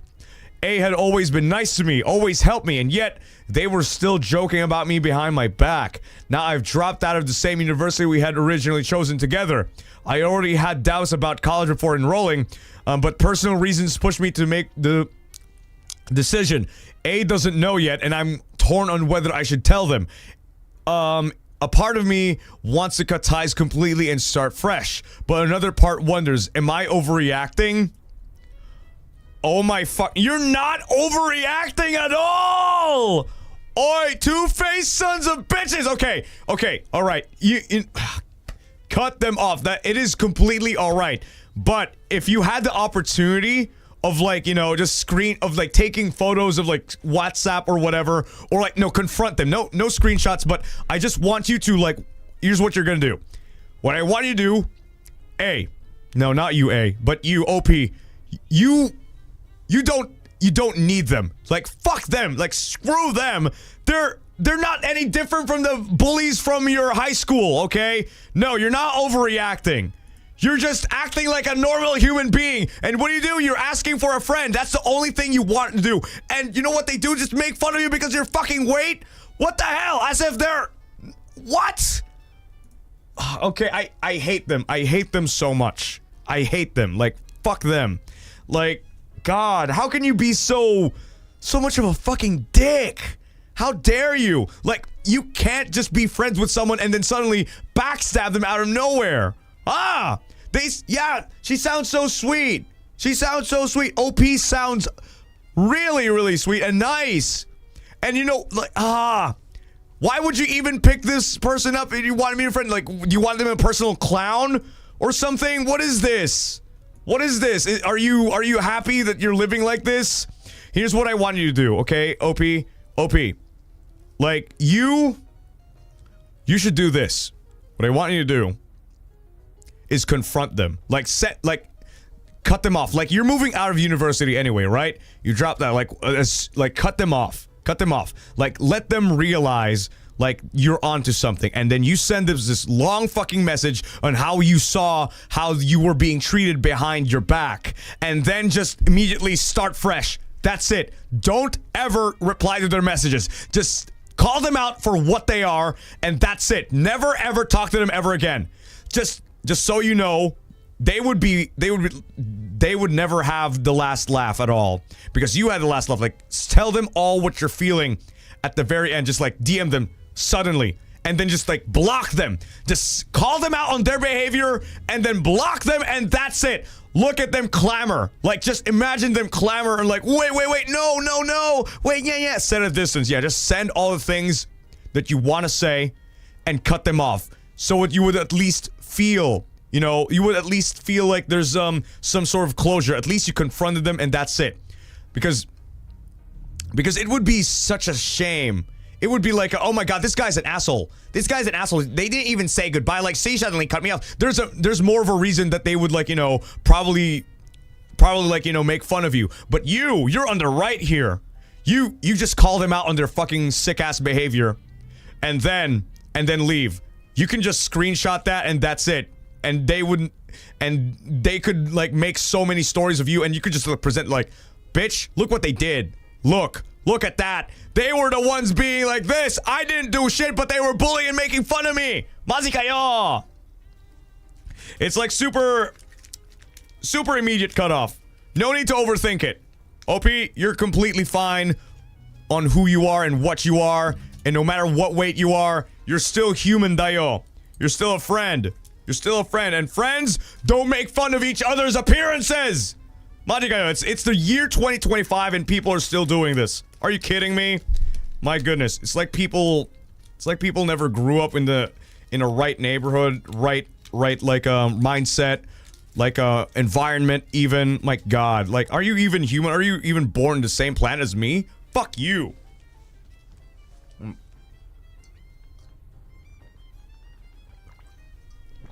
I had to cut out like a longtime friend or ex-boyfriend recently because he was taking advantage of my friendship. I sent the message speaking peace and then blocked. It felt good. Yeah, it feels good when you have the power and they can't respond to you back. That's a power move.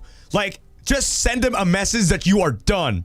That you are done with their bullshit and you are moving on. Like, I can live a life without you. I don't need you, nor your friends, nor my friends. Friends. I don't even call you a friend anymore.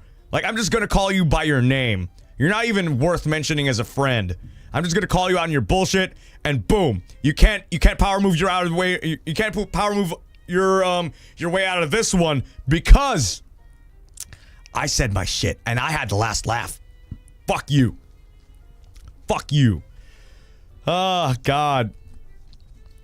Oh, man, this is so serious. This is so serious. I really do hope, like, you know, you're all right now. I want an update on your lifestyle.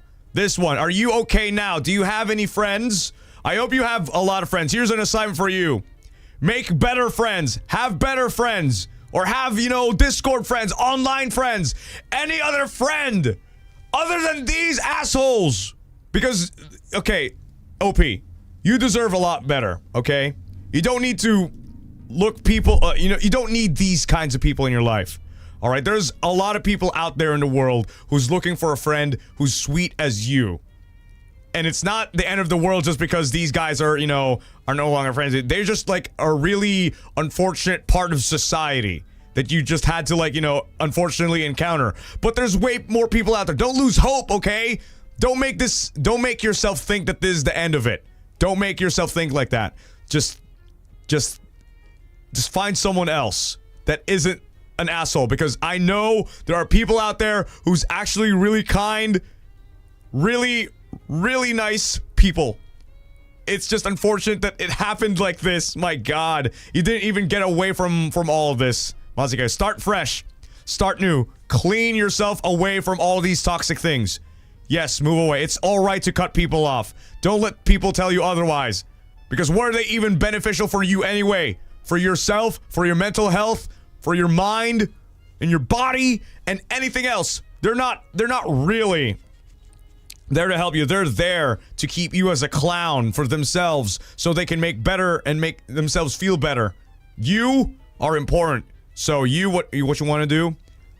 Yeah, go into communities mostly. Like, if you're struggling to look for a friend, what you want to do is probably, like, you know, go into a hobby or something. If you're into, like, playing games or something, find a community there and find a friend that would appreciate you for you, and, like, you know, build friendships there, and maybe have some meetups, and, like, you know, and build a positive environment surrounding you and your friends. You know, just build a positive environment for you.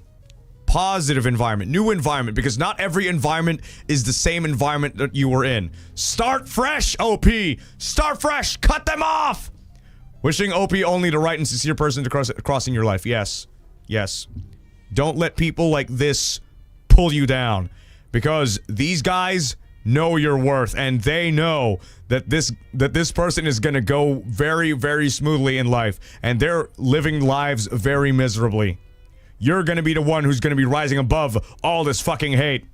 If you're concerned that you care about the person and want to save the relationship, confront them and ask their apology and deserve. If they can't do that, they're not worth your energy. Yeah, that too. You could, you know, I think for me personally, I don't really mind cutting people off like this. Like, sure, if you want to save the friendship, sure, we've been here through high school. But since when have you been, like, I would never know. I think I would just be wary of everything that you've been doing. Like, since when did you make fun of me? Since why? I have not done a single terrible thing in my life to you. And what makes you think that I can salvage something from this? You betrayed me for the longest time. Like, throughout the entirety of my high school to you, to college right now. Like, we have been together, and all this time you were saying some nasty shit and making fun of me. Like, is that what a best friend, is that what a friend would really do? If you want to salvage that type of relationship, go ahead. But for me personally, I would just rather start something fresh, because those are the type of friends that would continuously lie to you. They would even say they would say nice things to you disguised as something, you know, a backhanded compliment sometimes, or like, you know, an insult disguised as a joke. It only started with small things, right? in the story. They started with like, yeah, they're making fun of like weight stuff, like it's just like a harmless joke, whatever. They're measuring on how far they can go. They're measuring. Since you're laughing at that, they're like, okay, let's they, you know what? They even have probably a separate group chat away from you. I'm not saying they have, but I'm just saying if they can freely talk about all these things behind your back, I think they've been like, gossiping about you very heavily. Even without a group chat, I think they've been like messing with you the entire time. So I think it's completely fine for you to like, just cut it off. Because how can you live like that for the rest of your high school all the way to, to college, to university? Saying all those things and like, as if you didn't say crap about me. How dare you? How dare you? Low-key bullies. High-key bullies. High-key. Because they're not even hiding it anymore. They're not even hiding it. Because first thing, it was like a suspicion. They're like, they're making fun of her weight. They're making fun of her, like, being a good behavior or something like that. And then she caught a glimpse of stickers. Stickers of her fucking face on a WhatsApp is like, haha, this is me. Yeah. There's no way of recovering that, in my opinion. There's no way of recovering that friendship for me. You have betrayed my trust for over the years. Years and years that I have been with you. You have been saying all this nasty shit about me and making so many, stickers about my face. Like, all you could just do is just, like, not be friends with you. Like, what am I even here for you? Fuck you. I'm leaving. Cut off. Cut them off. Cut them off. Just leave your message and what you feel and start with new friends, okay? You don't need those friends because they've already destroyed your trust. No matter how many times they try to apologize and fix things, no, you're just done. Just send in what you think. Whether they apologize or not, it won't even make you feel good, probably. I mean, it probably will, but they will try their best to manipulate you, probably.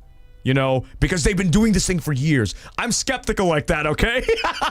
I'm skeptical like that. Like, if people try to, like, bully me because of my appearance or because of because of anything insulting me otherwise for years and years behind my back, I would start questioning that. Is this apology even sincere? Are they even sorry? Or are they actually sorry that they got caught?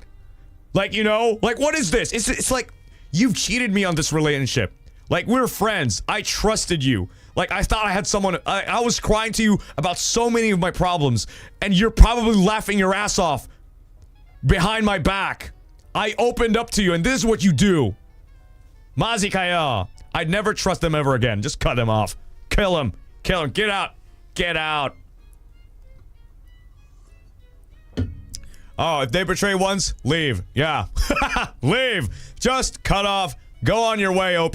Go on your way. You don't need him. You don't need him. You don't need him. Much like in my life, I had a very toxic environment. We were friendly towards each other. We were friends, but they were bullies to the people that I actually cared about. And I just moved on. I never messaged them ever again. Yeah. Just go. There's nothing wrong with starting over again. No. Because they're only a very minuscule portion of your life. In the entirety of your life, they're only a fraction of it. You can replace those things with good memories, Daya. Alright. You gotta lock in on that one. Grind for very positive relationships. Sate, tsugi! But yeah, 12 OP. Hope you're doing alright. T number 13. Alright. Alright, here we go. Alright, that was such a serious conversation. What the hell? I was invested in shit. It's all your fucking fault. It's all your fucking fault. 12 OP, I hate you! Oh wait, no, sorry. Anyway, 13. But thank you for the submission, though. I want an update on your life. By the way, I want an update. If you have any friends, like a real genuine friend, I want to see like a, what you did or something, or anything at all. Any updates, because I want to see how you're doing in life. I hope you're doing all right. Hope you're doing fine. And yeah, just a positive story, Just a positive story. Okay, number 13. We're moving on. We have like 1, 2, 3. We have 3 more stories. 3 more.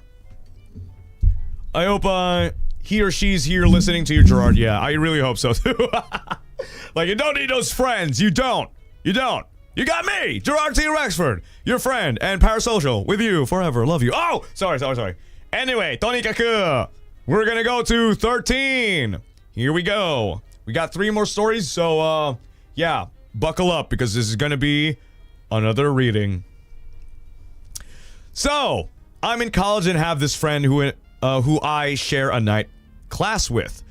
We also shared other classes, but never really interacted until he saw that I play this mobile game that he also plays. Oh my god, Mobile Legends, is this it? Is this it? Is this Genshin Impact? Let's see. It's gonna be that complete. Okay, so mobile game that he also plays. After that, we kind of just started taking, we just kind of started talking and became friends, I guess. He even got home, he even got some little merch, rubber strap and keychains. They were cute from that game. And when he went on a short overseas vacation, he also got me a flower and chocolates. And this is one coding class we shared. Aww, oh my god, he's hitting on you! Saying it's for being friends. Okay, flowers and chocolates. Okay, great, flowers and chocolates. And here, okay, I got me merch and I got you flowers and chocolates. Okay, great. He also got me a flower and chocolates after this one coding class we shared, saying it's for being friends. I think this was around earlier February. Okay, all right, okay. Flowers, chocolate, February. All right, first few weeks. All right, earlier February. Okay, which one date? Okay. I was really dense, so unless you tell me outright that we're friends, I can't really tell. So that helped, lol. Anyway, he had his own car, which happened to be parked in the area in the same direction where I take my ride. After our night classes, he would offer to walk with me, and he'd stop by a coffee shop to treat me as we chat. Yeah, okay, all right, flowers, chocolate, late night driving to the coffee shop. Okay. After our night class, he would offer to walk with me, and he'd stop by a coffee shop to treat me as we chat. On one of those walks, he stopped me before we split up because he wanted advice. So he said that he has a friend, probably that guy he's always with in all of his other classes, who has a crush on this girl, and he's not sure about confessing or not. Okay, so you got this friend. Oh, so by the way, I have this friend that has a crush. So what do I do? Okay, so here's some flowers and chocolate. Okay, I think I know where this is going. So he said that he has a friend, probably that guy he's always with in all his other classes, who has a crush on this girl, and he's not sure about confessing or not. So he asked me what his friend should do. But I'm probably one of the worst person to ask advice, since I've never been in a relationship myself. And I know that it's irresponsible and horrible idea to give advice that I picked up from anime, not to mention I was kind of in a hurry that time because it was late. And the line to my ride might get too long. I'm also worrying about my thesis work, so I tried to tell him that I'm the worst person to ask advice. So maybe next time. I wish I could actually have given him or his friend, I guess, advice. Wait, is this even tea? Should you even be giving advice for someone you're inexperienced yourself? Is anime source advice about what? That's it? What the fuck? Hey, what? That's it? OP! Oi!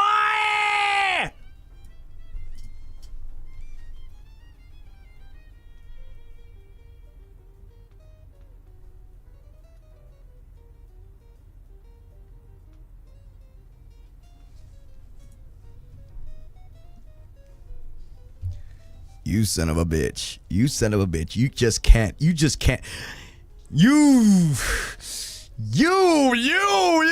I need a fucking part 2, okay? This...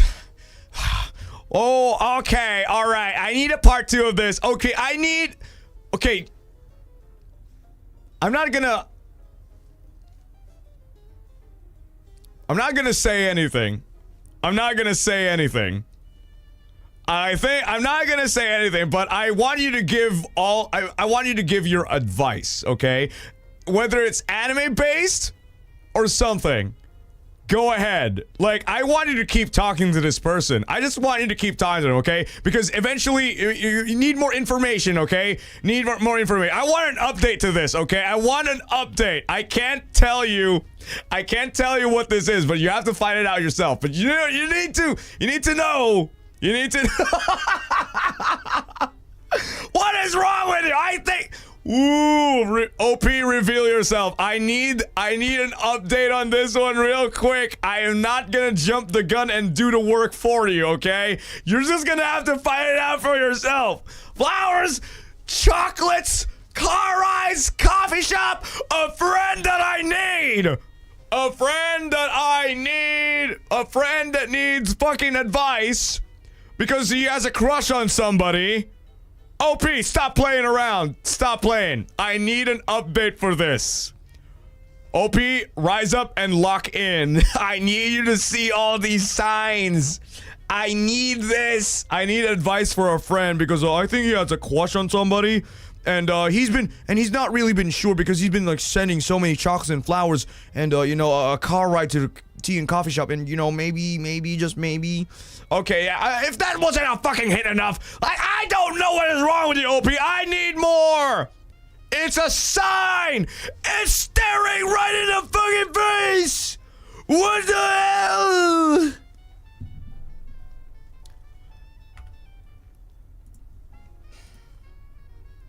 OP. He loves you! He loves you, OP! He loves you! You just gotta say it through! Please, I want updates! You need to push this thing through! He loves you, obviously, you son of a bitch! You dense motherfucker! It's right in your face! Flowers, chocolates, car rides! Ah! February! Friendship my ass! He wants you so bad! I want an update. I may be wrong, but he's definitely into you, motherfucker. You just can't do this to me. He likes you. Flowers, nobody does that. What kind of fucking friendship is that? I don't give out flowers and chocolates to my fucking friends. I don't do that. Nobody does that. Are you crazy? Update. I need an update quick. Somebody put this thing in the next episode. Chikamana, if you're listening right now. Yeah, he likes her, but does she like him? I mean, you will never know. You will never know. You will never know. Like, is she gonna give him a chance? Maybe they'll start dating, maybe? You can't just do this to me. You can't end this. I need updates. I need updates. I want it. Okay, listen. Here's what you're gonna do. Okay, like, I don't know how this has been, probably like a month or so into sitting, but you're probably done giving this person advice. So just talk to this person some more, you know, maybe, like, what happened? Like, this has been, like, here sitting for, like, probably weeks and months now, so I want you to just give me an update on what happened to this person. Maybe they fumbled, or maybe she didn't even notice and just, like, you know, like, oh, I'm gonna move on from my life. I'm gonna be I'm just gonna go to a different school. You okay with that? Wait, no, but no. Bye. OP, you are not dense, right? OP's fucking dense. OP's dense. It's like a fucking thick ass wall. Yo, it's like this thick. It's like this thick. Mazikayo. OP, I hope you didn't do anything drastic. I'm a month late in giving you advice, or like a few months late. I'm so sorry, but I need to know what the fuck just happened. Please. This feels like a rom-com anime, yeah. Yeah, it's just so insane. Like, you cannot possibly be this thick. I just need an update. All right? OP, if you're here right now listening to this story, I want to know what the fuck you just did. Or you haven't done anything at all. Like, I hope you didn't do anything drastic. Just give him some lame-ass anime advice or whatever, you know? Just keeping him hold. All right, just don't let him go just yet. You know, I want to know some updates. Okay, that story is a little bit underwhelming because I was expecting something here, and the story isn't even finished. They just, it's just like, what do I give him? Like, okay, then I will never know. I don't know how this ends. I don't know. This is a cliffhanger. You can't do this to me. It's like I'm eating so good and the fucking waiter takes out the plate and like, I'm still eating! And it's gone. It's done. It's done. It's unfortunately done that I can't do anything about this. OP, you're looking for advice? Here's my advice. Confront him. Hey, you like me, right? It's me. I love you. Just say, I love you. And then, I love you too. And you get married. It's done. It's done. Whoa! Okay, yeah, it's done. Okay, moving on to the next story, because holy crap, that was unexpected. I didn't think you would, I didn't think I'd be giving advice to, someone who's this thick. Yeah, hiya. All right, here we go. On the 14th story. Yeah, I need a good story this time. OP13, I want you to send me an update. What did you do? I want to know what happened to your relationship, all right? Whether it's like nothing or something, I want to know. I need an ending. 14. Here we go. Second to the last story. I broke up with my ex last year on Valentine's Day because he was planning on sending some girl candy and he ain't giving me shit. What? Oi, what the? Oi! Huh? He gave me some jewelry, but girl, I don't even wear gold. The worst thing is, that was like the only shit he ever bought me. He had a job before me. Tell me why I keep catching him looking at me out the corner of my eye. I blocked him on Outlook, emailing software our school uses, and I was so petty I blocked him on Tumblr, and I don't regret it. Now me and my new man's better off MS girl off Miss Girl. What? What is this? Oi!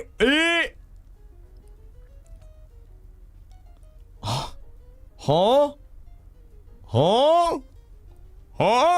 Okay, wait, let me read this thing out because everything is just like so random. Okay, so not really random, but it's just like a mess. I broke up with my ex last year on Valentine's Day because he was planning on sending some girl some candy and he ain't even giving me shit. He gave me some jewelry, but girl, I don't even wear gold. Okay, so there's like a lot of things wrong here. The worst thing that was like the only shit he ever bought me, he had a job before me. Tell me, why I keep catching looking at me out of the corner of my eye. I blocked him on Outlook, emailing software in our school year, and I was petty. I blocked him on Tumblr, and I don't regret it. Now me and my new man's better off. Whoa. Oh, wow. Okay, so...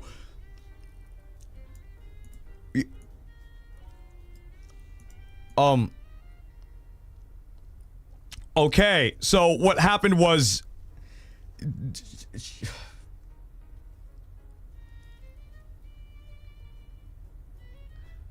Okay, this is an awful boyfriend, I feel like.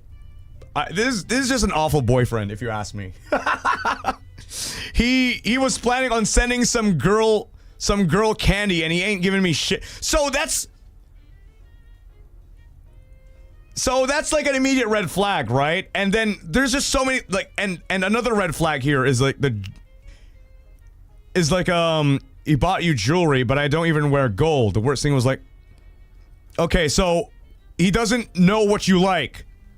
He not only does he cheat, but he doesn't know what you like.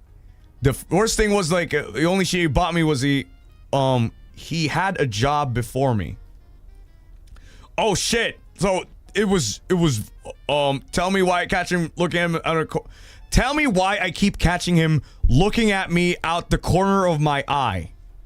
What is this? What is this? I mean, I broke because I don't think he cheated. I don't think he, but he says here, I broke up with my ex last year on Valentine's Day because he was planning on sending some girl candy and he ain't giving me shit. Some girl, so he gave the girl some chocolate and I'm so confused. What?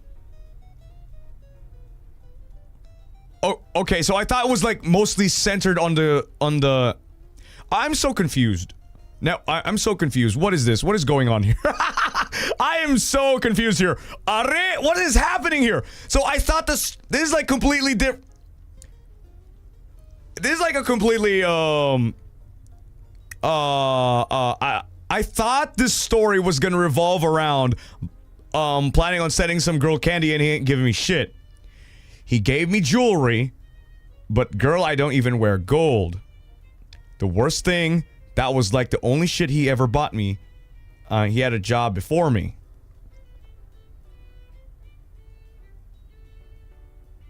I'm reading this very slowly.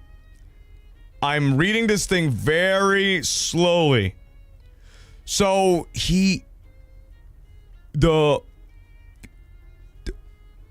okay, so I'm assuming the shit that he got. Okay, so I'm trying to comprehend this thing. So, the OP broke up with the ex on Valentine's Day because he gave candy to some girl, but she didn't receive any shit. The only thing she got was jewelry, and that's the only thing he bought me before he even had a job. And tell me why I keep catching him look at me. Tell me why I keep catching him looking at me out of the corner of my eye. I blocked him on Outlook, and I was so petty I blocked him on Tumblr, and I don't regret it. And now me and my new man's better off.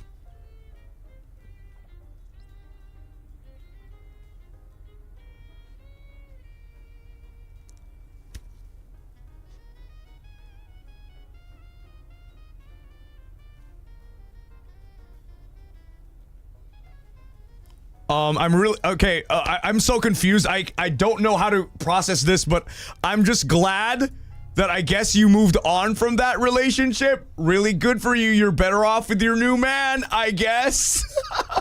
So many details left out. I can't fill in the blanks here. It's just like, is OP using Google Translate or something? No, this is a story. Like, I'm so sorry, OP, if you're watching this right now. It's just, I don't get the story very much, but I'm really glad. Here. Here's what it is. Oh no, it's okay, who even used Outlook in a relationship, bro? Outlook, what even is Outlook? Emailing software, our school uses. Okay, Shikamane, I thought, did you proofread this? I don't think so. I don't think you did. Outlook for email. Oh, Nyarodo. Okay, he ain't know what she wants, and he ain't giving her anything before, even before he got a job. But now he's giving a girl candy. Which wants? I'm sorry, but I'm just happy that you're better off with, you know, with a new girl, I guess. With a new girl. Yeah, I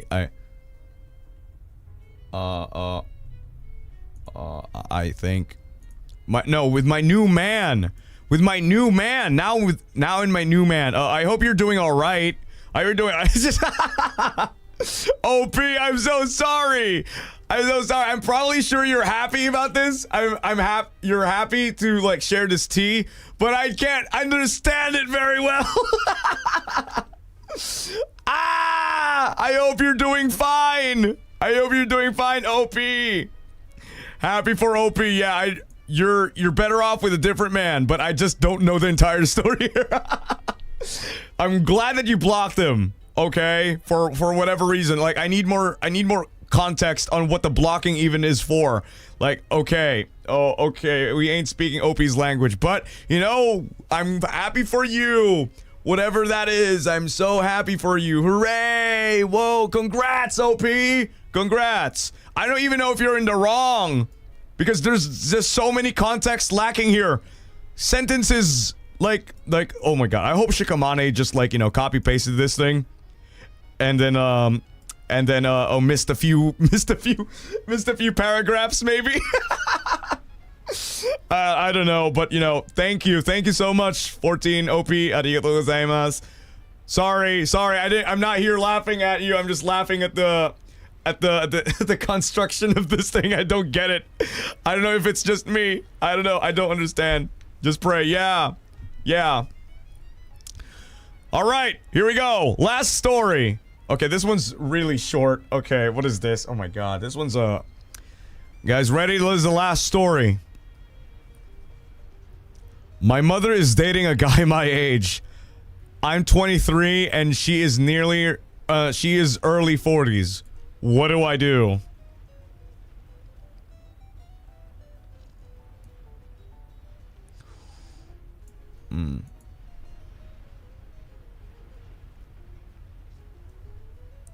Okay, you're gonna be calling your peer, what do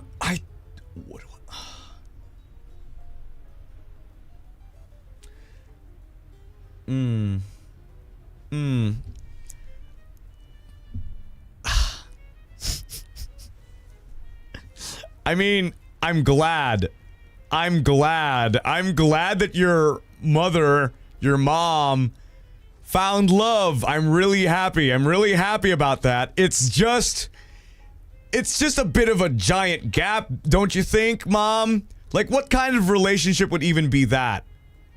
What kind, like, are you just gonna use this person, like, are you gonna marry this person? Are you gonna, oh, what? Like, okay, I wonder what kind of conversations this would entail.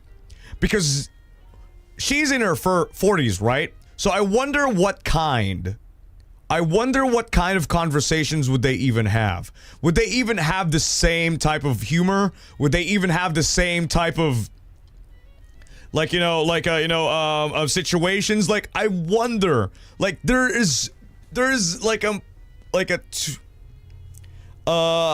decade. There's like decades of you know, there's 2 decades, I think. There's 2 decades. I mean, it's legal, but I know it's just there's 2 decades worth of like you know, a gap there. Like, what kind of conversation are they even gonna be in? I don't know. You know, I mean, they're both at a proper age to date each other. But maybe consider talking to your mom about it and what you feel, you know, because I know you're probably happy that your mom started finally dating again. And after probably losing, you know, your dad from something, you know, but maybe talking to your son about your relationship maybe should be okay. Maybe because, same age and everything. And eventually that guy might be your dad, you know? That guy might be your husband. And, OP's gonna be in this weird position like, oh, fuck. I'm gonna be in this type of thing. Yeah, it feels weird. I mean, it's okay. It's okay, probably they're, you know, but they're just peers. They're just, like, I'm trying to imagine the dynamic here. What is it gonna be? I don't know.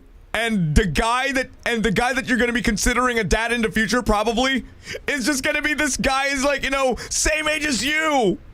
And he's just like your fucking classmate. It's a weird dynamic. I don't know what to say. I don't know what to talk. I don't even know how to approach this. Yo, this is just all we can really do is watch out for their mom. Yeah, just watch out for your mom. Talk about it.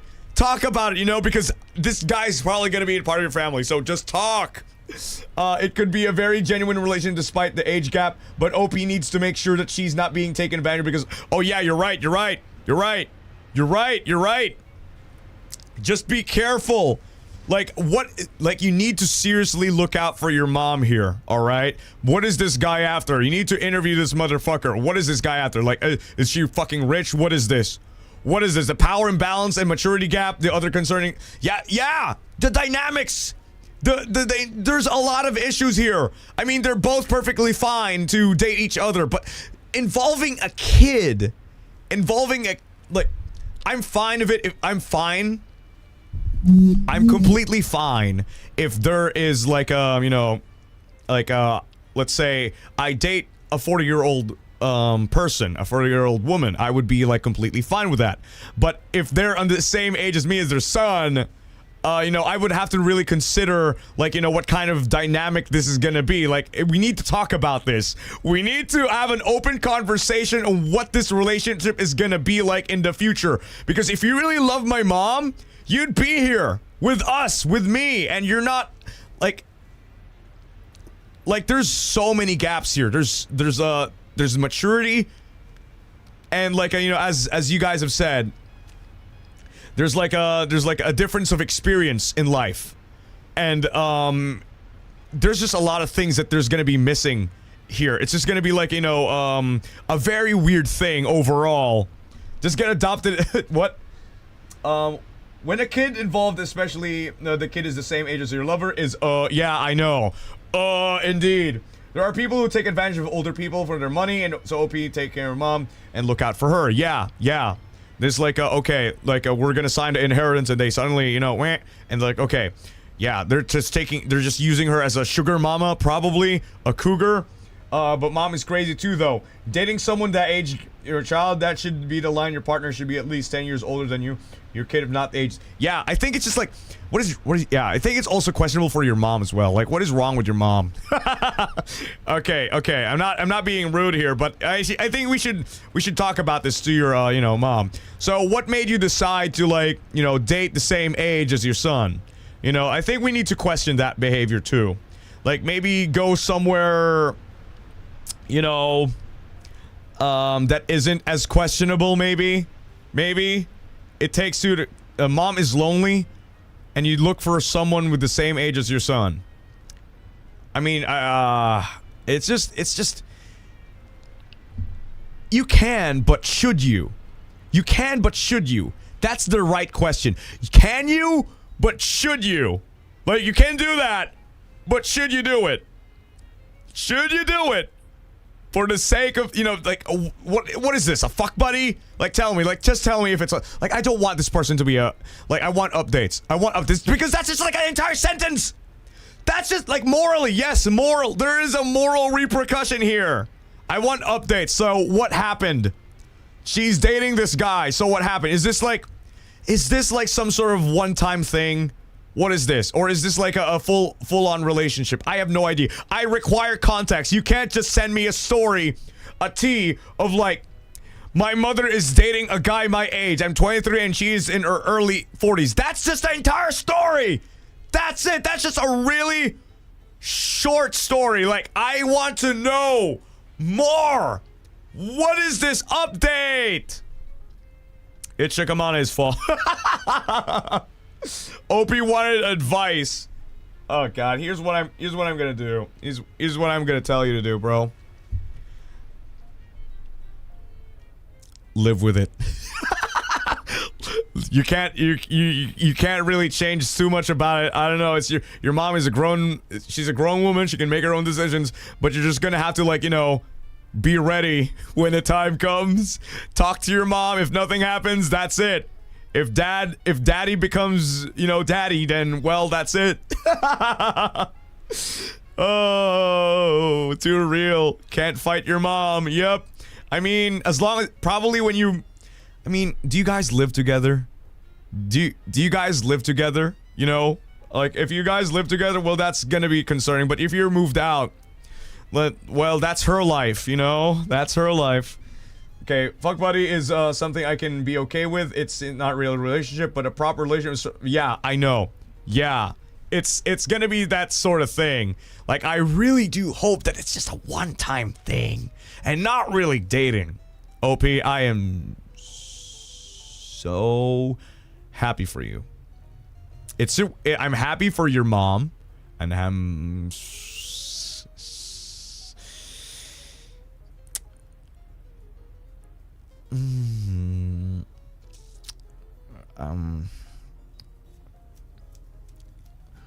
just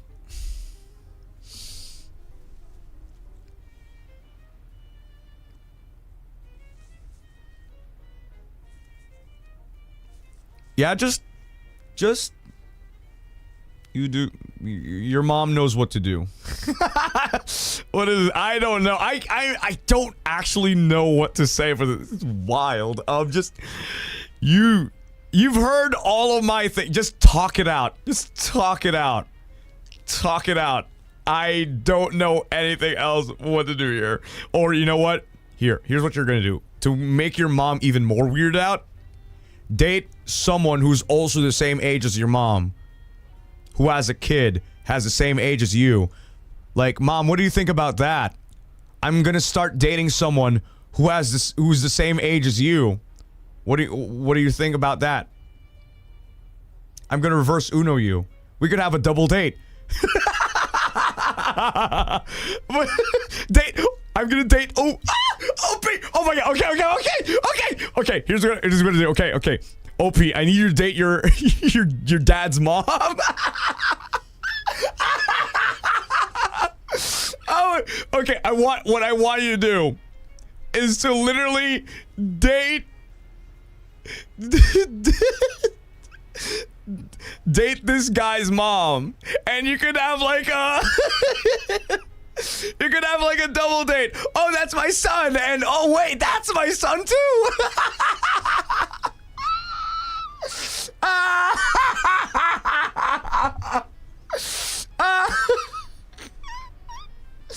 Oh my god. Oh, wait, what the fuck are you doing? That's my mom, the 23-year-old says. Hey, you're dating my mom, so I'm gonna date your mom. Oh my god, it's gonna go full circle. The family stroke. What are you thinking? Just to wake her up, okay? Mom, I need you to wake up. Do you think this is fine? Do you think this is fine? I am dating you. I'm dating your boyfriend's mom. Is that okay? What do you think? There's a reality show for this. Oh. What if the mom's fine with it? I mean, she's fine. But what about the 23-year-old guy, the same age? Do you think he's fine with it? If he's not fine with it, then you should really think about what I'm feeling. Because if he doesn't know what I'm feeling, I'll show you. I'll contact the mom. Like, let's say I'm the guy, and there's this guy who's dating my mom. Let's say, okay, what if I date your mom? Like, you can't do that. Oh, she's here right now. Oh, look at that. I'm dating your mom. Oh my god. Now, do you see what I feel? You son of a bitch? Like, yeah, if everyone's uncomfortable with the idea, then I don't really think that they should continue with the relationship, you know? Because the dynamics is pretty weird. Like, what do you feel if I date your mom? It's kind of freaky. What if the moms suddenly start dating each other and the guys date each other? Wait, no.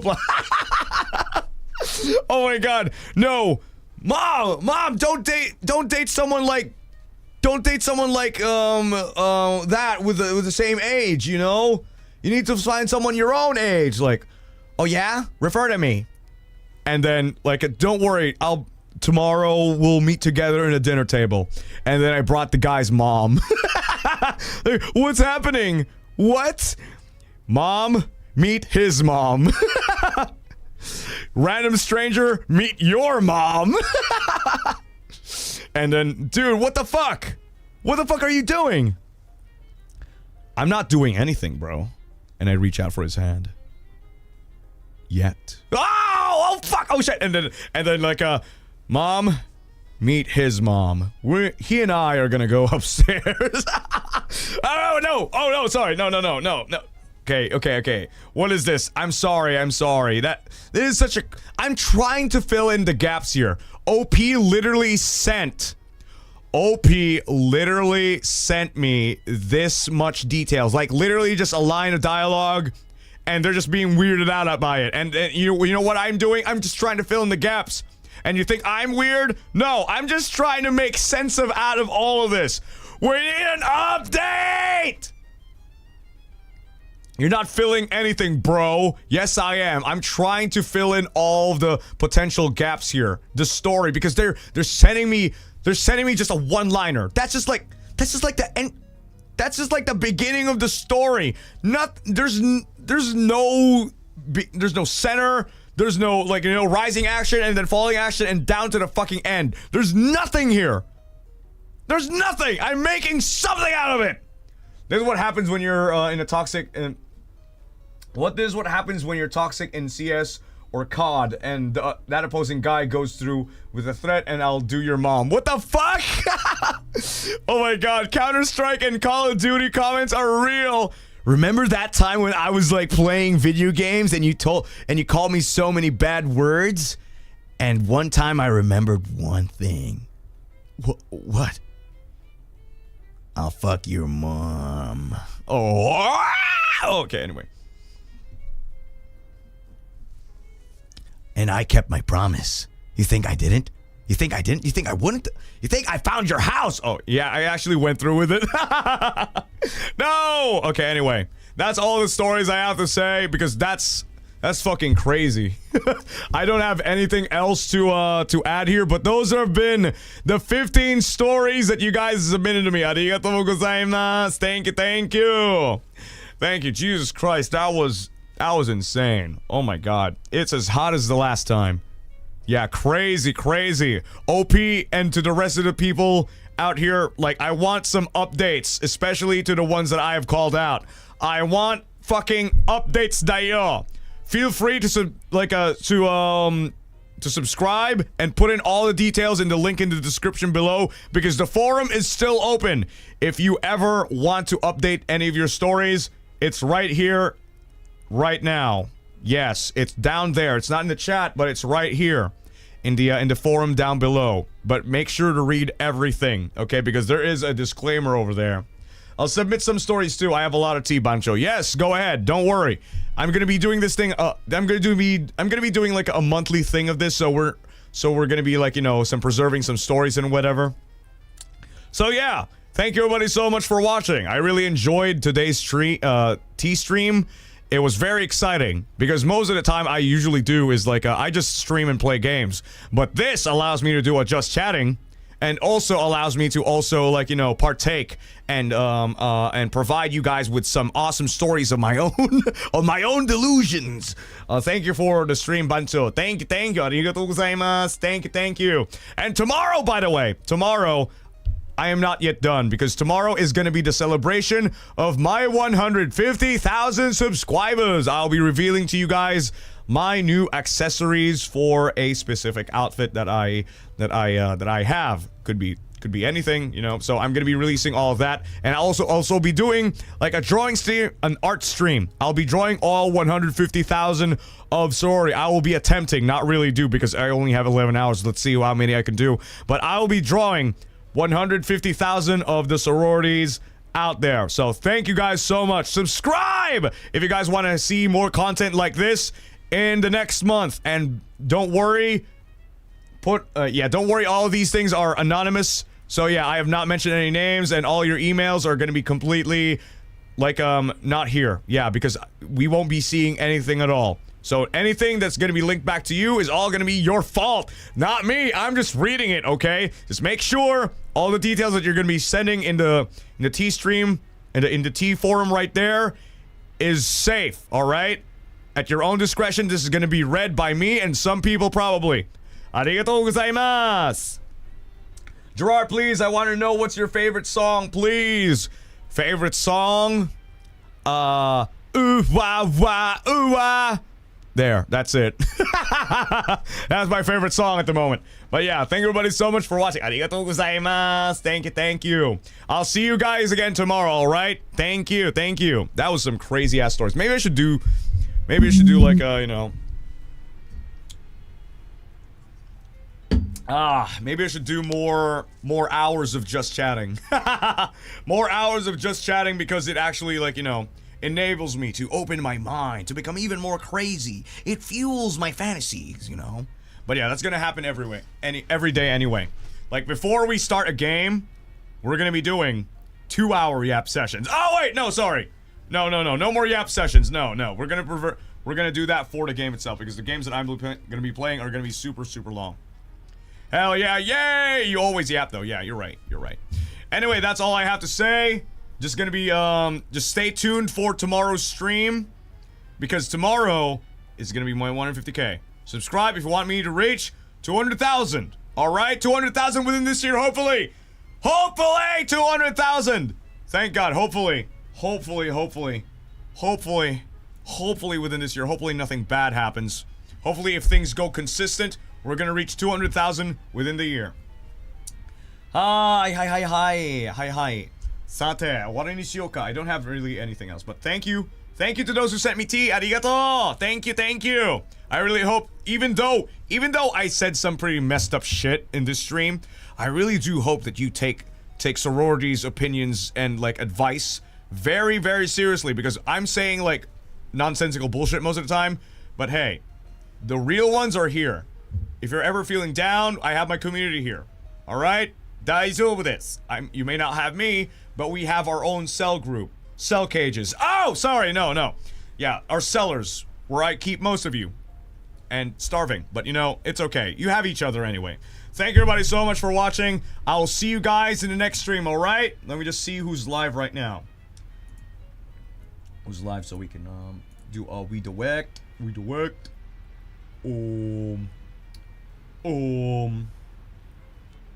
Okay, we're gonna be raiding into, Rio Senpai. Rio, okay.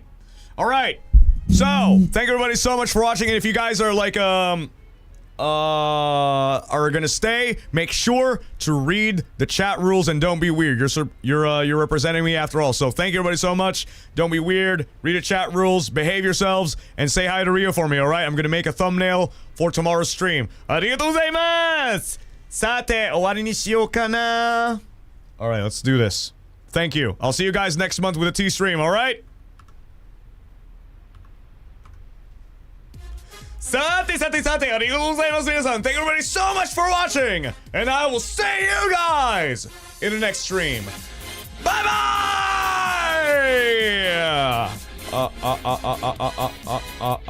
There we go. Whoa! Jackpot!